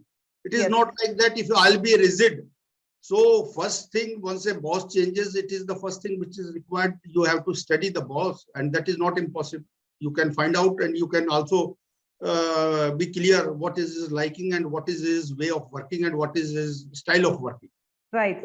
I'll just give an example. There are one point of time, there was one boss who likes writing long and elaborating the things in the 3 pages or 4 pages for any kind of problem, you can say, and for writing any, highlighting any kind of things to the higher up. He used to write in a detail, and he'll try to cover each and every point and elaborate it in 3, 4, 5 pages. So we started working in that fashion. We started writing as a staff and that way of doing the things. And when the boss changed and the next boss came, and we find it, he used to cut our this complete kind of detailed story, and he used to write it in very short. So again, we have to change our way of writing. We have then again shifted and switched over from that style of writing to his liking way of style of writing the things in the point form. So there are various examples. So that is the special quality which is required. Right. We cannot say we don't need any special qualities for the same. To handle the boss, you need a special qualities. Yes, I yes. have to emphasize on this particular point. Yes, sir. So you mean to say we have to be more adaptive and we have to take it. Otherwise, it will only stress ourselves and it's of no use. Exactly, ma'am. Exactly. Yes, sir. It's not needed. Actually, in life, there are many things that needs our attention. So a place where we work for almost 8.5, 9 hours, it's better to function smoothly, understand the other person and do our best so that we are free of that tension, at least in one zone of our life. Yes, sir. With this, let's go ahead and see. If we are able to manage our boss, even if we can work in a less incompetent manner also, but the management is the most important part. Right, sir. Yes, yes. So some situations may be uncontrolled. Maybe it's not in your control. So if we are doing our best, at least we know that we have done our best. Now that which the factors which we are not able to control, yes, that's something which you cannot do. So just live it and let it be. So that way you are clear, your goals are set, and you know what kind of a person you are. That will build up your personality, which is more important. Yes. Yes, sir. So looking at, there are 2 situations here. Whom do you think can lead up? This is a thing. So one character by name Farha was a passenger on a ship that hit a freighter and started to sink. Many people on board panicked, but Farha kept calm and helped the crew organize lifeboats. Then she took the lead in getting other passengers to safety. When they all got to dry land, Farha was praised by her presence of mind and leadership quality. This is one character. Now there's another character you can also see. Mayank was a team lead of aircraft mechanics in his country's Air Force. During an emergency operation, it was the job of Mayank's team to keep the aircraft flying. This involved long, painstaking work under trying conditions. A single mistake could have caused an airplane to crash, which would be jeopardizing the whole mission. When the operation was over, Mayank's commanding officer congratulated him on his devotion to duty and remarkable leadership. This is the second situation. Now the question is, what are those qualities that really, whom do you think can lead up out of these 2 characters, and why do you like that particular character? पहले वाला character जो है ma'am वो ज्यादा better है हमको लगता है, because I tell you why. जो मयंक का काम है वो एक पीस टाइम काम है, रूटीन में काम कर रहा है. He suppose to do his duty for which mission success और फेलियर डिपेंड्स अपॉन दैट. तो जो भी काम कर रहा है अपने गिवन टाइम में कर रहा है. बट फरहा ने जो काम किया है वो ऐसी सिचुएशन में काम किया है जिसमें हर किसी का काम, ये तो लिखा हुआ बड़ा आसान लग रहा है बट हर कोई इस काम को कर भी नहीं सकता. सोच में she was doing under immense mental pressure, and at that time instead of crying for something or instead of going for her own personal safety, she thought it prudent to indulge herself in the rescue operations of others and thereafter go for her own rescue. So Right. this lady was better. Right, better. Okay. So anyone else? दोनों अपने अपने field में ma'am better है, किसी को compare तो नहीं करेंगे, सर्कमस्टेंसेस डिफरेंट है, लेकिन रोल ऑलमोस्ट दोनों का सेम है। एक में थोड़ा परफेक्शन और ट्रेनिंग ज्यादा है, एक में थोड़ा सा इमेच्योरनेस और ऐसा लग रहा है कि ज्यादा ट्रेंड नहीं है फर्स्ट केस में। अच्छा। और इसमें फर्स्ट केस में ऐसे लग रहा है कि मतलब people have recognized her contribution, while in Mayank case ऐसे लग रहा है silently he has been given recognition. Otherwise task तो दोनों का important है, और अगर एयरक्राफ्ट भी एक उसकी मिस्टेक से अगर कोई एक्सीडेंट होता है, same situation first maybe situation is almost same. The only thing is the recognition and person involved, how much they are trained and they are thickly involved in that situation. Okay. Okay. I have to add upon this particular thing of these two examples. Right, sir. Both the places they are equally good, but as far as leader is concerned, so what I have seen in my this thing, that the quality, circumstances definitely they are different, but the quality to remain calm and cool in the atmosphere, it makes a leader a great leader. Because if you will panic with any kind of situation and circumstances, then definitely you will put so much pressure on your under command. So the lady, although she was a passenger only, she was not highly trained, but the actions of that lady dealing with a calm, cool mind and managing the whole situations makes her different than the man. And the cool and calm behavior of the leader is very much required, so that the pressure or the panic, if created, will not trickle down to the down below. And if it will trickle down, then definitely the other will not able to perform, and there will be a chaos, or you can panic situation is there. Right. And as far as myself is concerned, I feel myself very much in difficult situation to work at a situation where a simple things comes and the commander start shouting or getting panic. So calm, coolness is, that's why I choose the first. Right, sir. Thank you, sir. Yeah. Anyone else who would want to add? I just want to reserve my comment till the last. Yeah. Anyone else? Jitendra, sir, anything from your end? Tripti, sir? Jagir, sir, you're silent today. Ma'am, in my view, Farah, she has proved herself. Right, sir. She is better to lead. Okay. So far, in this situation, Mayank is yet to be tested. Okay. Farah is a better choice. Better choice. Okay. Sanjay, sir? Okay. So I feel there's one question which I wanted to ask. SK, sir, you said that, you know, both cases are similar. The first case, Farha is a passenger. Do you think it is her role that she has to take a charge in the lead? Was it her duty, a responsibility to take the lead? It was not her duty, but she has taken the initiative based on her own abilities. So there is no reason of doubting her leadership qualities, because since she has not been designated properly, doesn't mean she doesn't have that quality of leader. Right, sir. So the self-belief and the capabilities she has, she is aware. Right, sir. So I always, you know, tell the students also, a leader is not necessarily that we designate them. So in a presentation, when I give a charge to the students, the 5 group, and I say that you have to present, one among them takes the lead saying that, okay, this is the topic and let's go about doing this, and you distribute it. So I will take this part, you take this part, and everybody collaboratively, they come up with the presentation, some few slides, then they attach it together, and the set date they come and present. So that's also the work that they do behind the job. So presentation is the end result of it, but then behind they have done all of those. So that leader, whoever has taken the initiative, I have not designated him. He has just emerged out of the group. So here Farha is a passenger, but she didn't have the role to play there as a leader, but then she had the leadership quality.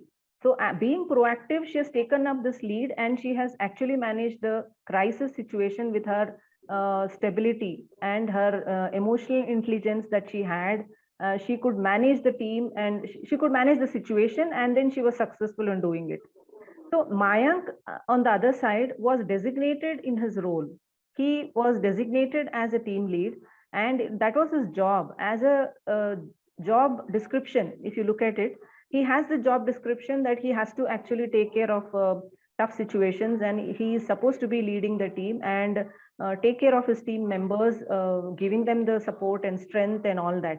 So which he has done excellently. So the role that both of them have played are two different things, and Mayank has done his job perfectly. But Farha, though she was not her job, she has done it well. So in this case, she has taken up the role of a leader. But here, Mayank is already a leader. So she has been a proactive person, and Mayank has done his role, whatever has been told. So that way, it is a difference that we can find here. So the whole essence of this is proactiveness. So what did she do? She was being proactive. She has taken up the lead role to take up the situation very well. So the qualities were common among them. What were they? Like ability to influence others, yes, as a leader. Ability to inspire confidence.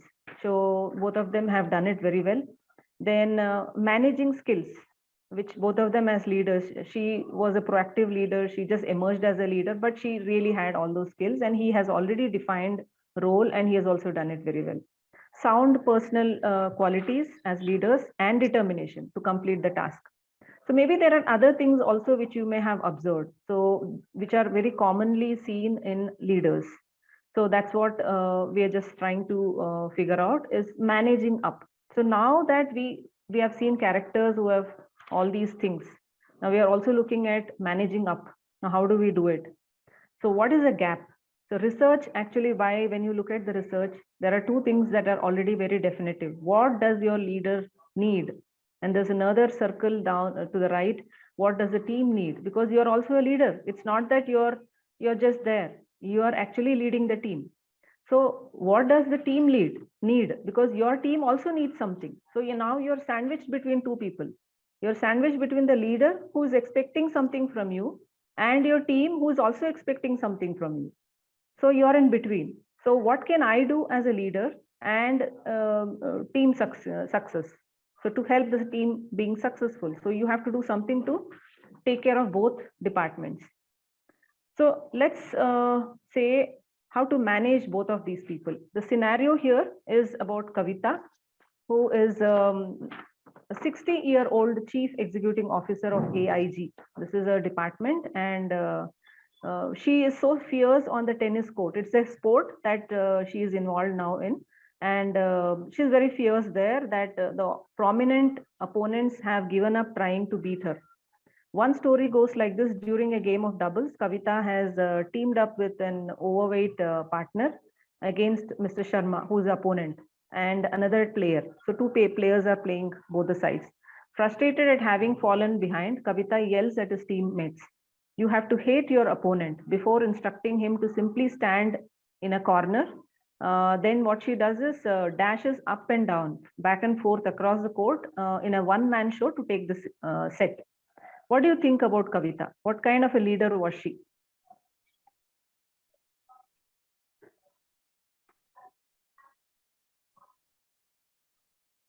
ऐसा leader madam हमने देखा है। Tennis में हार जाएंगे, हमारे senior थे तो बहुत गुस्सा हो जाएंगे अपोनेंट पर। Right, yes sir. शाम को फिर मैच में बैठेंगे, फिर गुस्से में चले जाएंगे, बॉर्डर जा रहे हैं, आज जीत जाएंगे तो then he'll be happy. Okay. So what do you feel about this person? Kavita, she is suffering from lack of interest on his team, on her team.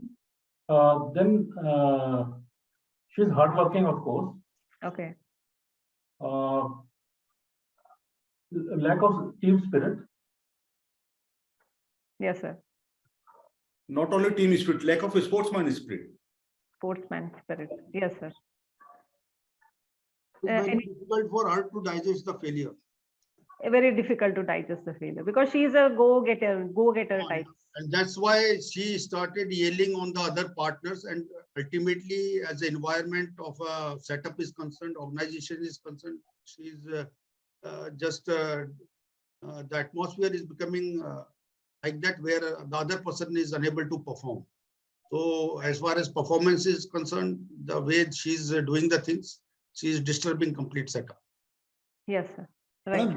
Generally game में बोला जाता है कि जो अगर किसी इंडिविजुअल का कैरेक्टरिस्टिक्स और पर्सनालिटी चेक करना तो उसको स्पोर्ट्स फील्ड में लेकर आ जाओ, so that you can judge the personal traits.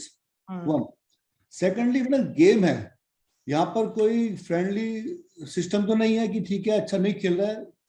To win is the last objective to achieve in the game. अगर उसका पार्टनर नहीं भी खेल पा रहा है तो इसमें उसकी सारी नेगेटिव क्वालिटी को ना देखा जाए. एक किलिंग इंस्टिंक्ट तो उसके अंदर है, कम से कम वो जो फर्स्ट उसका अप्रोच है कि जीतना है गेम में, उसको लाना है. उसने उसको साइड में खड़े करने के लिए बोला, बाहर नहीं निकाला. Right, yes sir. तो यहाँ पर अगर एज ए प्लेयर हम उसको जज कर रहे हैं, क्योंकि ये तो गेम्स फील्ड है, कोई ऑफिस नहीं है जहां पर कि हम उसको बोले कि हमने उसको हमने यूज नहीं किया उसके टैलेंट को, उसके पार्टनर को. अगर उसका पार्टनर में टैलेंट नहीं है लेकिन अगर उसको ऑब्जेक्टिव क्लियर करना है अपना, ठीक है, गेम है, उसको जीतने के लिए खेल रहे हैं वहां पर, तो और वो जीत भी गए. Right, yes sir, thank you. Yes. So, anyone else who would want to add in something? Sanjay sir, you're silent. Ma'am, she has a bad temperament. She has temperamental issues. Then, of course, she is a boss. She is CEO in a firm. When it comes to playing, she has to, de-link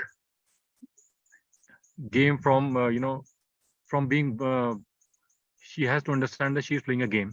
She is not a boss at the end of the day in the game. She has to de-link profession and sports. Yes sir. So she has actually kind of you say that she has mixed up her personality as a go-getter even in sports, and since sports is it's a win or a lose. So if you do well and if you have the qualities of a player, if you are a good player, then probably you can make less efforts, you will still win. But if you're not practicing and if you don't know much about the sport, and if you're expecting something out of your team member, so which is a little maybe too much for him also. So maybe that's. I would like to add one thing. Yes, sir.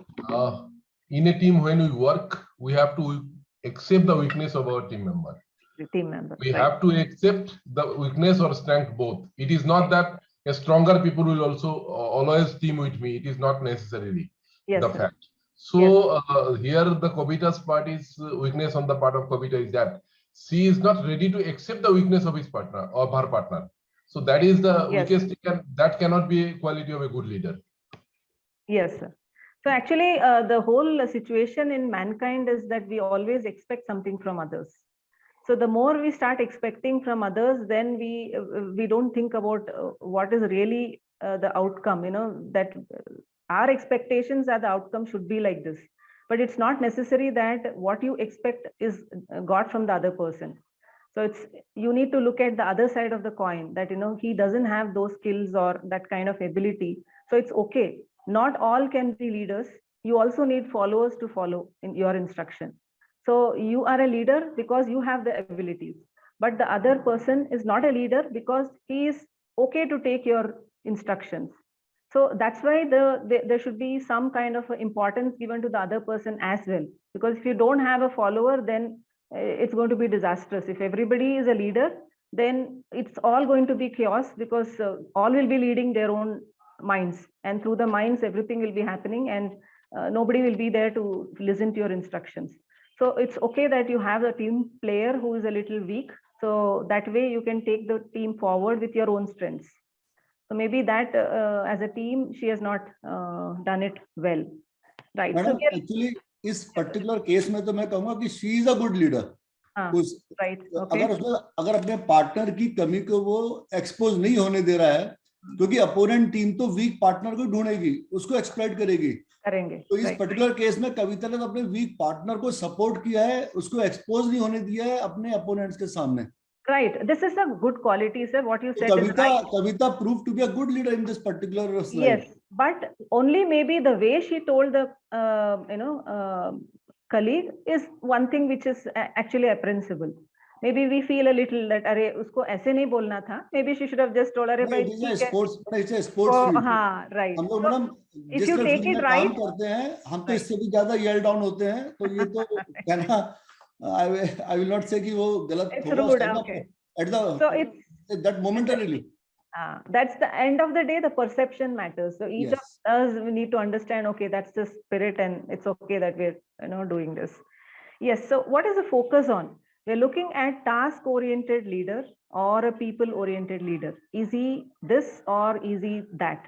So it's the x-axis, you can find two different characteristics of a leader. And on the y-axis, you can see whether he's inward or outward. So what does he really look for? So let's see this. I think this you have already dealt with. We're looking at reflective, driving, inspiring, and supporting. So just to give a little more on this, just to brush your mind, because maybe if at all, there are chances that you may have forgotten. So I'm just giving this. So let's look at the first one, that is driving. So if a leader is a driver, he's taking the charge of a driver, then how does he actually look like? He is a perfectionist and then leading by head. He doesn't lead by emotions. So that's the major thing. He is able to control his emotions very well. So focus on task, that's more his focus, and seeks control over the other team members. Readily takes authority and strong-willed. So these are some of the main characteristics of a driving leader. So because he has more outward, he wants the outcome more, and he is task oriented. So people orientation is a little less. That's why here you can see that maybe Kavita was more of a driving leader. So she wanted the results than looking at a people. What is his mindset? Am I hurting him, or will it matter if at all he's hurt? Why should I matter? It's his problem. उनको तो ऐसा लगता है, but I'm not doing anything wrong. So this is the approach that she has. Now the second one is reflective. Now reflective may the leader becomes moderately paced. He's not so aggressive. He's a little moderate in his approach. Leads from head again, and medium risk. He cannot take much. But the driving person, he or she is ready to take risk. Task focus and methodical and unemotional. So this person is also not very emotional because he's not people oriented. So the more you think of people, that means your emotions, you're attaching your emotions, and then you're looking at the other person's emotions as well. So that is reflective approach. Inspiring. Now inspiring is fast paced and energetic. This person is fast paced, energetic. He is people oriented, of course, and he also wants the results. So that's his approach. Now, supportive leader is somebody who is moderate paced and relationship leads from heart. He looks for people. He's more attached, emotional. He's he's concerned with people. Is more. So that's what is supportive.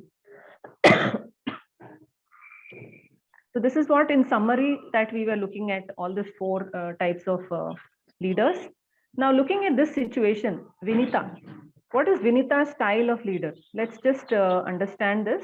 Vinita was so excited when Dhaval, that means she knows Dhaval already. They were both working together in one particular assignment or one organization. So Dhaval hired her to be his chief of staff.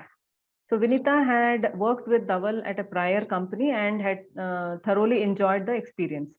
Dhaval was a dynamic, fast-paced person and with big ideas and the courage to take risks. There was never a dull moment working with Dhaval. There was always a lot of exciting new projects and room to try new things. But best of all, Dhaval was fun. He was always upbeat and had a way of making everybody smile. Plus, he always had your back and was always there to support and encourage. But when Vinita arrived at her new job with Dhaval, she was dismayed to see the team was in a mess. Things were disorganized and chaotic. The staff were floundering and running around with chickens, like chickens with their head cut off. That was the situation that she sees. It was clear to Vinita that there were huge gap between the team and Dhaval's leadership. style. Vinita knew she had walked into a mess that she had to clear up. So this is the situation. So what kind of personality of leaders? See, she is also a leader and he is also a leader. Now, what are these two different personalities and where can you place them in the four different styles that we were looking at? Driving, reflector, inspiring, supportive. He's supportive, ma'am. Who is supportive, sir? Dhaval. This Dhaval is more supportive as far as the traits are concerned. So that is the extreme side he was going, and there was no balance in all the other things as far as task is concerned and other these things are concerned. Okay. So on one side of this. Right, sir. Thank you, sir. Thank you for the input, Raghavendra, sir. Anyone else?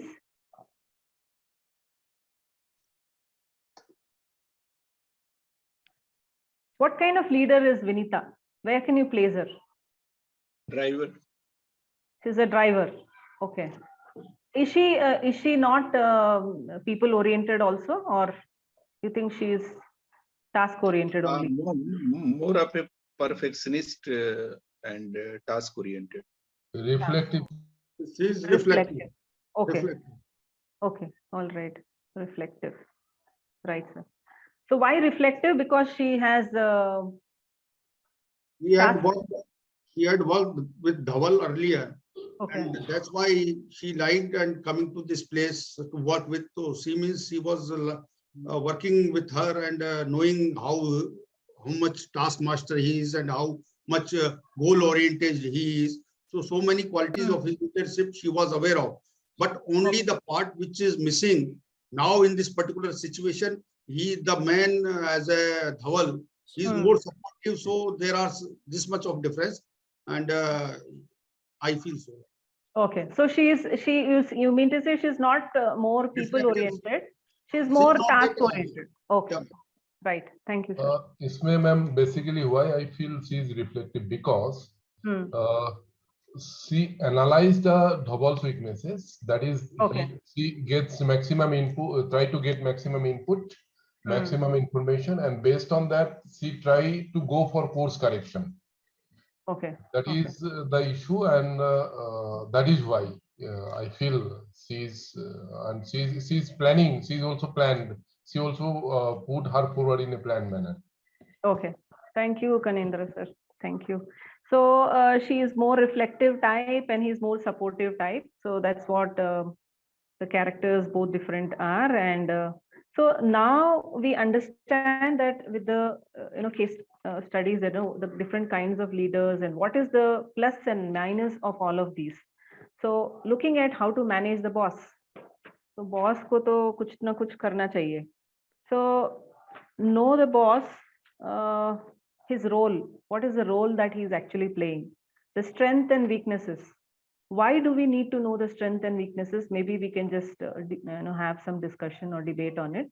Work style, motivation, and attitude. So what is it that you feel is more significant out of all of these? Do we have to know the strengths and weaknesses of the boss? Work style. Work style, yes, sir.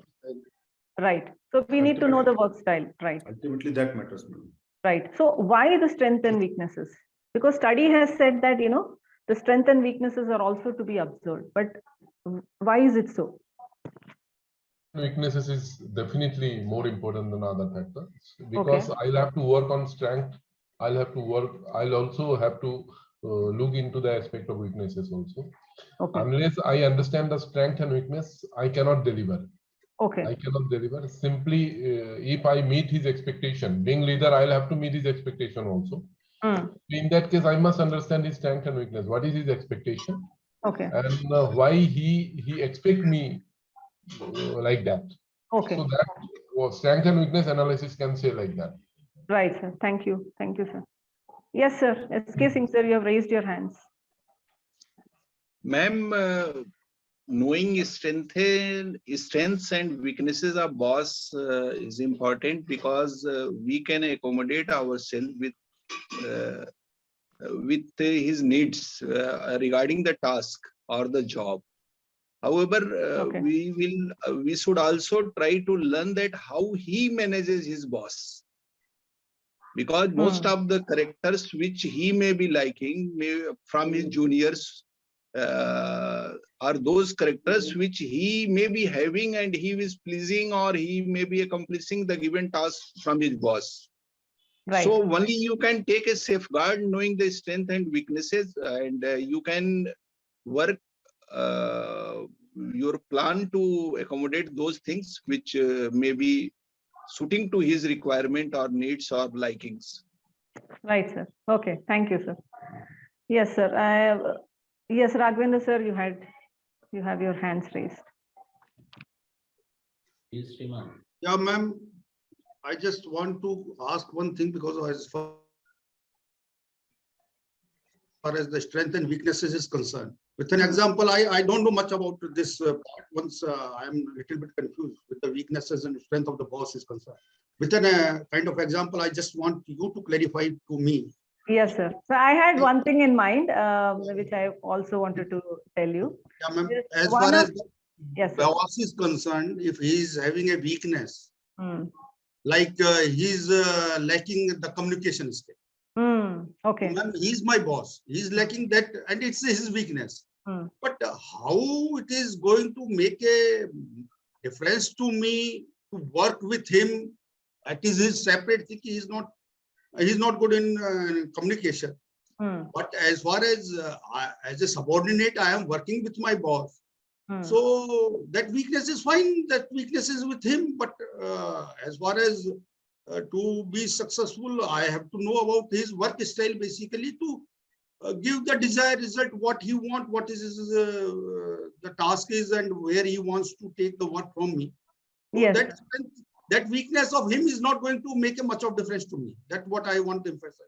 Okay. Okay. Right. Right. I think it's logical to say that, it should not be hindering us about his weakness. But if you look at it in a larger way, sir, if you say weakness in terms of communication, I can say that, yes, I too have had a boss, I must say, that who had a problem with communication. So what happens in that situation, since we are in a college, in a setup where students are also there, faculty, we meet people from outside, customers, maybe the parents, and maybe many other vendors and all that. So when communication is a problem, so then there is an expectation from the boss that somebody will help him, not asking him directly, though. Maybe there is let's say, a speech. So because it's always there for us, it always happens that for any occasion, it's always a head of the institutions who will have to talk about it. So I myself used to be a backseater. I always used to enjoy looking at others, whatever is happening, and then sit cool, not trying to. I do my job. I'm the best in terms of getting the job done. You give me any task, I will do it. No question of why, how, nothing. So that way I am a silent person, my work done. I am a leader. Even if you give me as a leader, I will do my job, not much talking about it. So, but here when communication is the problem, so then he would expect that somebody can give him some kind of a help in this regard, tell him that, okay, sir, this particular place, or ma'am, this particular place, I think we can add in this one. So these are the things maybe we can touch upon and all that. So that would actually give him some little inputs. So it's the organization ultimately. So ultimately it's the college where we are working, and somewhere if something, then again we won't get admissions. So it's all calling upon our own survival, then the students intake, then the faculty intake, then survival in the market, so that other things we are able to handle. So this thing in large, keeping that in mind, so we all used to cooperate, and then we used to say, okay, let's take this up, and maybe I used to take up some part of it and some other faculties to take something else. So that way we used to contribute. So this is not to actually pull him down, but it's only to understand that, okay, this is something where we can help. And we never used to show that this is a help that we are doing, but we used to do it very subtly. Ma'am, may I add something to this? Yes, sir. If I slightly disagree with Mr. Raghavendra, what I would like to say, if I understand the boss weakness, say boss is not good in communication. Under that circumstances, he may not appropriately able to communicate the task to me.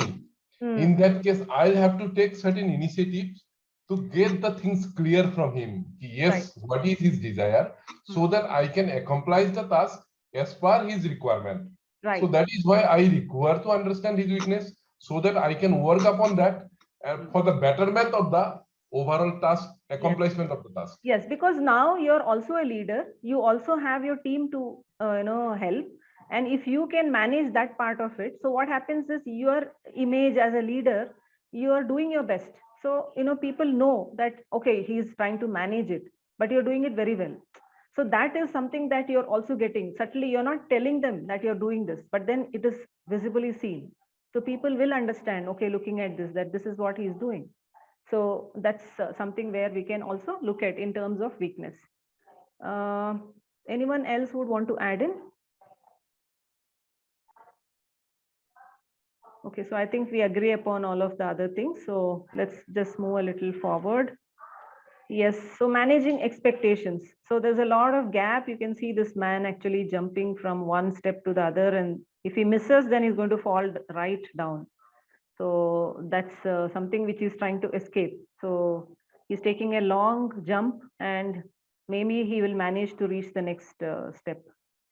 So here there is one other small caselet wherein Hiral, we're talking about this character Hiral, wasn't happy. She has taken over as team leader of a team of processing operations in a company, making small assemblies 9 months before. She thought she has been doing well, but was rather disappointed in the annual merit pay rise she had received. Hiral asked to see her manager and said to him, when I took over this team, morale was low, things were badly organized, and most of the people on the team were not properly trained for the job they were doing. Hiral was then went on to give an account of all the work she has done to improve things since she had taken over the running of the team. Hiral's manager heard her out patiently and then said, it's true that you have done very well. Hiral and I agree with what you say. However, the fact remains that the output and the quality of your team's work is still below the others. We want people to be happy and trained and well motivated. All of these things are important, but you mustn't forget that your team has been set up to in order to help us manufacture high quality goods and at economic rate. Do you think Hiral's manager is justified in criticizing her in this way? How else he should have managed? If at all you feel that he has not done well, then how should he have managed the situation?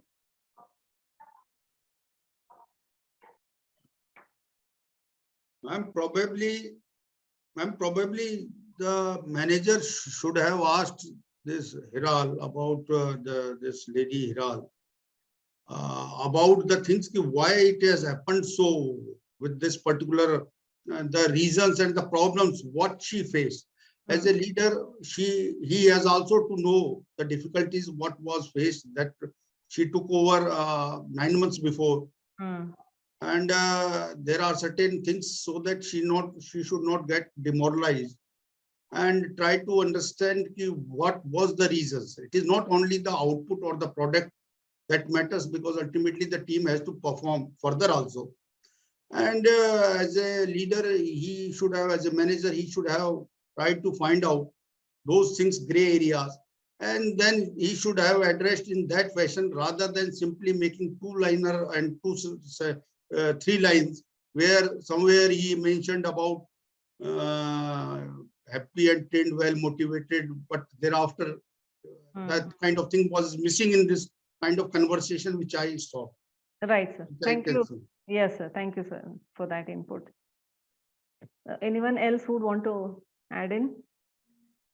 Input that has been shared by manager is not adequate.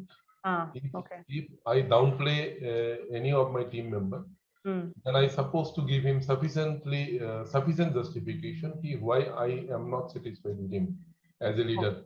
And here only that a very subjective word he has used.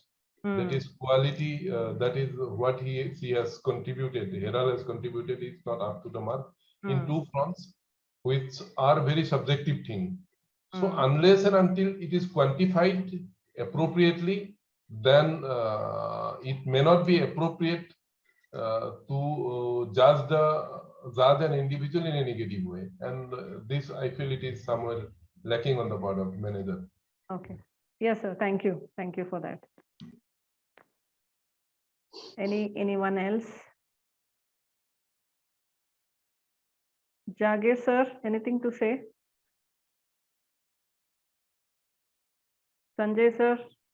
I agree with Mr. Kharinder. Mm-hmm. He was the boss was more concerned about the end product. He has not gone into the processing part. Okay. What are the requirements and how she could bring the improvements and where she is lacking. Okay. So it was not very clear. The feedback given to her wasn't very clear. Yes. Right. Thank you.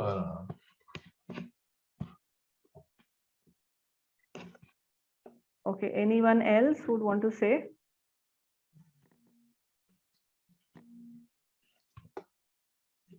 Right.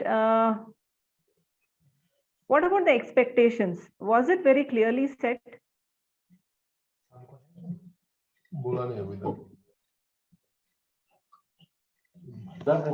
The expectations are not clearly defined here. Not clearly defined. The boss is simply talking about the good quality. Right. Is not defined. What type of good? Right. So initially itself, probably there is a lack of clarity.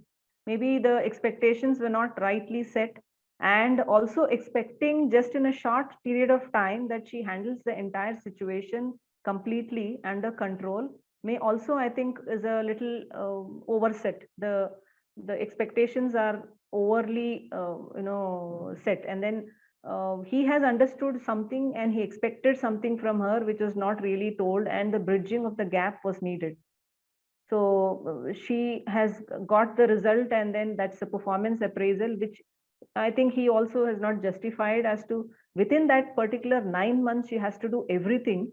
And I think a little more time should have been given for her to completely close the whatever was expected from her. So with that, I think let's go to the next. That means we're looking at again expectations. What does the boss need? So does he needs offering ideas, collaborating with peers, lead initiatives, stay current, drive your own growth, be a player for all seasons? Now, apart from this, I don't know what else is expected from a person. So can you give me any instance where you can relate yourself in any of these things, sir?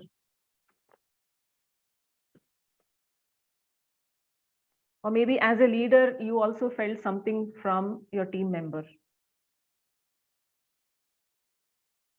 Raghavendra sir, anything that you had during your...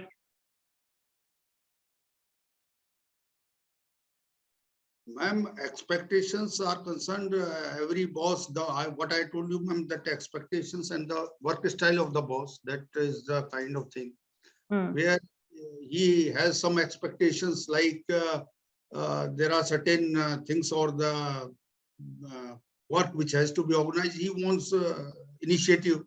So that particular time initiative for him becomes important. And then we will talk about collaborate with peers.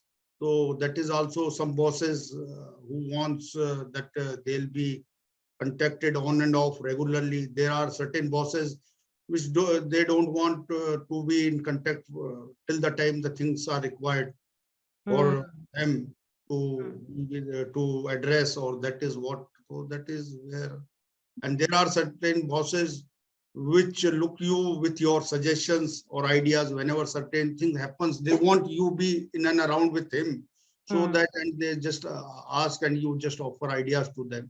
Offer ideas. So there are few, one of them which all are important basically, ma'am, and it is the person and is the boss. So that is the. Yes, sir. Thank you. So any instance where you can just relate that something with your work? Yeah, ma'am. One of the thing which basically there was a boss who wants regularly you are contacting him whether there is a work or not, but ultimately you are making call to him and you are telling him whatever. There is no any important thing, but he wants you remain in touch with him time and again as such. So that is what a boss. Was it possible for anybody to do that, sir? Always in contact, touch, and all that. So will that satisfy the leader, or how was it? Yeah, that is what his expectations you can say, or it is his personal desire. Okay. So was it met actually? Could you do that always? Ultimately, you have to change yourself. You cannot change your boss, whether you like or not the way, if you want to make communication regularly. But somehow there is a line which you have to cross, and you have to do that kind of thing, seeing the expectations of your boss and your desire of the boss. Right, sir. Okay. Thank you, sir. So anyone else, Jagir sir, anything that you remember?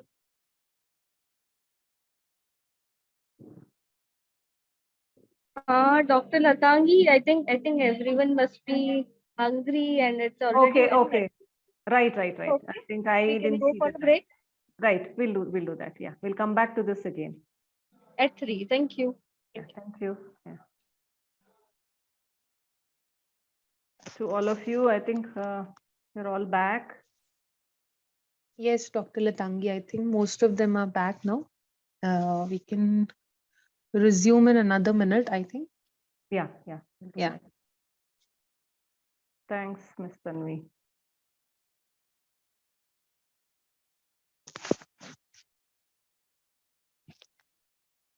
I'll just share my slide in between. Yeah.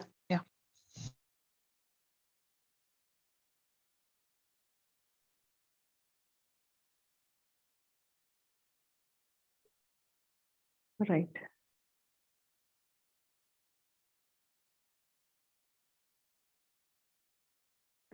Okay. We were actually talking about the expectations of the boss from us. So collaborating with peers, I think a few of you agreed that, they expect all of these, and one or two of you have also shared your experiences of this in the team. So anything else that came into your mind in the break? Any incident that came into your mind which you wanted to share?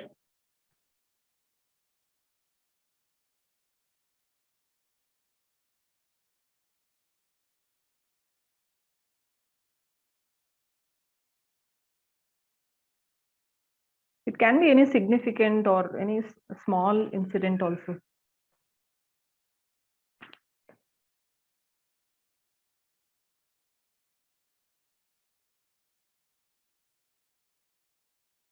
Drive your own growth.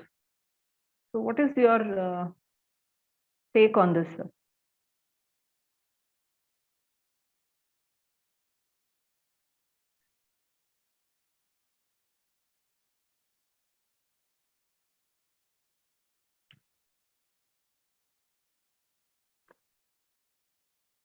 Can you also look at driving your own growth in the present place by meeting the expectation of your bosses?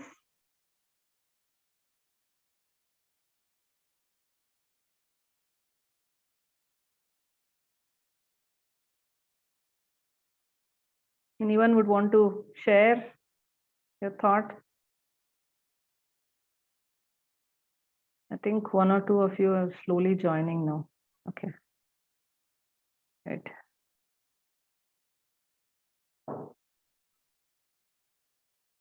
So shall we go to the next slide? Okay, there's a small caselet here. We're talking about, do you need to be an expert?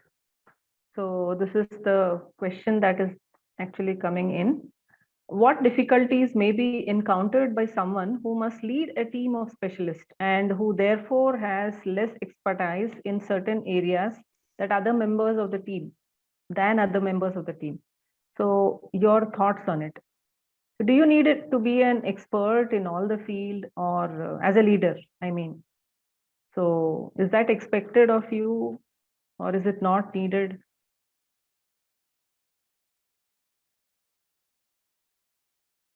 I can see only now. Yeah, Dinesh sir is back. Sanjay Singh sir is here. Sanjay sir. Any inputs from you, sir, on this? इस system अगर आप देखें ma'am Hindustan में not particularly to us but इस system पर बड़ा बहस चल रहा है जर्नलिस्टिक वर्सेस स्पेशलिस्ट बड़ा प्रिवलेंट है ये सिस्टम हमारे यहाँ ब्यूरोक्रेटिक सिस्टम में एक ब्यूरोक्रेट जो आर्ट्स बैकग्राउंड का हो सकता है साइंस बैकग्राउंड का हो सकता है डिस्ट्रिक्ट मजिस्ट्रेट हो सकता है और वो डॉक्टर्स के ऊपर भी मीटिंग को चेयर करता है इंजीनियर्स की मीटिंग को भी चेयर करता है उस तरह से and it goes to us also in fact हम में से मैक्सिमम लोग आर्ट्स बैकग्राउंड के हैं बट हम में से बहुत सारी चीजें हम अब उस दिन हम बात कर रहे थे कंस्ट्रक्शंस के मैटर्स को भी देखते हैं डिसिप्लिन के मैटर्स को भी देखते हैं अकाउंट्स मैटर्स को भी देखते हैं जिसका हमें पर्सनल लाइफ में बहुत आइडिया नहीं होता है राइट सर दैट्स ट्रू तो that comes with experience over a period of time और धीमे धीमे हो जाता है ma'am yes sir so what you said is true sir so thank you for that input anyone else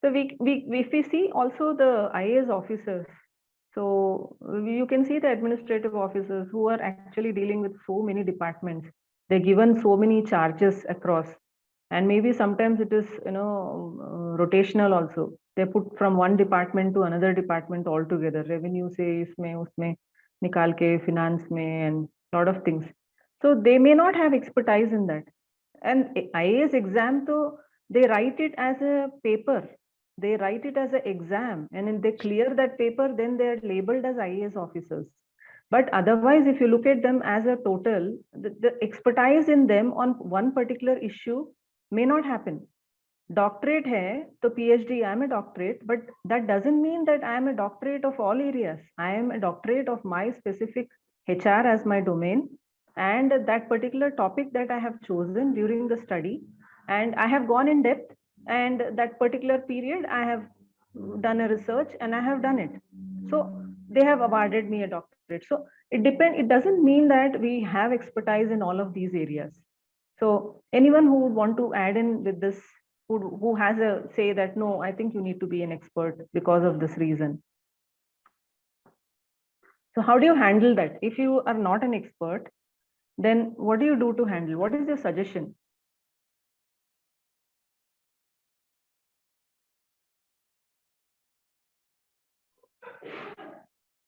a leader has to take the final call hence he needs to be an expert in all areas Madhusudan sir Yes. Yes, Madhusudan sir, can you please elaborate on this? What do we do when you are not an expert? Ma'am, you have a specialist in his team. Okay. He can take advice, inputs, but the final call will be the leaders. So he need not be an expert in all the fields. Okay, okay. So you mean Run to the country say, also, ma'am. Somebody who is running the country. Yes. Not an expert. Exactly. Majority of them are not experts. Right. So you mean to say you can take an expert suggestion? Yeah, sure. And yes. That's why the team. Right. He requires a team for that. Right. That's very logical. That's very good, sir. Thank you. Someone with common sense can be better leader, madam. They need not to be specialist of all the fields. Yes, sir. That's right. So if you see even Dhirubhai Ambani or Tata or Birla, they are not qualified people who have got MBAs or some business administration karke to nahi aaye hain. But they have got it with experience. And some people, because of the family background, if you look at one part of our country, some sect of our country, maybe if you look at Gujaratis or the Rajasthanis, that state itself has the potential wherein the people are so, business oriented. You can ask even a small kid and he will be able to calculate and tell you things, and he's good at, handling a lot of business dealings, transactions. Same way you come to South, our kids are so dependent on studies and they become, they become officers, they can work in some sector, and that's how it is, they're all trained. So it's not necessary that a person who is qualified should be a very good business person or the same way otherwise. So to become a leader, I think you don't need to be an expert. Like you rightly said, maybe you can take the, suggestion from other expert. Or you can also do research. If you have time and if you have the inclination, then you can do a lot of research, read thoroughly, go through whatever you're talking about, and then maybe that's how we can deal with our team. So I think that's very logical, sir. Right. So we're looking at what you need to manage upwards. These are some of the things that we've already discussed. Energize yourself, think like a boss, persuade them, assert yourself diplomatically, thinking and acting strategically. So anything you want to pick up in this and say that maybe this is needed, not needed, or this is more important than the other.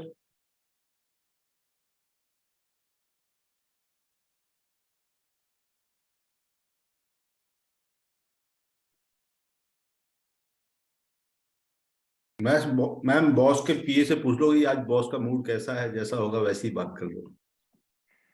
Yes, sir. I think yes, this is very important because we need to know the mood of the person.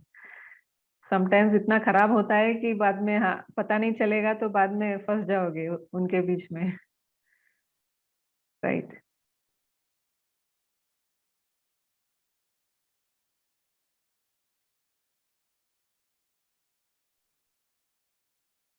Any other inputs? Sanjay sir, you're thinking? Tripathi sir?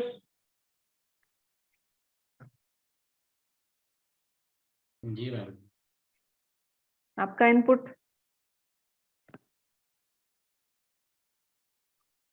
मेरा मानना है कि बजाय though it was a lighter side from DP, Mr. Dinesh Pal Singh, but मेरा अपना मानना है कि अपने काम पे ध्यान दिया जाए बजाय कि बॉस को खुश किया जाए. Yes, okay. So boss को खुश रखना हमारा काम नहीं है actually. We're looking at the work and if the work is good, then he will know what you are. Right. Point one, this is thinking and acting strategically. Yes, sir. Although it is not our duty to keep the boss happy or keep him happy, or we want him to be happy. But as a to manage upwards, basically we are managing, and for Right. our, in the morning also it has been deliberated upon and accepted upon for our easy life. Right. Yes, sir. Very easy. Right. So it's not the question of making him happy. Yes. Ma'am, एक चीज है कि one more thing I'd like to add कि it is you cannot manage boss. You can manage subordinate. That fashion where you want your work to be done. Basically, there is something decisions which you want to take from your. Okay. Thinking and acting strategically, it is what you have to do to get your work done also. Correct. Yes. In the perspective of the work. Yeah, ma'am. For that particular time, you have to see and find out the time to get your work done from him, because ultimately you have to take this. Right. Just for example, if a boss comes in the morning and you have the certain kind of list with of work, and in the morning and he has not settled in the office, and immediately you entered and you came up with so many kind of complex kind of situations, then definitely you'll not be acting strategically and you'll not be getting the things which you want to get from the boss.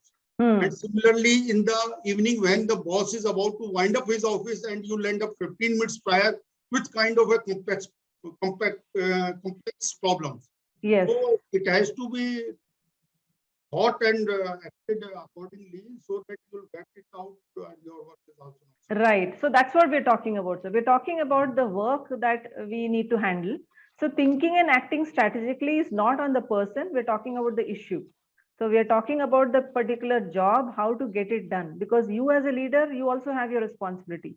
So you need to know what is the right time to approach him to get your work done, because aapko to chahiye, maybe you want some funds or you need something to be okayed, green signal to aapko chahiye. So you are going strategically and putting it in such a way that he is not saying no to it, because maybe then there is obstruction. They're saying, okay, why is this?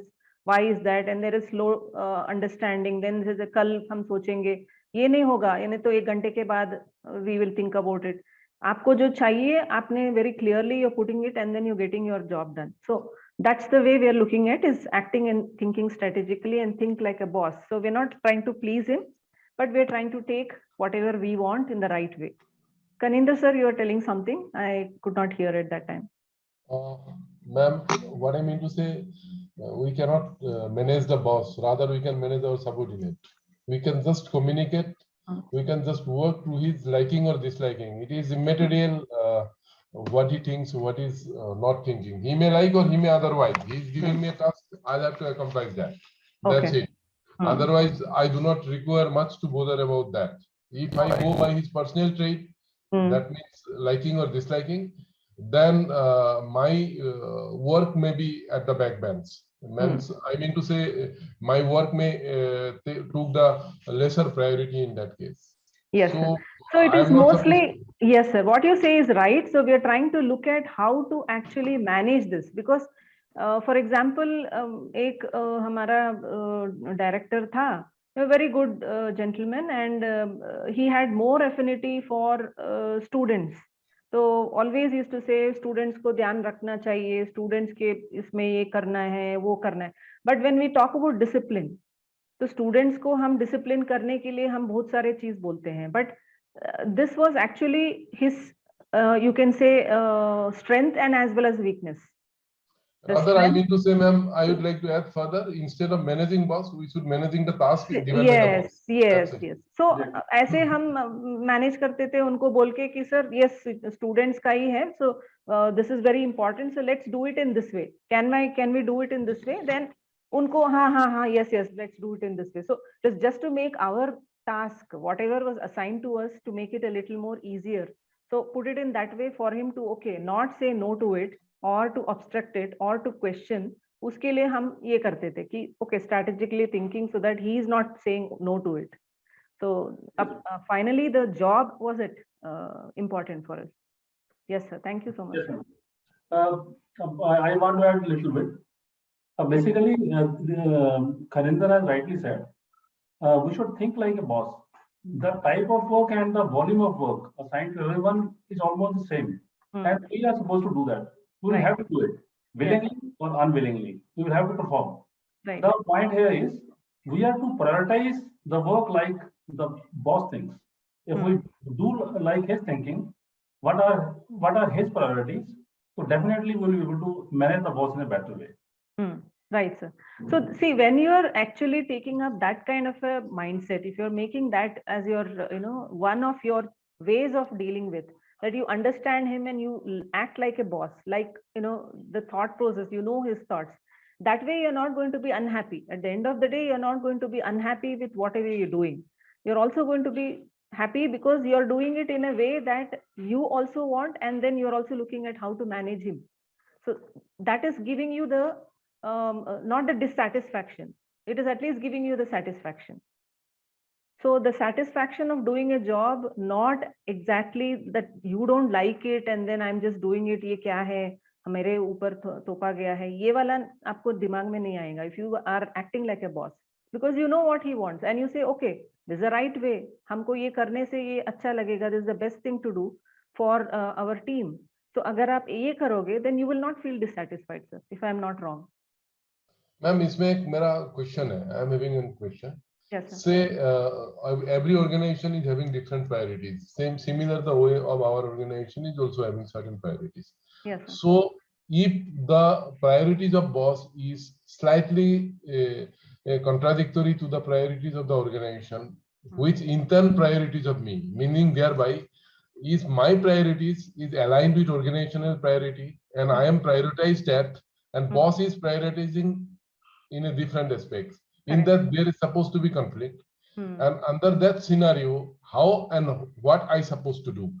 Yes, sir. That's what I was supposed to do. Yeah, that's the same thing which I was trying to give you, sir. Our example in an institution like this, हमारे लिए students are very important. So students intake जो है हमारे लिए important है. That means they become our customers as well. So we need to treat them like kings. Like ये corporate world में बोलते हैं कि you have to treat your corporates, the customers like kings. But उसके लिए हम ये नहीं कर सकते कि students को पूरा loose दे दे, उनको जो मर्जी में आए करे, फिर भी हम बोलेंगे बेटा बेटा no problem, you're coming, अच्छा you came to the college, हाँ very good, नहीं आए अच्छा छुट्टी पे हो, ठीक है, ये तो नहीं कर सकते हम. We still have to bring in that discipline. उस मामले में the director had a soft corner, so he used to say that no students को हम गुस्सा नहीं कर सकते, we cannot do this, we have to be very, so us time pe we used to have the conflict in mind as the faculty. How do we deal with this? हमारे लिए तो ये मुश्किल है कि स्टूडेंट्स को इतना loose भी दे एंड उसमें पूरा छोड़ दिया तो डिसिप्लिन ही खत्म हो जाएगा, क्लास में जो भी करेगा करेगा एंड हमको चुप रहना पड़ेगा, तो ये तो नहीं होगा. So we had to put it in such a way. So meeting में जब भी बुलाते थे and all that, so we used to stay. Yes, students are very good. We will always support them and all that. But discipline तो चाहिए. Otherwise, what happens is this is the ultimate. So we used to say, okay, grace minute पहले first hour में आएंगे तो 10 minute देंगे. Because Bangalore जैसे city में traffic is so horrible that you cannot expect. So maybe 10 minute का छूट. But उसके बाद हमारे class में we will not permit. So faculty is to say that मेरा क्लास है तो 10 मिनट के तक हम अलो करेंगे, उसके बाद नहीं अलो करेंगे. उनको बिठाएंगे, आपने बोला है हम उनको बिठाएंगे, बट उनको अटेंडेंस नहीं देंगे. तो उसमें क्या हुआ, डायरेक्टर का बात भी हमने मान लिया, स्टूडेंट को भी हम साथ में रख रहे हैं, उनको बोल रहे अरे भाई तुमको चाहिए नॉलेज के लिए आप पीछे बैठ जाओ, चुपचाप बैठना है, कोई गड़बड़ नहीं करना है, अटेंडेंस तो नहीं मिलेगा. तो 2 दिन ऐसे करेंगे, तीसरा दिन उसको कुछ नहीं करना पड़ेगा, उनको जल्दी आना ही पड़ेगा. तो हम ये नहीं बोल रहे डायरेक्टर को कि no we will not allow, this is against our rules और ethics. We are telling him okay fine I will do it, but this is my way of doing it. तो he is happy and I am happy. End of the day I am bringing in discipline. तो उसको तो मेरे पास आने का हिम्मत तो नहीं होगा, ma'am please give me attendance. So this way we used to handle that situation. तो ये कभी कभी करना पड़ता है sir, because if we cannot do that, then the boss will somehow have the stigma in mind that अच्छा this person is not listening to me, in spite of me telling that students are important. ये ऐसे करते हैं तो एक student जाके complain कर दिया तो बोलेंगे अच्छा this particular yes I agree, उनको मैं बोला था मगर ऐसे कर दिया, तो this is what it is. तो एक मार्क आ जाएगा एंड देन वो निकलने में बहुत देर लगेगा. एक बार किसी को मन में आ गया, then to convince that person it is very difficult, and it's not a job to convince somebody. Ma'am, in this case you are managing more the student rather than more the boss, but our case is slightly different. I cannot quote the exact example because Right. of classified Yes, exactly sir. But This is here just an example. Here case is basically if in that case what I was telling you, yes, in sir. that case it is not to deal more with the client, rather we have to deal more with the boss. So that how case do you it do is it, very sir? difficult. How It do you is do very it? difficult for us. आप कैसे करते हो? Ma'am, conflict होते हैं, there is conflict, yes, definitely there is conflict and disliking, वो होते discontentment होते हैं कोई ना कोई. Can you use this strategy of saying that if we do it in this way, the plan A में ये हो सकता है, these are the things that are going to be there, plan B में ये हो सकता है. आप ये मत करो कि आपका plan B है, actually you are actually weighing on plan B, आपका ध्यान plan B में अटका है, ये मत बोलना है कि आपको सिर्फ बोलना है. कोई बार बॉस ऐसे होता है मैम, सो रिजिड कि नहीं भैया मेरा प्लान ये है ना, ये है, ऐसे करना है, ये करना है और ऐसे करना है, ये 2 पॉइंट होते हैं, ऐसे करना और ये करना है. तो अगर उसमें कुछ ठीक हुआ, अगर आप बोल रहे हो ठीक है भाई ये करेंगे, उसमें 90% of the time if it is successful, let's go with it. But what if there is a problem? Who is going to take the responsibility? Ma'am, I have a point here. Yes, sir. Ma'am, there is a negative connotation in the question, managing boss or being managed.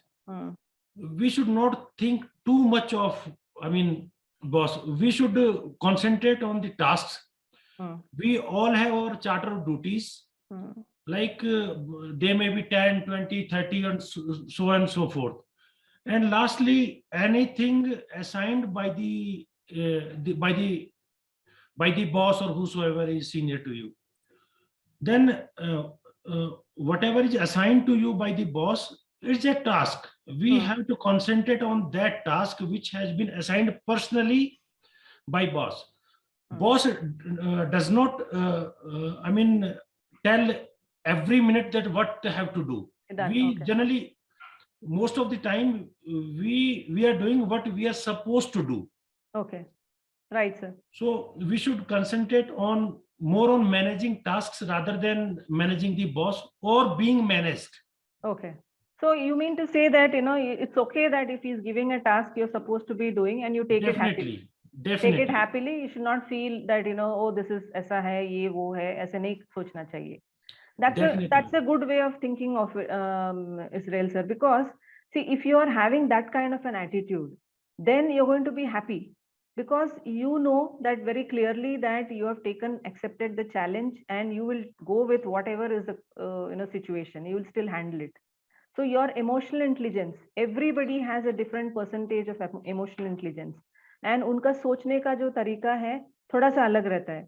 So if you are able to handle that, then it is good for you, because you know how to handle that situation in your own method. So you're happy that way. You're not having stress. You will not have much of stress. So I think that's a good strategy, sir. Thank you. Jagesh sir, you were actually raising your hand. Yes, ma'am. I fully agree with Israel, but the point here is, after all, there is always there is in the corporate sector also there is a channel of command. Everybody is responsive to someone. Right. And even if I am today, if I am under my sector commander, my sector commander is also under someone. Right. So the person who is sitting at the top, our goal is common. Right. Yes, sir.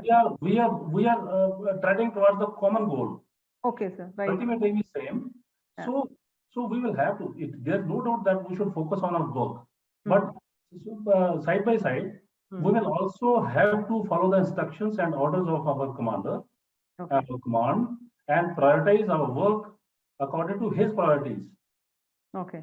So aligning your goals into the organizational goals, and maybe he's the tool with which you are actually completing your task. So you're aligning yours with his also. So that way you're making it more simpler. You don't want to complicate things, and you just want to go by that and finish it. Right, sir. Yes. Thank you. That's a wonderful strategy. And ma'am, in government sector, bosses come and go. There is no permanent boss here. Yes, sir. So we have to align more on as per the organization ethos and traditions and those things. These are sounds good, but at certain point of time, you have to act as per liking or disliking rather than this thing, task and goal. Otherwise, this thing sounds good. Yes, many a time we suffer, many a time we suffer because of this conflict. Because many a time your boss desire and requirement, there are two issues. One is your necessity, other is desire. So necessity, as per the organizational necessity, if you act, that may not be liking to the boss. I should not say liking, not to the satisfaction of his satisfaction. Yes, but his priority may be different. So that is my contention. Otherwise, what they are telling, I agree with all these factors. But what I am emphasizing, probably they are not getting that. What I am telling you, if at certain point of time there are several tasks of an organization, so there is priority 1, priority 2, priority 3. Right. I am focusing on priority 1. But my boss say if on priority 2. Whereas organization also, as per desire of the organization, that is priority 1 is the main thing. So, but still I am bound to go with the boss. So that is the conflict where I am trying to resolving. I am trying to this thing. Right, sir. So in that case, if at all somebody is putting in their priorities first, then obviously they know that the consequences also they'll have to bear with, because it's not only you have already told your say. You have put in 2 strategies. You say let's go with this, and let's also we can, if you look at this, then this is what is the pros and cons. But if he's still insisting that we'll still have to go with 1 only, then he knows very well that he's going to take up the responsibility, and accountability is going to be his. आपका तो role हो गया है, because आपने तो very responsibly, proactively आपने तो बोल दिया कि this is the other thing that we have to look at. So आपका तो clear हो गया है. So you don't have to even feel much about it, because he is now going to be taking the responsibility, and let him take it, because he is ultimate boss. So let him handle the pressure. आपका तो pressure नहीं है, because जितना आपको मालूम है, you have told very clearly. So beyond that, it's not your point. So उनको सोचने दीजिए. So anyone else who would want to add in? Raghavendra sir, you're silent. Dinesh sir. Sir, Ma'am, unmute yourself, sir. Yes, Dinesh sir. हमने तो सबसे पहले बताया था ma'am, हमको लगता है आनंद इसमें सबसे ज्यादा लाइट थ्रू करेगा, सबसे अच्छा बॉस मैनेजमेंट वही करता है हमारे ग्रुप में. अच्छा, okay. Can you speak, sir? They want you to speak.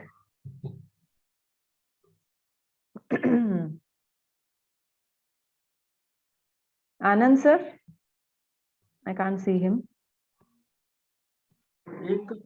There's one point, persuader. Yes, sir. It also depends upon boss to boss. Boss to boss. There may be typical bosses. If you want to, if you give suggestion, he may say, "Don't teach me. I know my job. Whatever instruction I've been given, follow that." So persuasion, it depends upon boss to boss. It is not easy. It is not an easy task. Right, sir.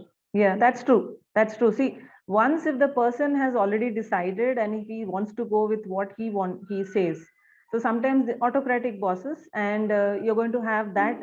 So you can only make an effort to bring in the point. You want to put something on the table because as a leader, you are also a leader. So you can put in your point. You can just say that, okay, I just had something in mind. So I'm just putting across to you. And aap bol sakte ho. But I think he will not stop you from saying something, at least from your level. So as a commandant, you are having a lot of weightage. So you can as well speak, but then it is up to him whether he wants to take it or not. तो आपका कोशिश तो आपने कर दिया, तो that's the most important thing. तो अगर आपका personality ऐसे बनाओगे कि the person whoever changes, whoever is the boss, if they know what kind of a person you are, that he will say what he has to say, and it is for us to take whatever we want to take. So this word of mouth will spread. So maybe the boss who is resigned will also have a conversation with the other person. They will also say, okay, Mr. So-and-so is like this, and he's good, but this one is that he will say whatever he has to and all. So the second person who comes in, if he's the same temperament, आपको तो काम ही नहीं है, आपको कुछ यही नहीं करना है पड़ेगा. So because they know about your personality, by then you have established your personality. So आपके team members भी, आपके boss को भी पता चलेगा, अच्छा, this is your person, this is what he is. So it becomes easier that way, sir. What you say is, yes, it's sometimes difficult. It's a challenge actually.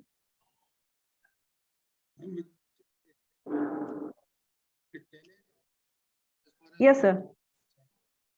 Raghavendra sir, you are trying to say something, but you didn't unmute yourself.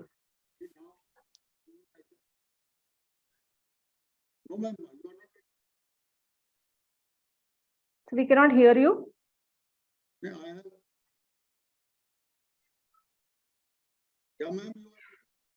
No, sir, your voice is breaking. It's not clear. Can you reconnect?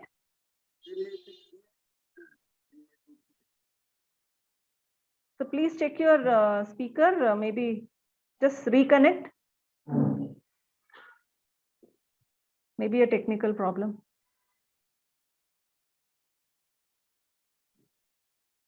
Okay, so let's just go to the next slide. Maybe when he comes back, he will, yeah.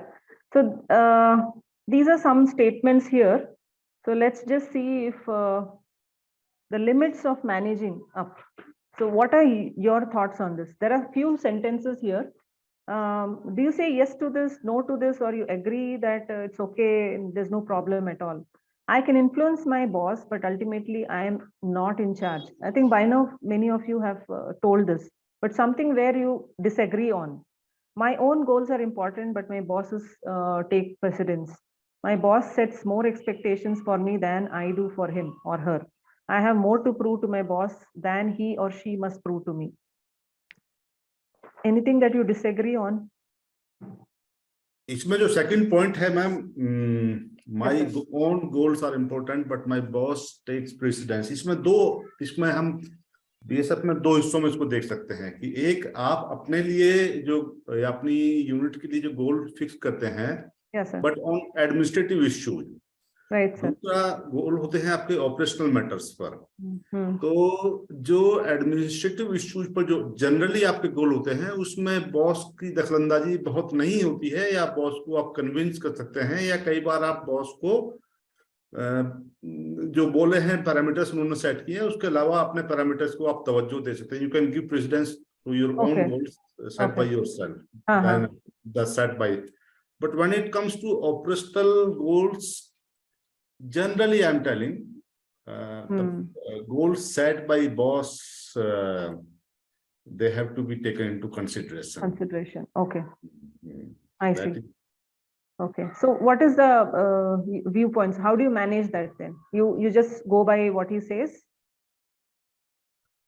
It is sometimes we go by what he says. Sometimes mid path is taken into that. We try to convince him and we say, sir, like if suppose I'm the boss of somebody and अगर मैं वही काम कर रहा हूँ जो मैंने अपने टाइम पे किया था, तो inflow of new ideas will be blocked. Yes. What is the ultimate goal of all this hierarchy and other things? Right. Why the people are taken into this? Exactly. Yes, No two persons are same in this universe. So somebody coming from this thing will have his own set of ideas. So as a boss, I should be open-minded to that. जो मेरे नीचे आया है, मेरी team का जो member बन के आया है, उसके भी आइडियाज को हमें देखना चाहिए। ये जरूरी नहीं कि जो मैं कर रहा हूँ वो ठीक कर रहा हूँ। Right, sir. I think that's a very good approach. You know, if that kind of attitude you have, then it's going to be very good for you, because you're going to be a very good boss for your team as well. So, ma'am, जो ये पहला point जो बोल रहे हैं, ये पहला point that I mean to say, मैं वही बोल रहा था। I can influence my boss, मैं I can represent my cause, I can represent my point, okay, but if he doesn't accept, so that is up to him, and many a time I find it very difficult. Many a time I find it very difficult. So, during entire my service period, I have found some bosses. So where I find it difficult to convince, not to convince, to get the things approved, because he is having a set of mind of his own. So he doesn't want to deviate from that mind. वो भाई ने ये तो यही होगा तो ऐसे ही होगा. So whereas giving so many solutions, so many ways, he just stick to his point. नहीं भाई यही होगा.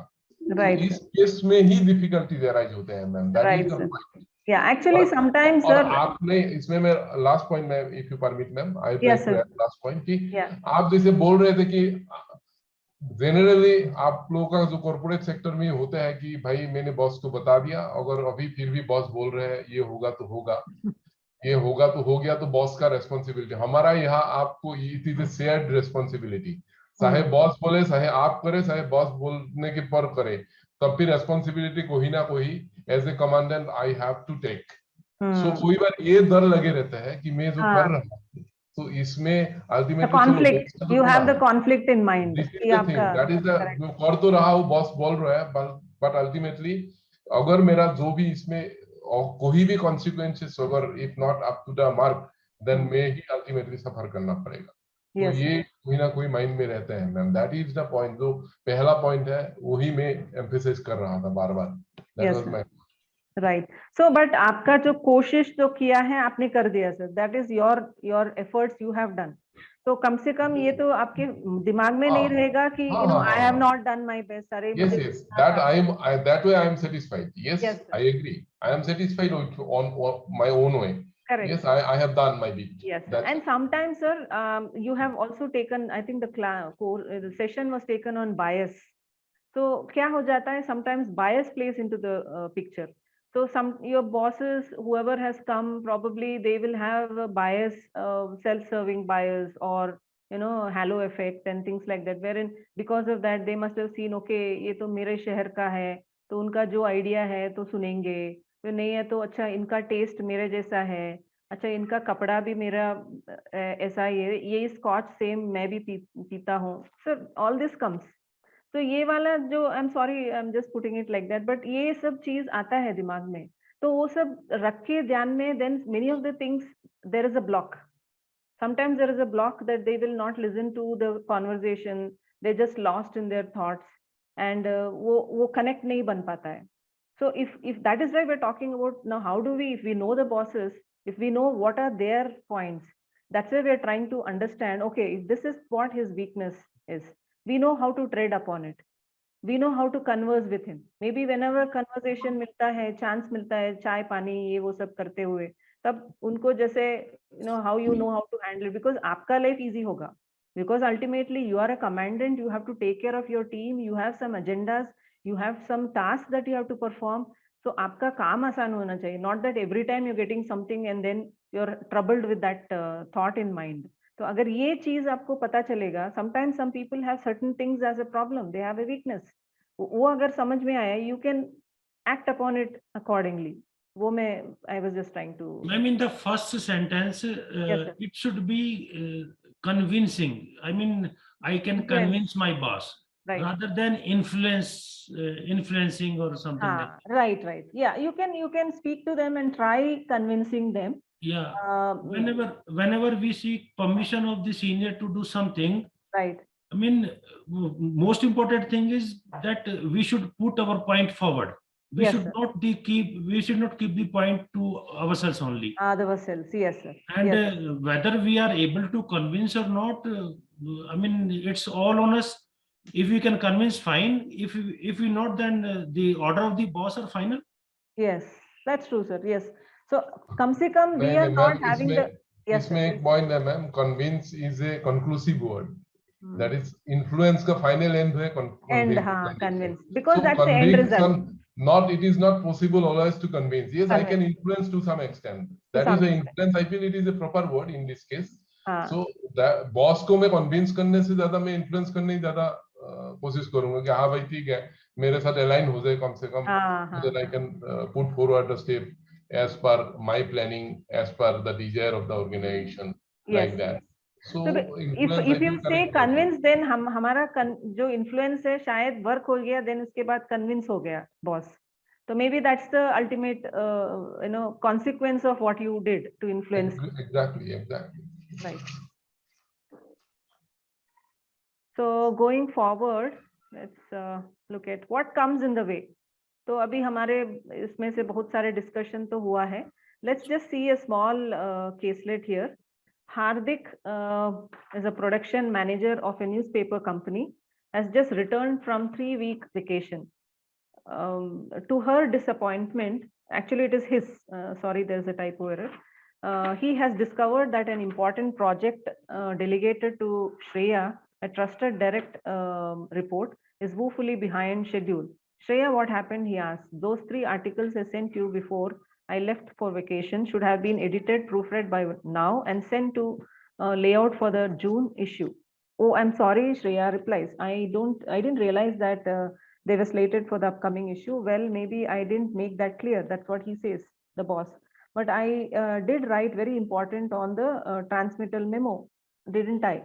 So, but you also left 2 other articles also marked very important. So he has also marked 2 other things as very important. I just put those 2 into the queue first. So what do you think they lack?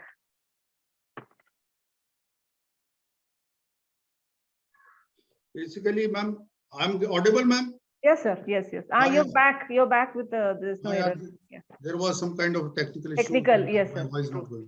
Yes. Basically, ma'am, the Hardik, the production manager, although he wanted those works and he wrote very important, but he was not able to clearly spell out to the Shreya to do the work. And accordingly, there was a kind of a gap between both of them. That's why that work has suffered. So the Hardik production manager, he was not able to give his clear directions to his subordinate. And that's what it has happened. If we might have spoken to her or clearly spelled about the work, so the things might have been different, and there was no late in the submission of all these articles, etc. What I think. Right. Thank you, sir. That's what gave a good input here to begin with. Anyone else would want to add in? Yes, ma'am. One more thing is that I agree fully to Raghav, that is here. But one more additional point. If there is some kind of ambiguity in order, then this thing subordinate could have also clarified it from our boss. Shreya Yes. could also Also been have clarified. okay, clarified There it. is lack of communication from both the end. Okay. There is lack of communication from both end. It is not from one side, it is both end. There is lack of communication. Right. Okay, sir. Yeah, that is from her end also she should have contacted. Okay. Any other inputs?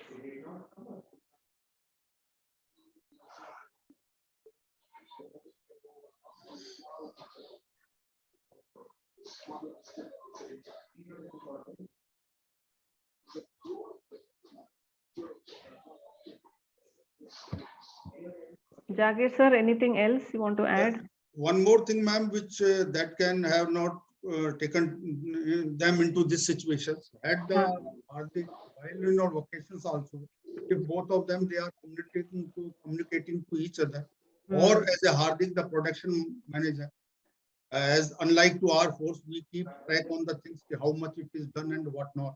So completely, he was for a 3-week vacation, so he was completely out of the site for 3 weeks.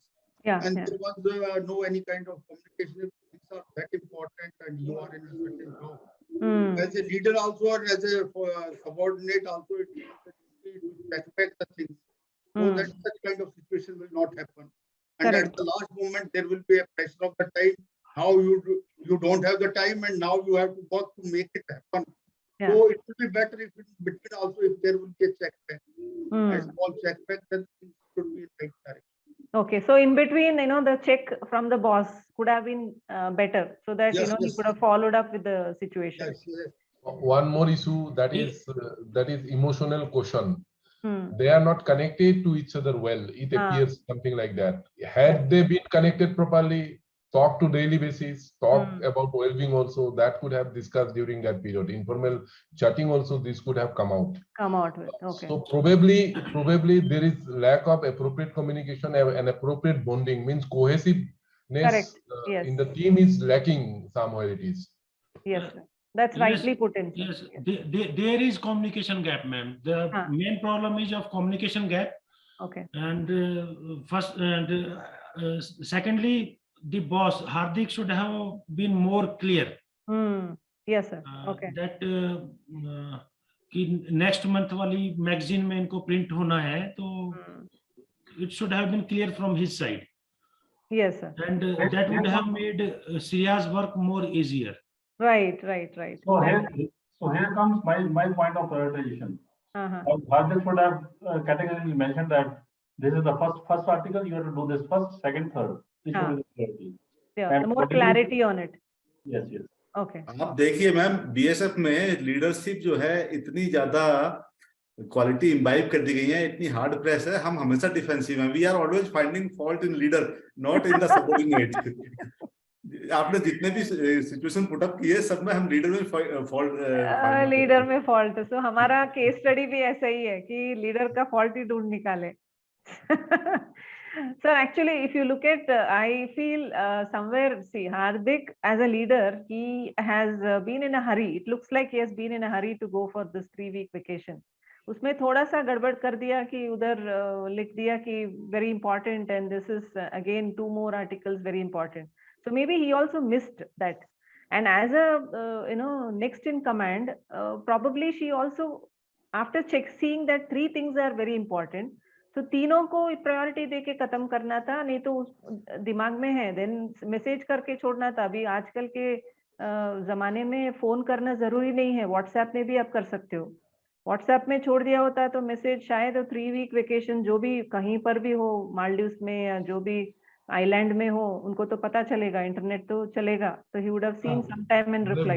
Ma'am one more thing is here कि basically इसमें जो बोलते हैं कि leaders का काम है कि credit is for the whole team, and anything discredit it is goes to me. So leader is always leader, so discredit is, that is why probably we people are more critical about leader. But yes, I have already pointed out the Shreya's fault also. It's not like that. The fault lies with Shreya also. But yes, more blame goes to leader, that as rightly pointed out by my friend Raghavendra. Yes. Yes, more fault definitely on the part of leader. Yes. No, No but doubt about it. this issue could have been resolved if at all she has seen in a proper way. Maybe she could have also tried and asked, "अरे देखो तीनों को आपने दे दिया तो all three should be Exactly. done. Then we'll go ahead with all three." So just maybe Precisely. that clarification probably could have been done. Right. Ma'am, in communication, the junior always thinks कि मैंने सोचा. तो श्रेया ने सोचा कि जो important उनको लगा उन्होंने वो क्लियर कर दिया, जो इम्पोर्टेंट नहीं लगा वो उन्होंने नहीं किया. तो जब स्कोप है मैंने सोचा तो मैम उसमें प्रॉब्लम्स तो आ सकती हैं, इनहेरेंट प्रॉब्लम आएंगे उसमें. अच्छा अच्छा, तो इनका प्रॉब्लम हो गया अभी. तो I think it's a lesson for her that next time she should be careful. Right, sir. So going forward, let's see open door. So what do we do here? So looking at three characters here, Reena, Rahul and Janvi. There's a handbook with you, sir. You'll have to just go through the handbook and then give your reflection on the three characters. So which character is more liked or you appreciate that character and for what reason? I'm not sure of the page number because if you, anyone of you can just tell me the page number, we can.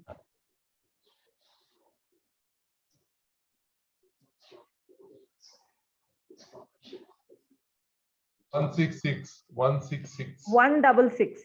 Yeah. Yeah. Thank you, sir. Thank you.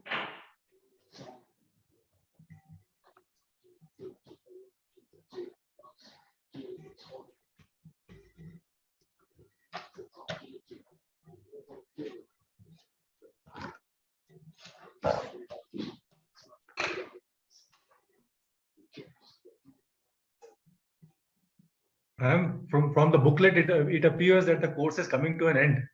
Yes, sir, almost. So you're happy that you're going to finish or? No, ma'am. It's a welcome change. Okay. It's a welcome change, ma'am. We need to improve on so many facets. Yes, sir. That's right. We are really happy this course happened, ma'am. Yes, sir. Because if we keep our minds open, I feel that learning is a lifelong process. If we keep that open, we are always fresh. That's why they say that in teaching, sir, if I may just say here, that teaching is a profession where you keep your mind active. So you don't become old soon. So your gray cells are active and then you keep thinking and doing this research, reading and all that. So that way, if you're trying to go to some classes and enroll and all that, it keeps your mind fresh. So you keep learning something. Very true, ma'am. So true. Yes, sir.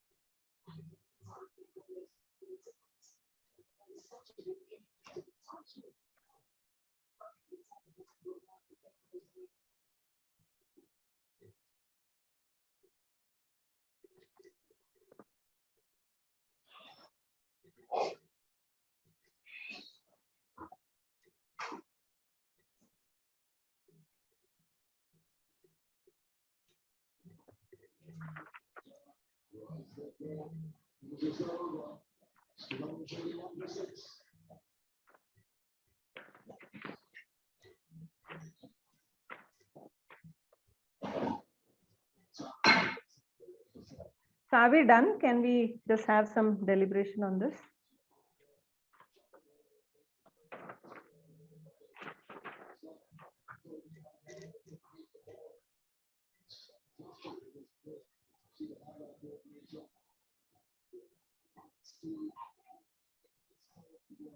Which character do you appreciate and why?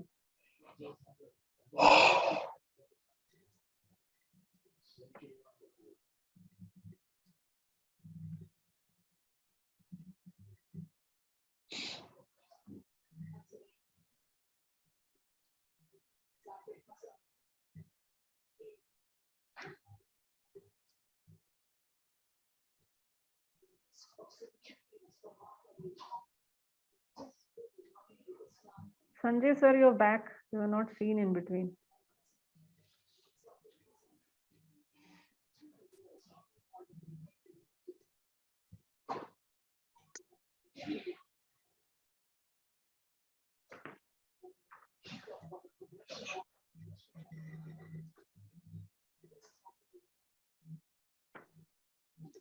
So if you're done, can we have your thoughts?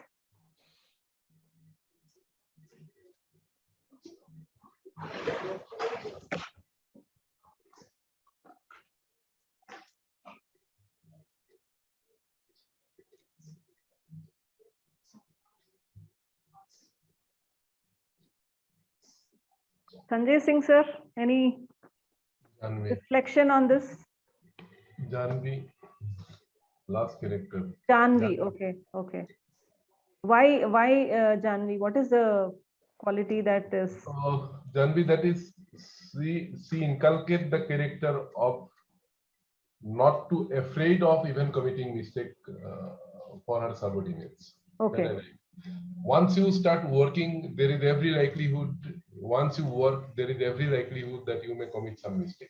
Correct. Okay. So if because of fear that I may commit some mistake and so I'll not work, then growth will be stopped. Right. So there is always a scope of committing mistake, but if you encourage them to commit less mistake, but to continue with their work, then there is always a possibility of progress. Okay. So I feel that character is definitely that character attracts me. Okay. Thank you, sir. That's in my view, I prefer Rina. Okay. Because firstly, Rina is easily approachable. Mm-hmm. She is in direct communication with our employees. Mm-hmm. And she is regularly in touch with the staff. Mm-hmm. And she is regularly taking feedback. Janvi not because too much of democracy is also bad. Okay. Too much of democracy is also not bad.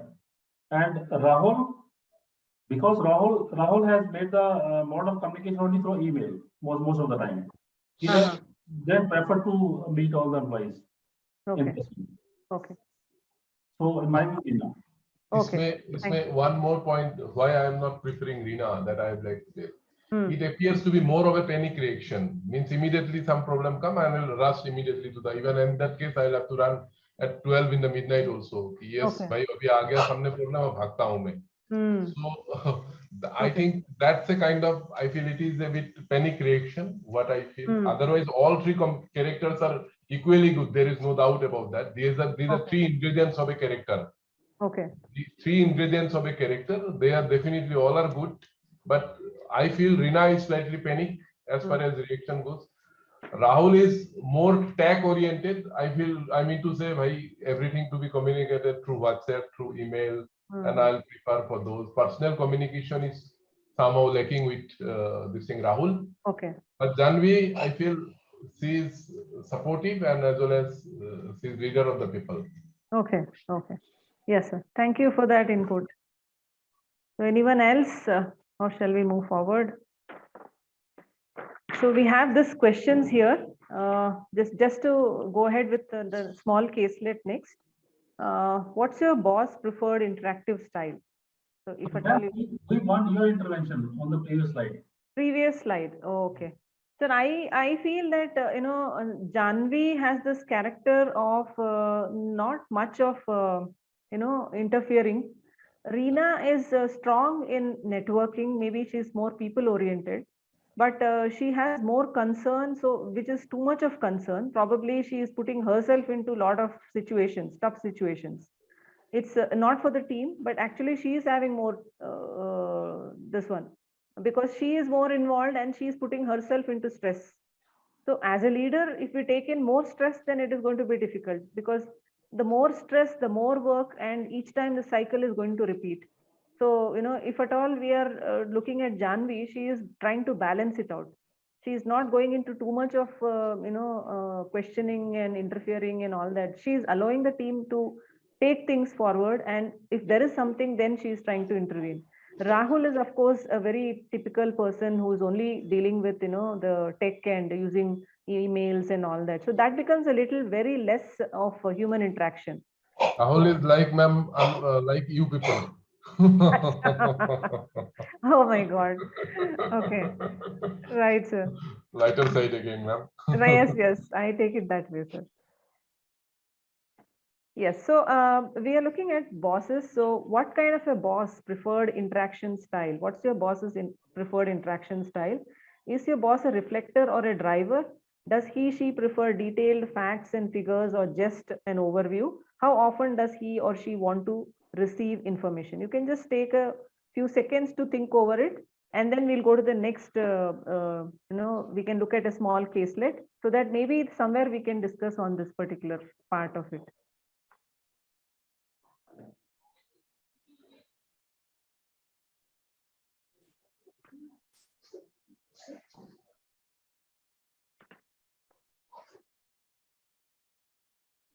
So this is the case which we were talking about. How do you convey your disagreement to your boss? According to Mayuri, her boss Tarak was a total pushover and was driving her and the rest of the team crazy. Tarak was an executive director of a membership organization and by all accounts a good person. Everybody loves him. While he was being responsive to members in a very critical part of his job, he seems incapable of taking a stand or sticking with a decision. For example, he may decide to go with X strategy. Then he meets with a member who recommends Y strategy, then again changes. Then he meets with another person and this strategy again changes. So he is constantly shifting direction and changing the decisions.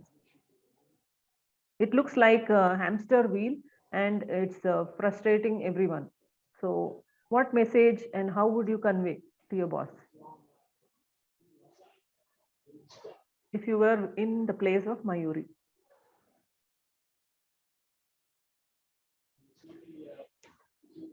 You point out, ma'am, these are the difficulties. How he is shifting, I'll list it down and I'll communicate it because of so many changes at different point of time and lacking of clear direction. It makes me difficult to accomplish the task. I'll definitely communicate it to him with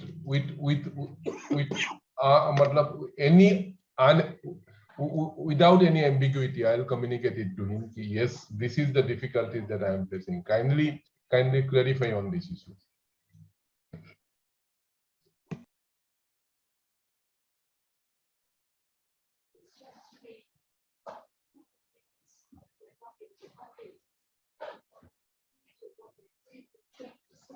Ma'am, the best way will be leave the Tarak the way he is, do your job and chill. So he is oscillating like a pendulum. Sometimes he goes with X, sometimes he goes with Y. Y, okay. So why to oscillate with him? Okay. Do your job and let him the way he is. Okay, so your approach is going to be like that. Allow him to do what he feels like. But your team members are going to suffer because your team is going to ask you, why is this happening? What are we supposed to be doing? Anyway, ma'am, sometime you will have to oscillate with him. If he says to go with X, you will be going with X. Sometime he shifts to Y, then you will have to shift Y. Right. Then you are suffering. Yes. Not the boss is suffering. Your job is suffering. Yes. So what would you tell your team members? Your team also may ask, what is happening? Why is the... Anyway, be it X or Y, I will have to do my job. Okay, but if he keeps oscillating, then you will also be oscillating. Let him be the way he is. That is the best way, ma'am. Okay. So anyone else who wants to add in here?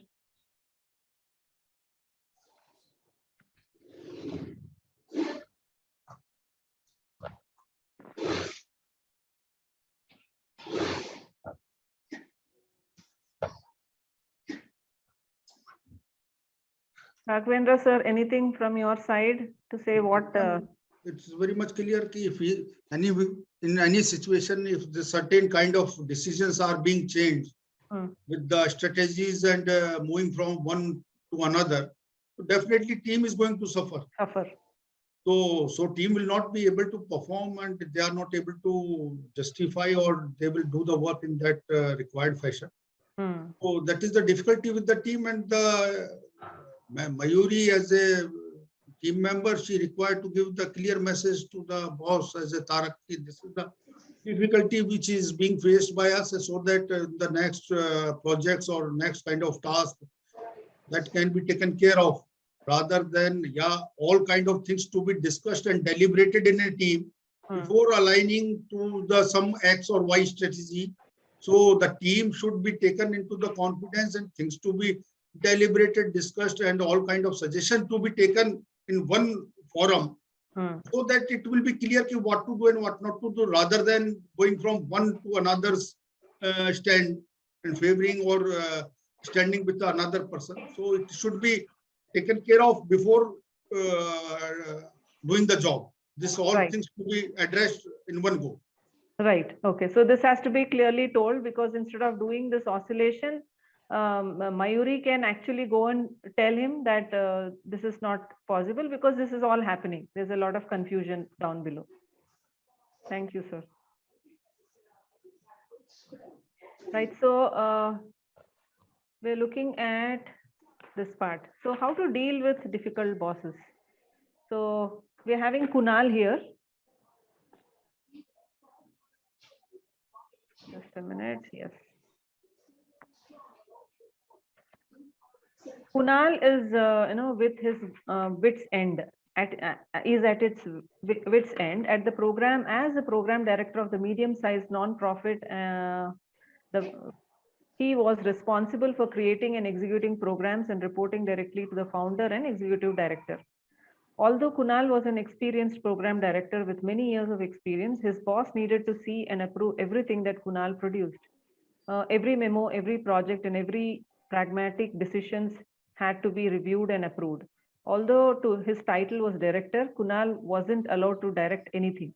He had no autonomy and no opportunity to use his experience and expertise. Instead, he simply took orders and functioned as an assistant. He hated it. So what is the plan? So how do you handle this? How do you stop from being managed, this micromanaged?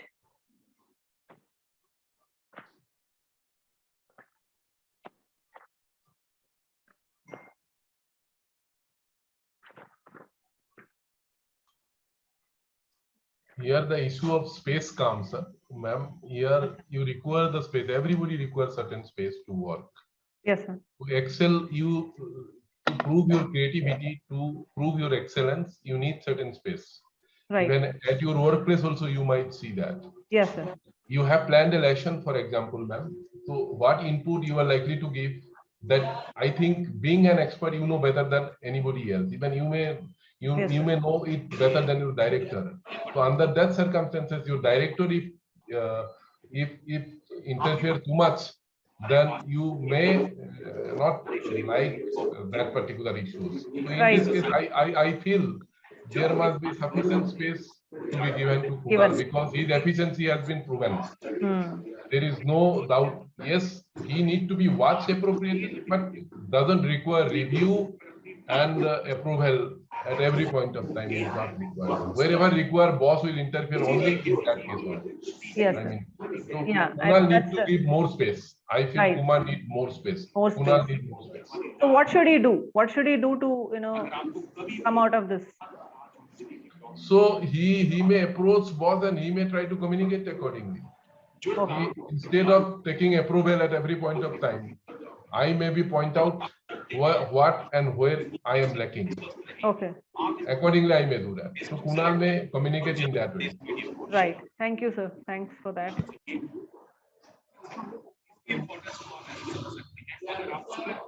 Anyone else who wants to add in?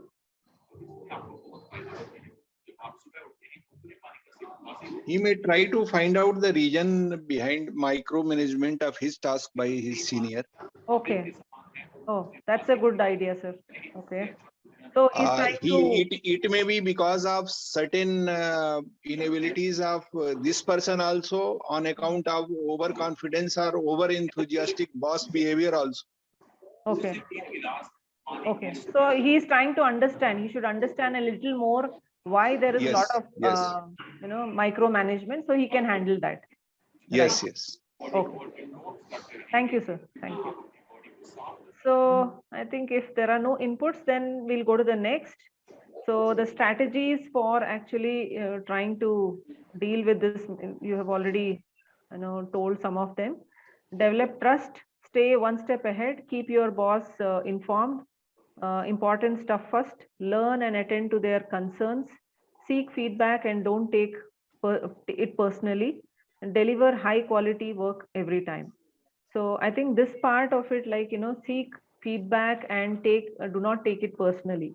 So it usually happens when feedback is given to even team members, they take it so personally. They say, "Aise kaise bol diya? I am not like this. I'm not like that." But if they try to take the feedback very objectively instead of taking it subjectively, that मुझे ही बोला क्यों, उनको क्यों नहीं बोला, तो ऐसे अगर if they're not, if that thing is told to them and at least counseled them that this is not how you should be taking feedback, this is only about the issue, it's not about the person, it's not person based feedback, it is the issue based. So the issue can be resolved in a better way. If we start taking things personally, then it's going to be like, why he's doing this to me, why is he talking like this to me? So I think this culture can be actually incorporated, so which will be a positive one. Any take on this? Anyone who wants to talk? Ma'am, that is regarding micromanager, and we are talking about upward side.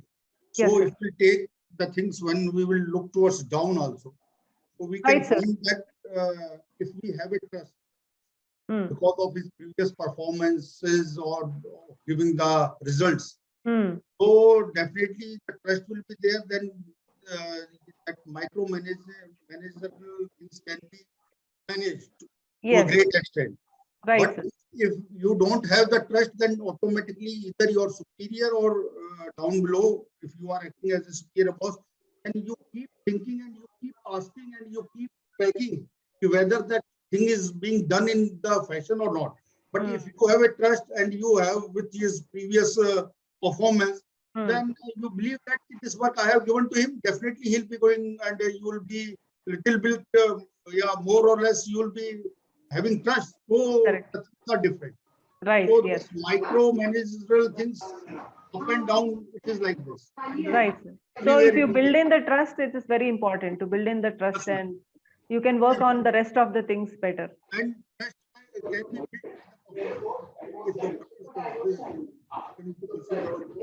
and it is Right. not possible, but that's what you will be able to build. Right. Yes, sir. Thank you, sir. Okay. So anyone who wants to say on any one of these aspects here, we can go forward. Yes, actually we are trying to talk about now how to stop people from being macro managed.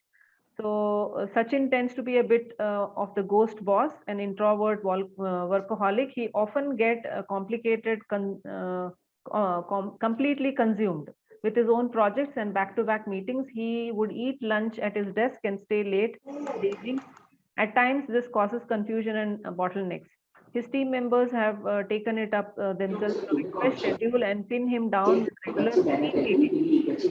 So they try to get his attention. If a matter of urgent, they text him to keep him up with the loop. They email him for quick conversation. They call him. So they do all of the strategies mostly.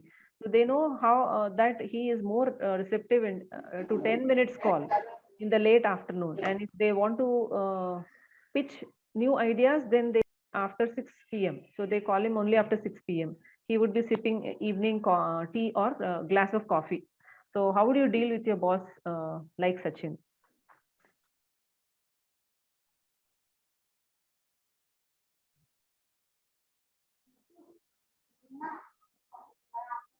Any strategies that you would suggest?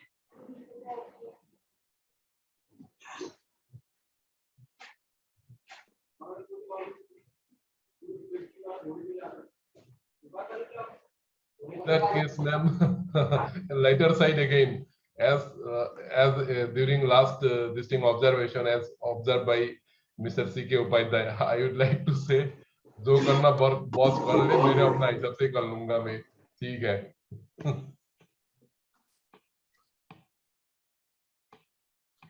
Yes, sir. Sorry, I could not listen to this. Ma'am, I just like to refer the observation of Mr. C.K. Upadhyay, last observation. जो boss को करना करे, मेरे जो करना है मैं कर लेता हूँ.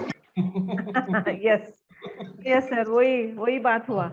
और कोई रास्ता है नहीं इसमें, तो और क्या रास्ता है ma'am? I don't see any other solution to this. Right, sir. So I think, if we can understand our bosses, like we spoke about earlier also, it becomes easier for us to know what is the method we can use, what kind of strategy we can use to, bring him to your, level of thought, so that you can get your work done better. So yes, yes, sir. As a team member, once you cannot change your boss, and this is the habit of the boss, so automatically we have to see and utilize the time when he is receptive. That is the only to deal with such kind of the bosses, because ultimately he keep his room closed or he's busy with doing the things that he don't have, and then you will not finding the space. Yes, yes. And yes. ultimately you will wait for that time, and that to manage the things. It is the only way to deal with his bosses, to talk to him and to when he's receptive. Otherwise, if it's not receptive, then there is no questions and to elaborate and to deal with such kind of. Right, sir. Thank you, sir. I think yes. So we have understood by and large that micro and macro management is an issue, and it's better to deal with such people very openly and to tell them that this is what it is, and in a very subtle way. We know by now, we understand our bosses, so we know how to put it forward and then to get our things done. So know when to push back. This is what we are trying to close up with. We are almost there with this conversation, and this we are closing. So identify a team situation where you have some extensive supportive behavior being demonstrated to the team leader. Explain why supportive behavior may not have been effective. So any situation wherein you found, and then we can just think and have a conversation here.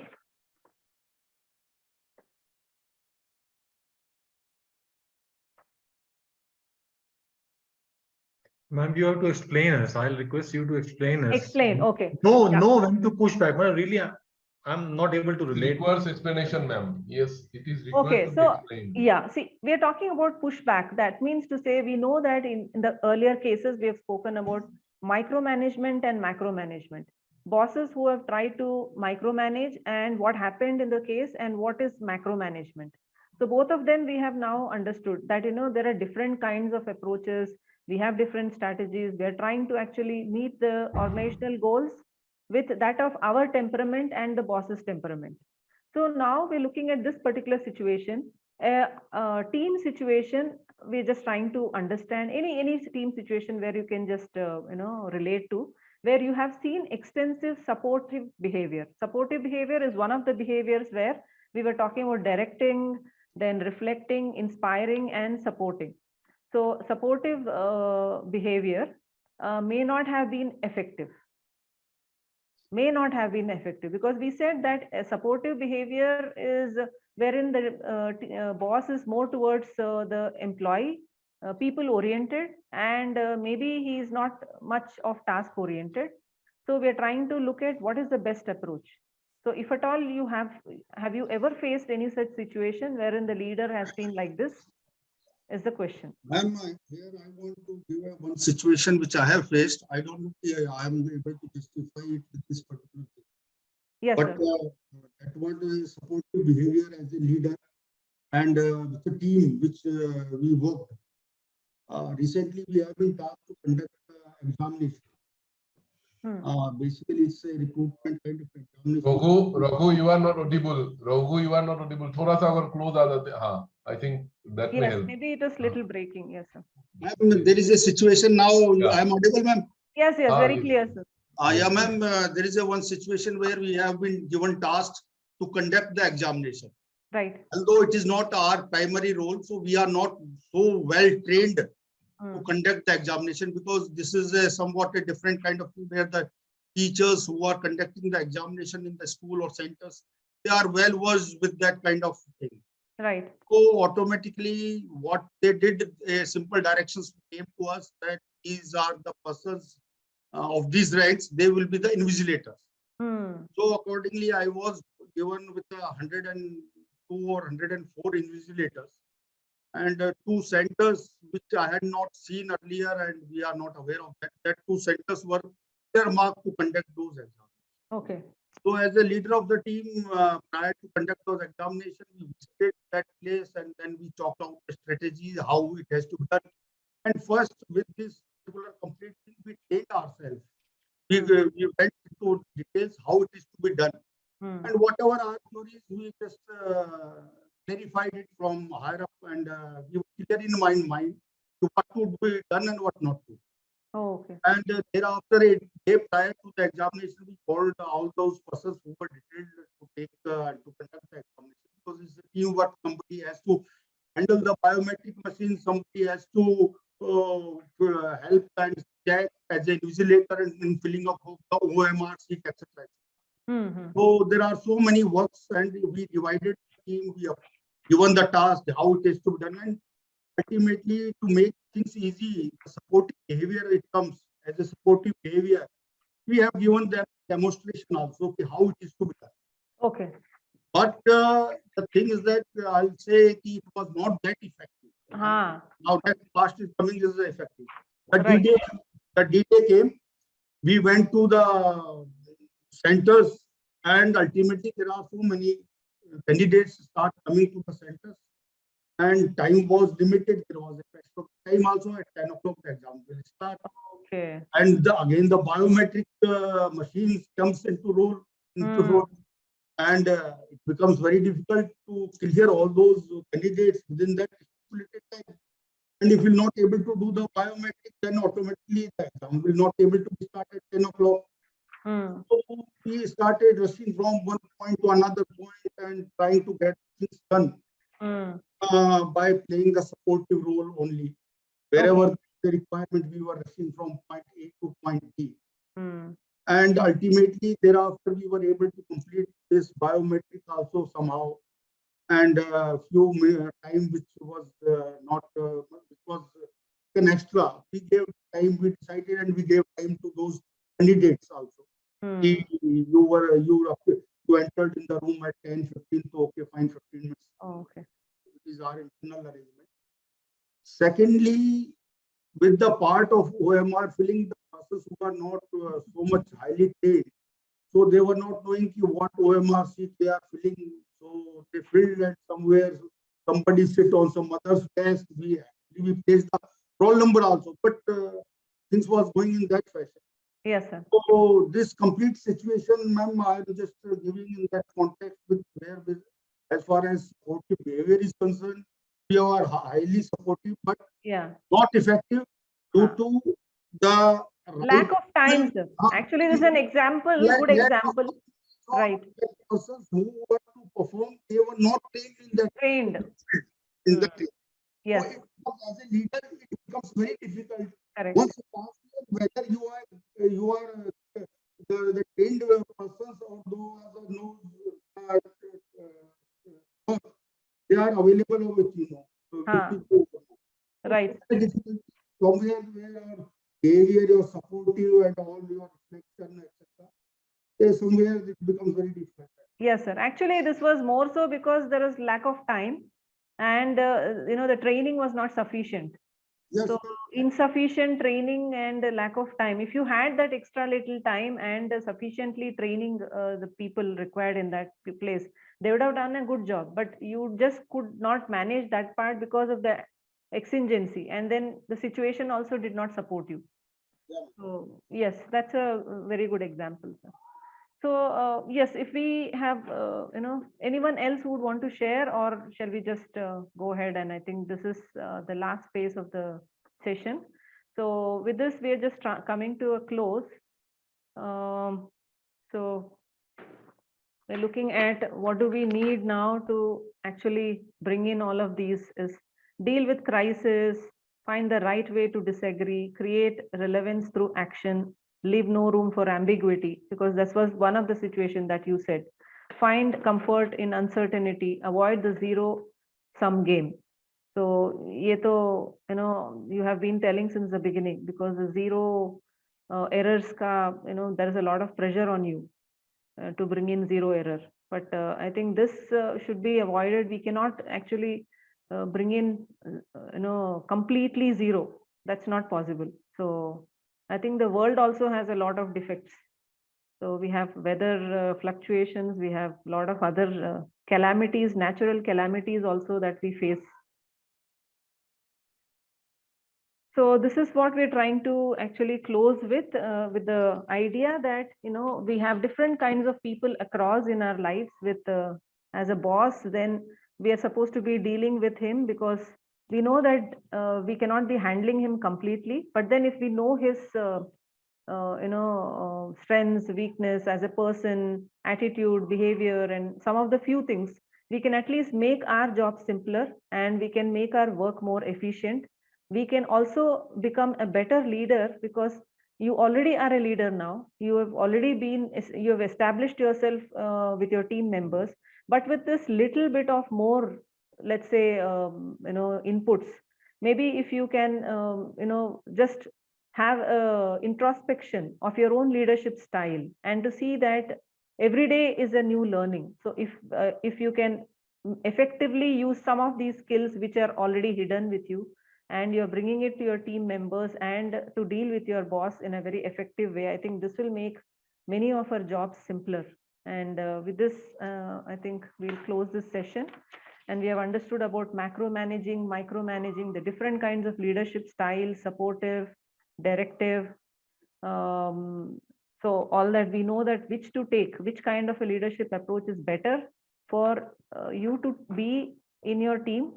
So we can make all efforts to actually try to understand which team needs what kind of a support. If they are more directional, if they want direction, then you can give them direction. But if they need more support because they're already experts, they know what to be done, little bit of support, I think they can manage their work. So you can now understand where and what kind of a role you can take in which kind of a team, set of team members. So that will help you, and your energy can be saved. So ultimately, as a leader, you have a lot of work to be doing. So if you can understand where to put in your energy at the right place, so then you will be more efficient in your work. So anything that you want to say about this session, sir? Any inputs?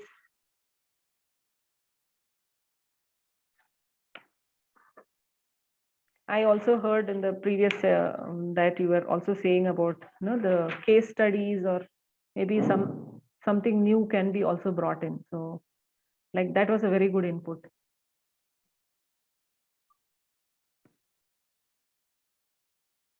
Any other thing that you want to share about the session?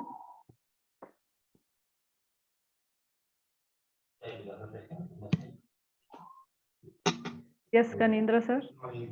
Yes, it is a wonderful session, ma'am. Many things we have learned, and many things, even what we think and what you communicated, somewhere it is aligned. And particularly the morning session before you, that session also was, I found, very interesting. And definitely, kohi na kohi, it helps to identify the weaknesses also. And many things are aligned also, although many things seems to be more theoretical, difficult to accept sometimes. Yes, particularly in our parlance, but nonetheless, definitely it is helpful. Yes, thank you, sir. Thank you for that input. Right, so I think I take leave here. Tanvi, Miss Tanvi. Thank you, Professor Latanki, for being with us and taking through all the cohort to a good discussion of collaborating upward. And it is something where we have been dealing every day now and then at our workplaces. And may it be corporate, may it be government servants, everybody is building their relationships.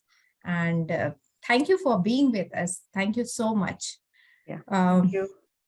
So now we are left with one more session on practicing mindfulness. What do we have some time? I think it's 4:29. So I think, can we have a break of 5 minutes? Sanjay sir ji, bilkul, I can sense that, yes, it's time to have at least 5 minutes break so that we all are geared up for our next session. Okay, so it's 4:29. Let's meet after 5 minutes and we will be starting off with our next session on practicing mindfulness. Okay, so I think all set for the next session.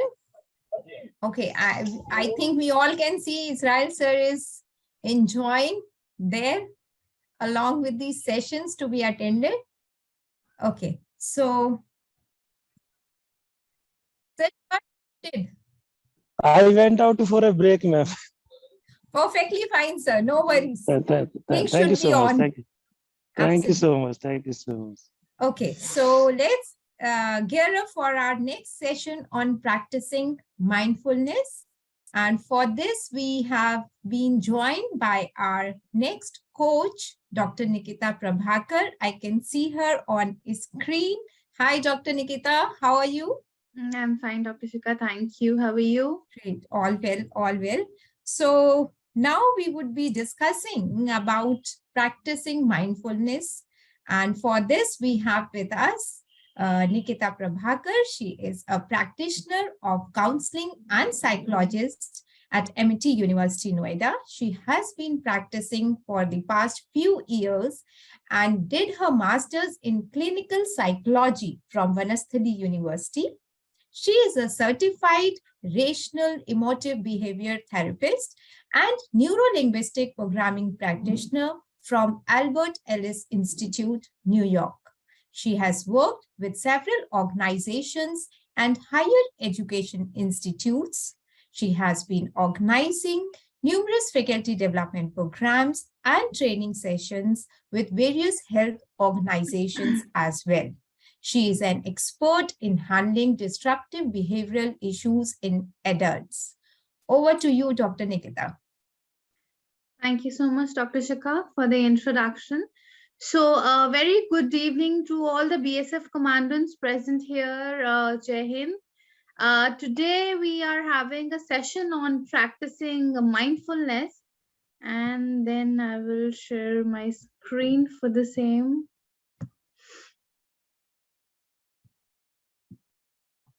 All right. So, a very good evening to all the one present here. Today, we are going to talk about a session on practicing mindfulness. But before the session, I would like to extend my heartiest gratitude to all our BSF commandants present here, for actually safeguarding all of us and being at the borders at some extreme temperatures. So before we start the session, I would just like to say a few lines हमारी मातृभाषा में आप सबके लिए. This is all dedicated to all our BSF commandants present here. So अपनी नींदों को त्याग करके हमें चैन की नींद सुलाने वाले, अपने प्राणों को न्योछावर कर हमारी रक्षा करने वाले वीरों को हम शत शत नमन करते हैं. जब जब भी हमारी धरती पर संकट के बादल छाए हैं, इन वीर शहीदों ने जाबाजी से दुश्मनों से लड़कर बड़ी कुशलता से सामना किया है और हमारी धरती माँ की रक्षा की है.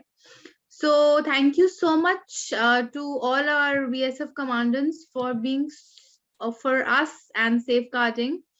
So today I'll just like to share the agenda of the session we'll have of practicing mindfulness. So we all must be knowing at some point of time that what mindfulness is all about, right? At some point of time, we must be aware of what mindfulness is.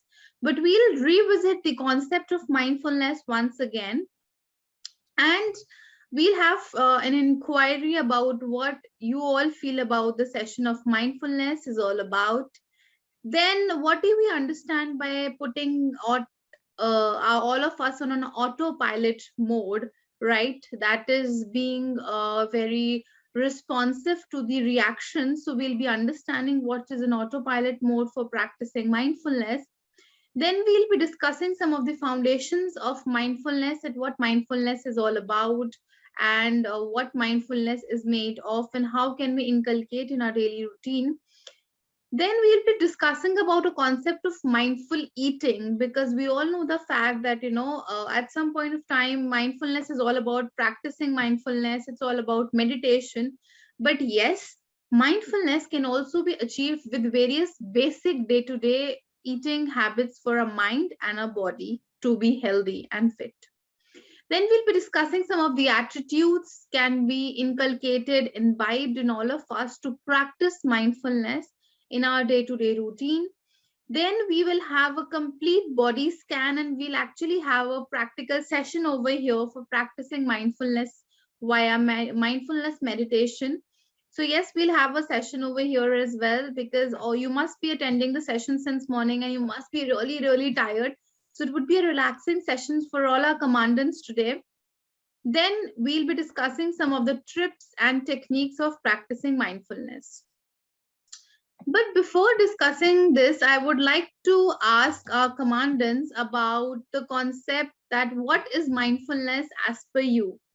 What do you feel and what do you define mindfulness as? Because I feel that our commandants are very interactive in nature, which I have seen from the past few sessions. So if we talk about mindfulness, what is mindfulness as per you?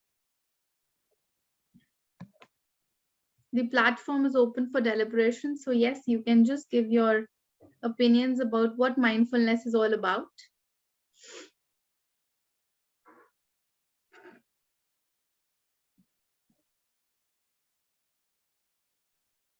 Anyone, any of our commandants would like to explain that what mindfulness is, how can we inculcate in our day-to-day routine? And what is your understanding of mindfulness? Madam, ये mindfulness ये जो Shri Ramchandra mission sect वाला है या कुछ और है ये? Sir, this is something different. It's a psychological concept, basically. Okay. So in my view, if you allow me, I can put my views. Sorry, sir? Yeah, I want to add my views here. So in my views, mindfulness is to control your thought process. Okay, so for you, mindfulness is, yes, sir, controlling your thought process. Okay, what else? Yeah. To taking the environment, to taking the things in a lighter and a positive way. Mm-hmm. To remain more focused on your work. Okay, to be more focused on your work and taking things in a lighter. Okay, fine, sir. Okay, anyone else would like to give their inputs on what is mindfulness? Mindfulness. Dr. Nikita, we have some inputs in the chat as well. Okay, I'll just check about that. So, paying attention to something. Okay, Arun Singh sir is writing,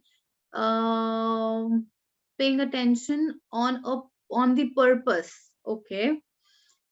Then, okay, so paying attention to something and paying attention on a purpose and being aware of the moment is what is mindfulness also all about. Absolutely right. Anyone else would like to give their inputs? Then we can proceed further. Paying attention on a purpose, paying attention on a specific thing. What else it can be?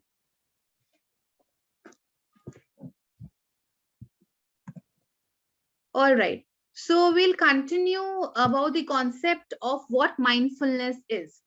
So mindfulness, as you all mentioned, is about awareness of the present moment, how much aware we are at the present moment. And it is not only about being aware of the present moment, it is also about using our own senses and completely engaging with our conscious mind to attend to whatever we are doing. Just say, for example, we are attending this session and since morning we are attending back-to-back sessions. So mindfulness is not only awareness, that how aware we are of the present moment, but also how much consciously we are engaged and how much consciously we are attending to whatever we are doing.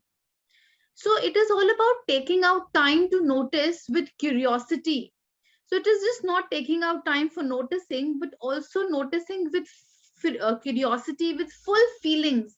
How do you feel about that particular moment? Do you feel happy? Do you feel sad? Do you feel anxious? Do you feel excited? So what are your feelings? Then what are your thoughts? What are you thinking while you are perceiving about that particular moment? And how much you are fully experiencing it is all about mindfulness. And the wonderful part about it, mindfulness, is this will not only connect you with the world, like how much we are aware about what is happening in the outside world, but also it is going to connect us with your own self. You can introspect within your own self, and you can provide a space to process whatever is happening. Because every day-to-day activities, there's something happening. And as a commander, sometimes something is happening and your battalion, you have to go and you have to be a responsive leader. So whatever you are able to connect to yourself and the world and providing a space to comprehend this is all about mindfulness.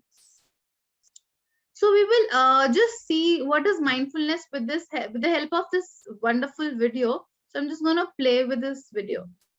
Just as exercise helps us take care of our bodies, mindfulness is a skill that keeps our minds healthy. Mindfulness helps us perform at our best and better navigate the inevitable ups and downs of life. Mindfulness is noticing and being curious about what's happening right now. It's the opposite of being on autopilot, when our bodies are doing one thing and our minds are somewhere else, often thinking about the past or worrying about the future. When we're mindful, we engage our senses deliberately, and we really take in the things that we can see, smell, hear, taste, and touch. Just as we can build our muscles by going to the gym, we can build our mindfulness muscle through regular practice, known as meditation. All it takes is a few minutes a day to see the benefits. So find the time. Your mind will thank you for it. So as we discussed in the video that, mindfulness is something being aware of the present moment, and it is not something to be on the autopilot mode. So autopilot mode basically means that where our body is at one place and our mind is somewhere else. So when we are at our autopilot mode, we are not aware about anything. Why? Because we are not paying attention to the present moment, right? And being on an autopilot mode is a very unintentional process. You will not even do it intentionally. That, sometimes we do it intentionally, but maximum times we are not intentional about it, that we are physically present here, but our mind is somewhere else. So it's a very unintentional process. And you don't do it consciously. It happens in an unconscious mind. And when we are on autopilot mode, we react more. So it becomes more reactionary. So there's a difference between reacting and responding. Reacting basically means that we are reacting to a particular situation positively or negatively without thinking about the future consequences. We are just reacting, But responding basically means that we are, responding to a situation positively and negatively with more emphasis on the outcome. So responding gives more emphasis on what is the outcome, while reaction is not outcome based. And being on an autopilot mode is basically a very effortless process. We don't really put an effort for that, but we actually get on an autopilot mode when we are, in our surroundings. We are not mindful about it. So it generally happens. Now, if we talk about the foundations about mindfulness, that being present at the moment, if you want to build a mindful attitude, or if you want to build a mindful, nature of yours, the very first thing to think about is non-judging. So as a human being, we are accustomed to judge other people, right? Even our colleagues, even our family members, children, our bosses, that, ये काम ठीक से नहीं कर रहा, या ये मुझे बहुत ज्यादा बोलते हैं, या ये बेसिकली क्रिटिकल जजमेंट. सो सबसे पहली चीज है, अगर आपको माइंडफुलनेस प्रैक्टिस करनी है, so you have to develop a non-judgmental attitude. I'm not saying that judging is a wrong thing, but critical judgment of anything is actually going to take you away from mindfulness. Second thing is patience. If you want to practice mindfulness and being aware at the present moment, you need to learn the idea of how to be patient, not only with your words, but also with your actions, right? So the third thing is beginner's mind.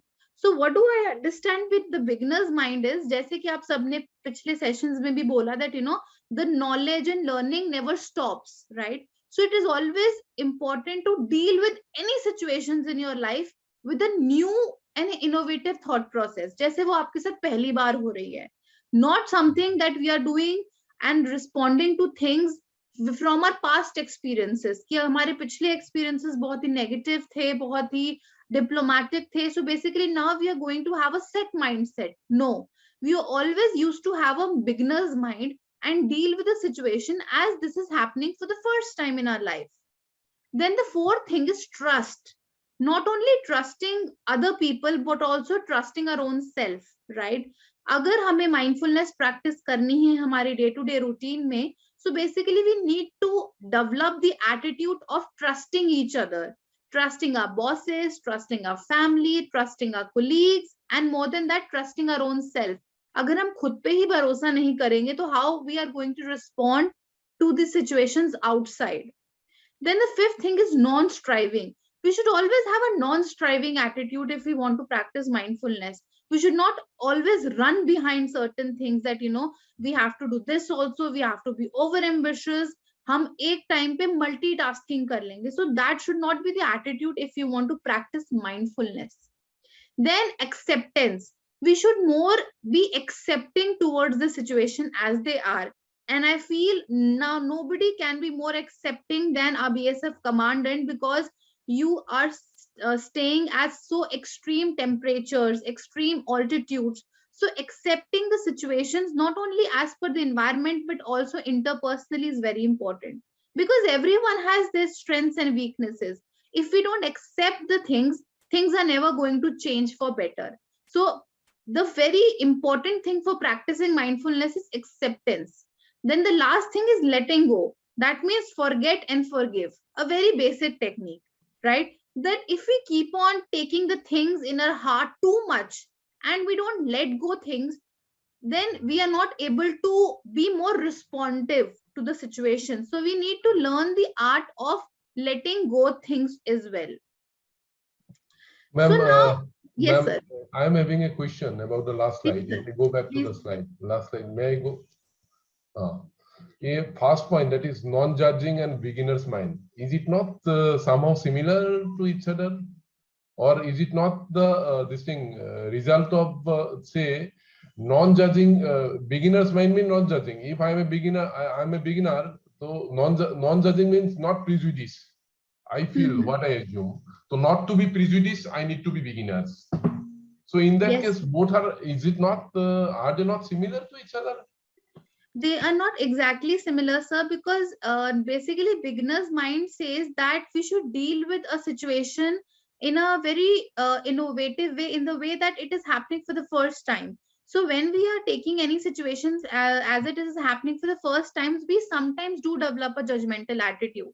So beginner's mind cannot be non-judging, because if we are having, so just say for example, you have a situation in your family where, or in your office where you can't understand how to deal with that particular situation. So with a beginner's mind, you will feel that this is the first time I'm dealing with a situation, so you'll have better innovative ideas to deal with it, and you're not going to think that last time this was a failure or this thing.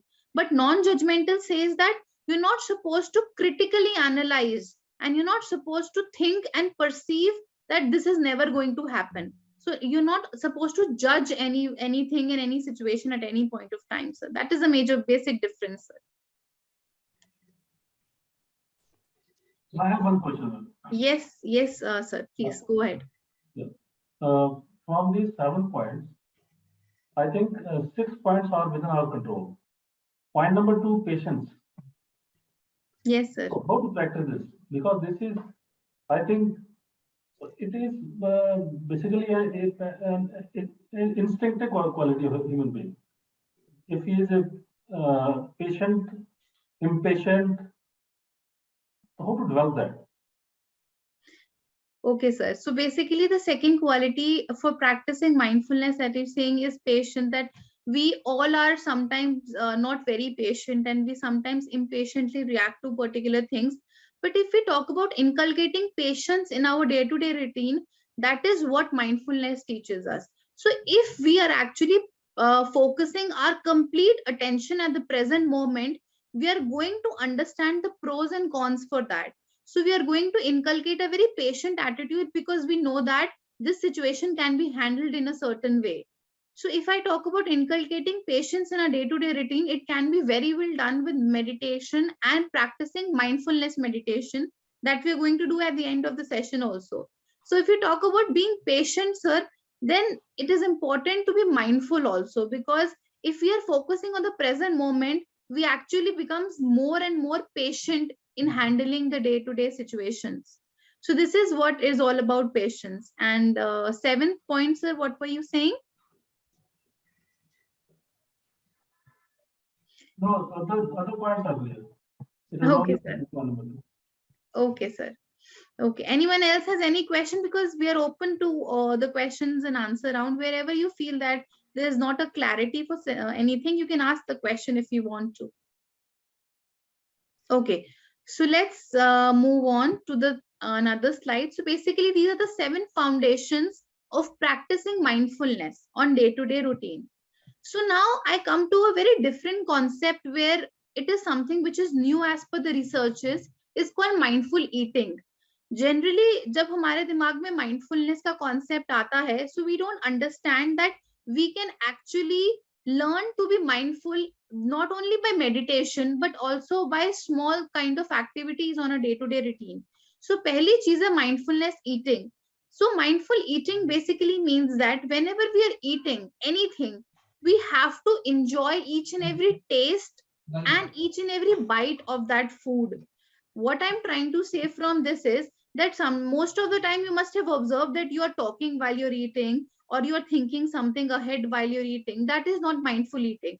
Mindful eating is when we are eating, we are completely going to put all our attention, जिसको हमारे पहले जमाने में बोला था ध्यान से खाओ, ध्यान से काम करो. So mindfulness is basically ध्यान. So mindful eating is that when you are hungry, you need to stop, and you need to stop when you are full. Sorry. So it is that you need to learn how the food affects your mood and energy. Because बोलते हैं ना कि हम जैसा खाते हैं उसी तरीके से हमारा mood और हमारी energy inculcate होती है. So if we are going to eat mindfully by taking each and every taste and each and every bite, it is going to help us. Then another mindful eating is control the cravings.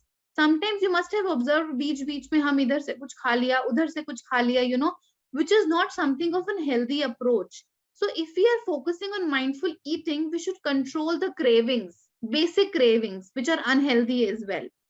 And it also improves the relationship with food. Because जब हम खाना खाते हैं, तो we should completely eat mindfully, मतलब ध्यान से खाएंगे, then we'll be giving respect to the food as well, and it will be a very healthy relationship. So mindful eating is all about tasting each and every spice of it, each and every bite of it. ना कि सिर्फ खाना फटाफट खाना है और खत्म करना है और फिर काम पे भागना है, नहीं. When you're eating, you need to be aware about what is the taste and everything. That is called a mindful eating concept. Then if I talk about certain kinds of helpful attitudes, that how can we create a helpful attitude for practicing mindfulness, is by letting go of expectations. जैसे कि we all are surrounded with certain kinds of expectations from our colleagues, from our family, from our bosses. So mindfulness cannot be practiced if you don't let go of the expectations. And let me tell you, it is not an easy thing to let go, because we have an expectation and we sometimes feel that we need to, if you're doing so much, we expect a lot. But that is not mindfulness. That means you are staying in the past or anticipating the future, but not being in the present. So that is not mindfulness. So the second point is relaxing effort. Until you put a relaxing effort, that is me time, because I understand that being in this profession and being a BSF commandant, actually the sleep cycle gets disturbed. You don't get time to relax yourself. So it is very important to have a relaxing effort from your own end to practice mindfulness. Then taking out time, because if we think about taking out time, we actually are not able to give ourselves the time that we really want. So you need to take out time for your own self, for your own relaxation, for your own mental health. So it is very much important to inculcate that kind of attitude that थोड़ा अगर हमें हमारी 5 घंटे 6 घंटे की हमारे time में 10 घंटे के टाइम में हम 1 घंटा आधा घंटा 1.5 घंटा अपने लिए निकाल ले तो वो बहुत बहुत बहुत इंपॉर्टेंट है for our mental and physical health. Then practice accepting what arises. वही बात होगी letting go things and accepting what arises. You know, we should not feel that, and we should not be very critical about everything and taking out faults in people. We should accept whatever situation is arising at the present moment, because हमारे पास as a human being कितनी बढ़िया power भगवान ने दी है कि हम कभी भी किसी चीज को as it is accept नहीं करते. हम उसमें कुछ खामियां जरूर निकाल लेते हैं, you know. So it is very much important, अगर हमें practice करना है mindfulness तो हमारे पास जो situation आई है हम उसको accept करेंगे और accordingly react करेंगे. That is a helpful attitude. Then the thing is self compassion. हमारे अंदर सेल्फ कंपैशन की बहुत ज्यादा कमी है, बिकॉज कहीं ना कहीं हम अपने लिए कंपैशनेट होते ही नहीं है. We are running behind and we are doing things for others, our bosses, our colleagues, our family members, but it is important to show self compassion, self love, very very important attitude for practicing mindfulness. And it is important to just notice. आप अगर अपने आसपास अपनी mindfulness को increase करना चाहते हैं तो having a noticing attitude is very very important. So do we have any question still here, और you want to share any of your experiences, और you have anything to ask, any doubts?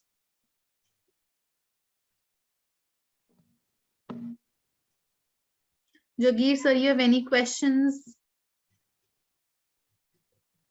So you're muted. The last point, like you're saying, just noticing. And in the first or second slide, you are saying that whatever we are noticing, whatever we are listening, we should be very, very curious. So is it not contradicting both the things?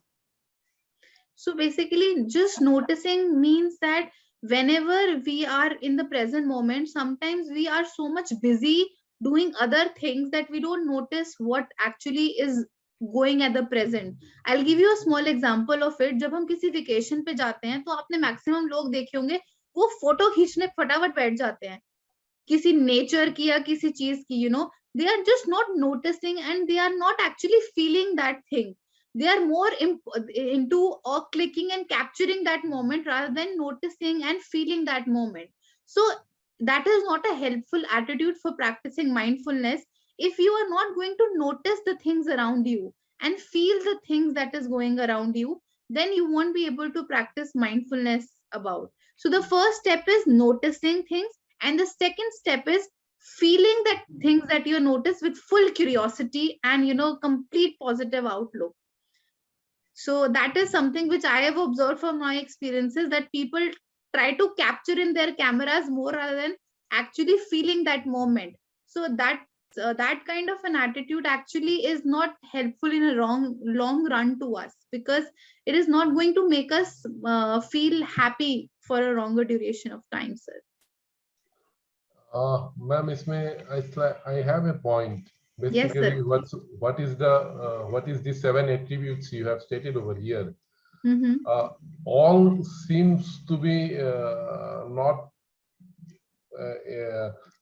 in practice, and rather not practicable for us. Why? Because we cannot go late of our expectation. Our boss expectation means whatsoever it is there, we have to stick to that. The basic point is that whatsoever task has been given, that is the expectation. If I equate to that expectation, in that case, I'll have to accomplish it. I cannot be even relaxing the effort. I cannot be letting go type of attitude. I cannot have all these attributes, none of the attitude that I am trying to understand all these points. Since you are displaying the slide, I am trying to understand all the elements. And I find it very difficult that none of this I find that is practicable for me to practice, because I cannot let it go. I cannot let anything to go, because if some boss has been given me something, some input, I have to accept it. I have to do it in totals. So that is the point that slightly I feel it is contradictory to in our work ethics. What I feel that what you're saying that, sir, is that the expectations that your bosses have is your prime duty. You know, that that is your duty to fulfill whatever the expectations your bosses Yeah. It is not prime duty. I should say that I have to comply. I have to comply that. I cannot say exactly, that may not be exact word, that prime duty, but I have to go by that. I have to go by that. I have no option. I mean to say, I have no option. Right. It's not only about the duties of that your bosses are saying, it is also about some kinds of expectations that are unrealistic in nature, which we develop on our own from our friends, colleague, or our family members, or anything else. So this is all not about, you know, practicing the duties that your bosses expect you to do, but having some kind of unrealistic expectation that we need to let go of. If we have an unrealistic expectation in our head about our, you know, about our subordinates, that they should do this not, they should not do, for example, if they have a duty of 7 hours, then we expect them that you should not, you know, do a duty of 7 hours, you should extend yourself. So this is something which is very unrealistic in nature. So basic doing the things are fine that your bosses are expecting, but majorly the unrealistic expectations that we have from our family members or our colleagues or our friends, that we should let go, sir. I completely understand, because it is very difficult to have a relaxing time for you. I understand that, but sir, मुझे ऐसा लगता है कि दोस्तों के साथ बैठ के 2 कप चाय हो जाना, गपशप मार लेना, एक तरीके से रिलैक्सिंग टाइम ही है, because we are venting our emotions out, you know, we are talking out.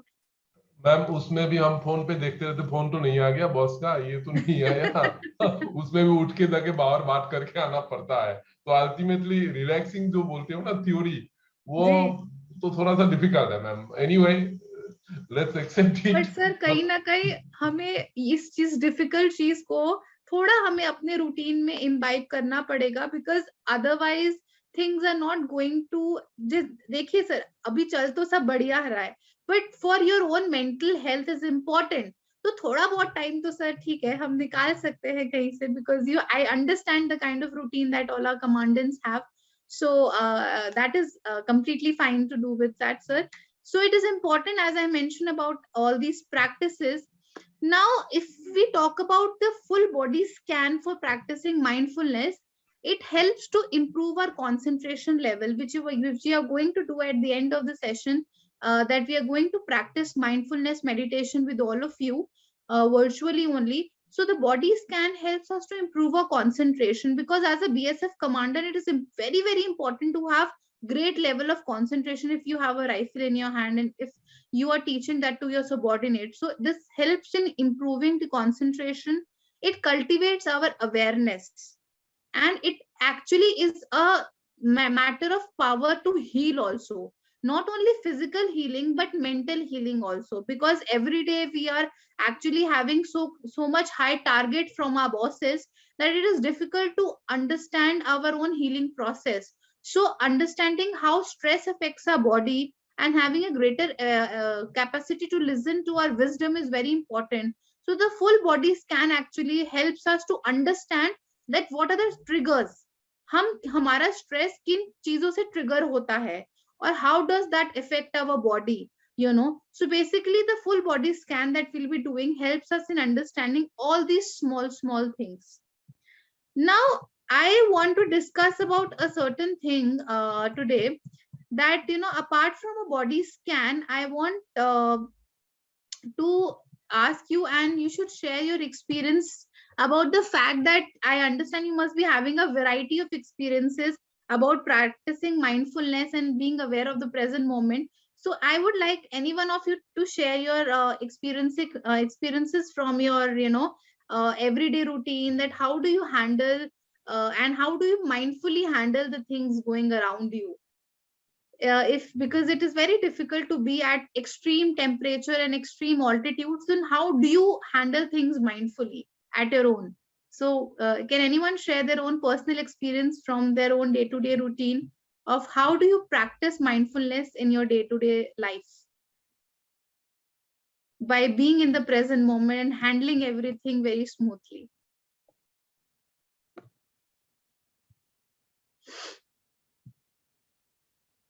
Anyone would like to come up with their experiencing about how do you practice, being mindful with your subordinates or with your bosses?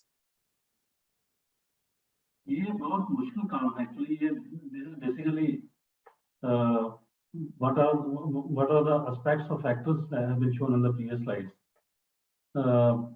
On most of the those facts, we are contrary to that. So because as a BSF commandant, the life of commandants is so busy. Whole day from morning to evening, sitting in the office and in the evening going back to the borders. Yes, sir. तो mindfulness तो मैं क्या दूर की बात रही. बहुत सारे ऐसे भी हो गए, छोटी मोटी अगर बीमारी आ भी जाती है तो एग्जामिन करने का मौका नहीं मिलता होगा. बिल्कुल सर, बिल्कुल. सर अभी आपकी पोस्टिंग कहाँ पे है वैसे? मैं अभी दिल्ली में हूँ मैडम. अच्छा, ओके. सो अगर हम बहुत हाई एल्टीट्यूड्स पे आप लोग कभी पोस्टेड होते हो तो how do you manage your own self and your subordinate sir? वहां पे भी लाइफ इसी टाइप की रहती है. इवन अगर कोई वहां पे सिक हो जाता है, बीमार पड़ता है, तो उसको डॉक्टर तो बहुत दूर की बात है. वहां सिर्फ टेलीमेडिसिन से काम चलता है. डॉक्टर को फोन करेगा, उसको सिम्टम बताएगा कि मेरी क्या दिक्कत है, और डॉक्टर टेलीमेडिसिन के थ्रू उसको टेलीफोन के थ्रू बताएगा कि आप ये जो फलानी मेडिसिन, और वो मेडिसिन अगर नहीं है तो उसकी वो सब्स्टिट्यूट दूसरी मेडिसिन बताएगा कि आप ये वाली मेडिसिन खा लीजिए. I give you an example, ma'am. Yes, sir, please. My battalion was deployed at LOC. Yes, and it remains full of snow for about 5 to 6 months. There are certain patches where once troops get onto the hills, mountains, तो करीब 5-6 महीने के लिए वो ऊपर हो जाते हैं जी. उसके बाद फिर उनका मतलब भगवान और उनका कॉन्टेक्ट है डायरेक्ट, और कुछ नहीं है उसमें practically. What happened one day, I was sitting there at the border and my CEO was on leave. I was commanding the battalion at that time. So there we work with army hand in hand. Okay. So the call came from brigadier. He told कि DP कहाँ बैठा है. मैंने कहा sir मैं border पर हूँ. तो he told कि यार तेरे कि लड़के को कोई प्रॉब्लम है. They are very affectionate guys. बोला तेरे के लड़के को कोई प्रॉब्लम है, थोड़ा हम बात कर ले. That BOP is at the utmost height of around 13,000 some feet height. 30-35 feet की बर्फ पड़ती है वहां पे. बहुत ज्यादा मुश्किल, सर्वाइवल बहुत मुश्किल है. I immediately called up through that internal our telephonic system. और सबसे पहले मैंने उस कंपनी पोस्ट कमांडर से बात की, young sub inspector from Himachal Pradesh. मैंने पूछा यार क्या हुआ, क्या कोई इश्यू है क्या? ब्रिगेडियर साहब का फोन आया था. He told सर कि एक लड़का है, महाराष्ट्र का है, और सुबह से कुछ कर नहीं रहा है, बातचीत नहीं कर रहा है, गुमसुम बैठा है, ये है वो है. बातचीत करने से मालूम हुआ कि उसकी कोई गर्लफ्रेंड थी जो पुलिस में थी, और ये लड़का यहाँ पे है, अभी फंस गया है बॉर्डर पर, और अब ये जा भी नहीं सकता है, बात भी नहीं कर सकता. उस समय फोन की अवेलेबिलिटी इतनी ज्यादा नहीं होती थी. तो बोला सर कि सुबह से बहुत उदास है कि इसकी गर्लफ्रेंड की शादी किसी और से हो रही है. तो it was a very peculiar situation for us also. अब उसमें क्या बात करेंगे हम उससे. So then I took that boy online. I was battalion commandant, performing the duty of battalion commandant. That time I took call to that constable directly. और मैंने उससे फिर डायरेक्ट बात किया. मैंने उसको अपने भाषा में समझाया, कोई बात नहीं बेटा, एक चली गई, जो अभी चली गई वो बाद में जाती तो उससे अच्छा अभी चली गई, इसका मतलब आपको उससे प्यार नहीं था, ये वो करके जो भी मुझे फिलॉसफी आती थी वो मैंने उसको सारी समझाई. Then simultaneously I spoke to my adjutant who was sitting in the hinterland 60-70 kilometre पीछे. He is a gentleman from Uttarakhand, a very perfect gentleman. Adjutant की ड्यूटी करता है. एडजुटेंट हमारे यहाँ टफ अपॉइंटमेंट माना जाता है. Okay. तो मैंने कहा यार बिस्ट थोड़ा देखो उसको, ऐसे ऐसे है। बोला सर मैं देखता हूँ। तो उसने एडफ्रेंड की भाषा में उससे बात की, थोड़ा उसको बात सुनी, उसके बाद उसको डांटा उसने। मैंने उसको बहुत प्यार से बात की, एडफ्रेंड ने उसको डांटा। साइमल्टेनियसली उसके भाई का नंबर था हमारे पास। एडवर्टेंट ने उससे बात की भाई से कि यार आपके भाई को कोई इश्यू हो रखा है, जस्ट कॉल हिम। और ये बात है शाम के 8, 9, 10 बजे की बात चल रही है ये। अच्छा। तो उसके भाई का फिर उसके पास भाई ने फोन किया उसको, एक इंटरनल कॉल आया, आउटगोइंग कॉल बहुत महंगी थी। फिर भाई ने उसको प्यार से समझाया भी, और जो भी कुछ किया था भाई ने, काउंसलिंग किया। Then he became normal and he took, उसने अपना खाना वाना खाया। फिर पोस्टमास्टर का मेरे पास फोन आया, बोला सर अभी ये ठीक है, खाना वाना खा लिया है, इसका हथियार हमने अभी रख दिया है, so that he is not, 1-2 दिन के लिए हम इसको अंडर मॉनिटरिंग रखेंगे। तो this type of situations are very critical madam, हैं बॉर्डर पे, बड़ी बहुत ज्यादा ऐसी है। सर मैं ये कहना चाहूंगी दिनेश सर कि actually you handled the situation very mindfully, I feel that, because आपने जैसे बताया the way you spoke to the person and the way other person spoke and handle the situation, इस सिचुएशन में बहुत एम्पैथी चाहिए थी, because दूसरा बंदा बिल्कुल परफॉर्म नहीं कर पा रहा है, right, and that situation is very personal. So if you don't put yourself into other person shoes, तो आप कभी भी ये चीज नहीं समझ पाएंगे कि what the person is going through. So I would like to say that Dinesh, you handle the complete situation very mindfully in terms of understanding the present scenario and handling it as per it is required, rather than उसको डांट फटकार के या भाई तू काम कर, अपना काम पे ध्यान दे, कैसी बात कर रहा है। नहीं हो सकता मैडम, नहीं हो सकता। हथियार के साथ बंदा होता है, बंदा is 24 hours with weapon. And वो जहां पर है, बर्फ जो है 25-30 फीट हो जाती है, हेलीकॉप्टर जा नहीं सकता है, पैदल मूवमेंट है नहीं। तो एम्पैथी ही एक रास्ता बचता है। वो भी है। दूसरा मैम यही पॉइंट है जो मैं शुरू से बोल रहा था कि the situation, our case and general multinational case are different. We are handling people, everybody is having weapon, right sir, and everybody is having weapon 24/7। In fact देखा जाए तो किसी टाइम पे भी वो वेपन निकाल सकते हैं, जा सकते हैं, बाहर ड्यूटी के लिए जाएगा तो किसी भी टाइम पे। तो any kind of animosity between the leader and his follower, as well as among the colleagues, is highly dangerous. So that is where our empathy and you can say our sympathy and our leadership quality is tested. That is the ingredient basically where we are required basically. That is the main issue that we are dealing with. As Mr. Dinesh has stated, कि उसको अगर मैं ज्यादा डांट दूं, उसके बाद हथियार है, वो तो भाई anytime he is having everything what he feel to do. So he is having all the tools available with him to do what he feel to do. So in that case, कोई अगर उसको लगता है कि जो मुझे मेरे साथ बोला है it is not unjustified, he can do anything. So that is why you require lots of patience, lots of tactics, and lots of patience also in that case. You require you require a high degree of commitment in that case. Right, sir, right, absolutely well said, sir. So if we are talking about practicing mindfulness training, then it is basically going to help us in relaxing not only our mental but also our physical body. You know, it is also going to lower the level of blood pressure, because being at extreme altitudes and temperature actually shoots or lowers your blood pressure as a commandant. So it is very important to practice this for sleeping better also, because I can completely understand the sleep cycle is completely distorted as a commandant.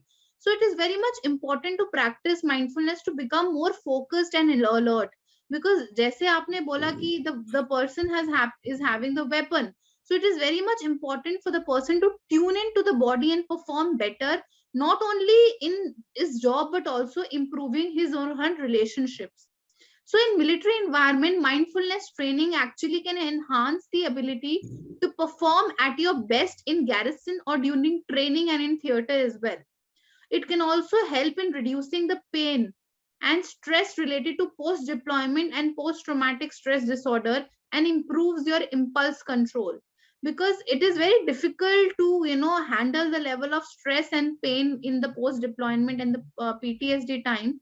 So it also helps us relaxing all these things. Now, if I talk about how mindfulness can help in military environment, so as I mentioned about training, so mindfulness can be really, have a good impact during the training times, because the war fighters would stay safe while learning new skills and tactics, and it also going to aid the memory and recall the difficult tests and qualifications for managing both the mind and the body during the time a person is using the weapon. Then apart from it, it can also be used in theater. As I mentioned, that your situational awareness is also very important for a person to have a mindfulness training session. If I talk about mindfulness during garrison also, it can also help in, building stronger relationships, as the sir said about Ma'am, will you having. please explain that situational awareness, how it is related to mindfulness practice? How can we be related to? Which point, sir? Situational awareness and mindfulness, how it is both are related to. Okay, so situational, basically mindfulness and situational avoidance is that if a particular situation arises to you, then rather than handling that situation with complete level of panic things and, finding the ways to handle the situation and avoiding it, it is very important to be mindful at that particular point of time, because mindfulness actually helps us in getting alert and helps us to understand situation in a very systematic way. And if we'll be avoiding that particular situation, it is not actually going to stimulate any positive hormones in our body, and it is actually going to create more problems for us. So if we handle a situation more mindfully rather than avoiding the particular situation, it is actually going to make us understand the pros and pros and cons of handling a particular situation and understanding it from a broader perspective. So I feel that it is very much important to develop mindfulness, to increase the level of tolerance also, and to understand the stimuli that you're handling rather than avoiding that particular situation at that point of time, sir.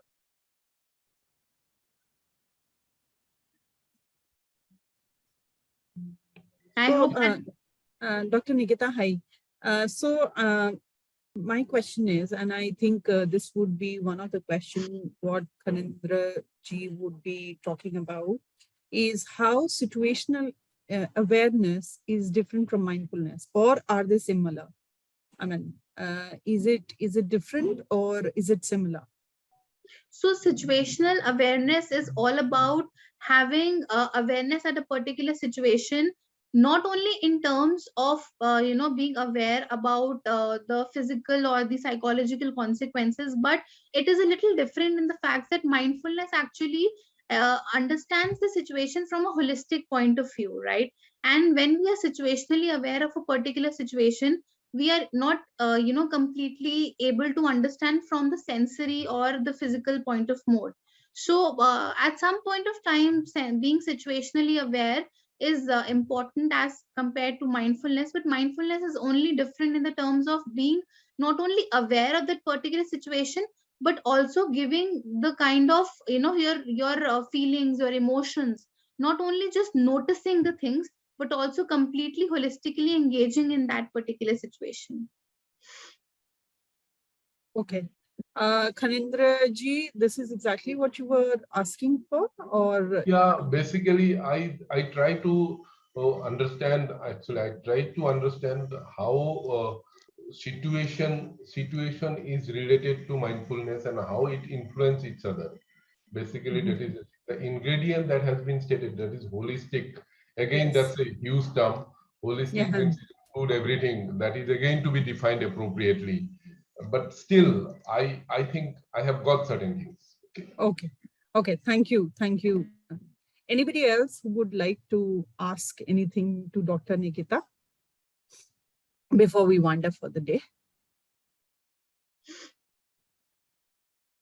ये ना 4:20 के बाद 5:20 के बाद it's just like please end करके सबका expression रहता है, and that too on Saturday I can understand, and it's for you also. So now people are on camera. Ma'am, we were expecting a half day today. Sir, हमारा भी नहीं हुआ. मैं क्या करूँ?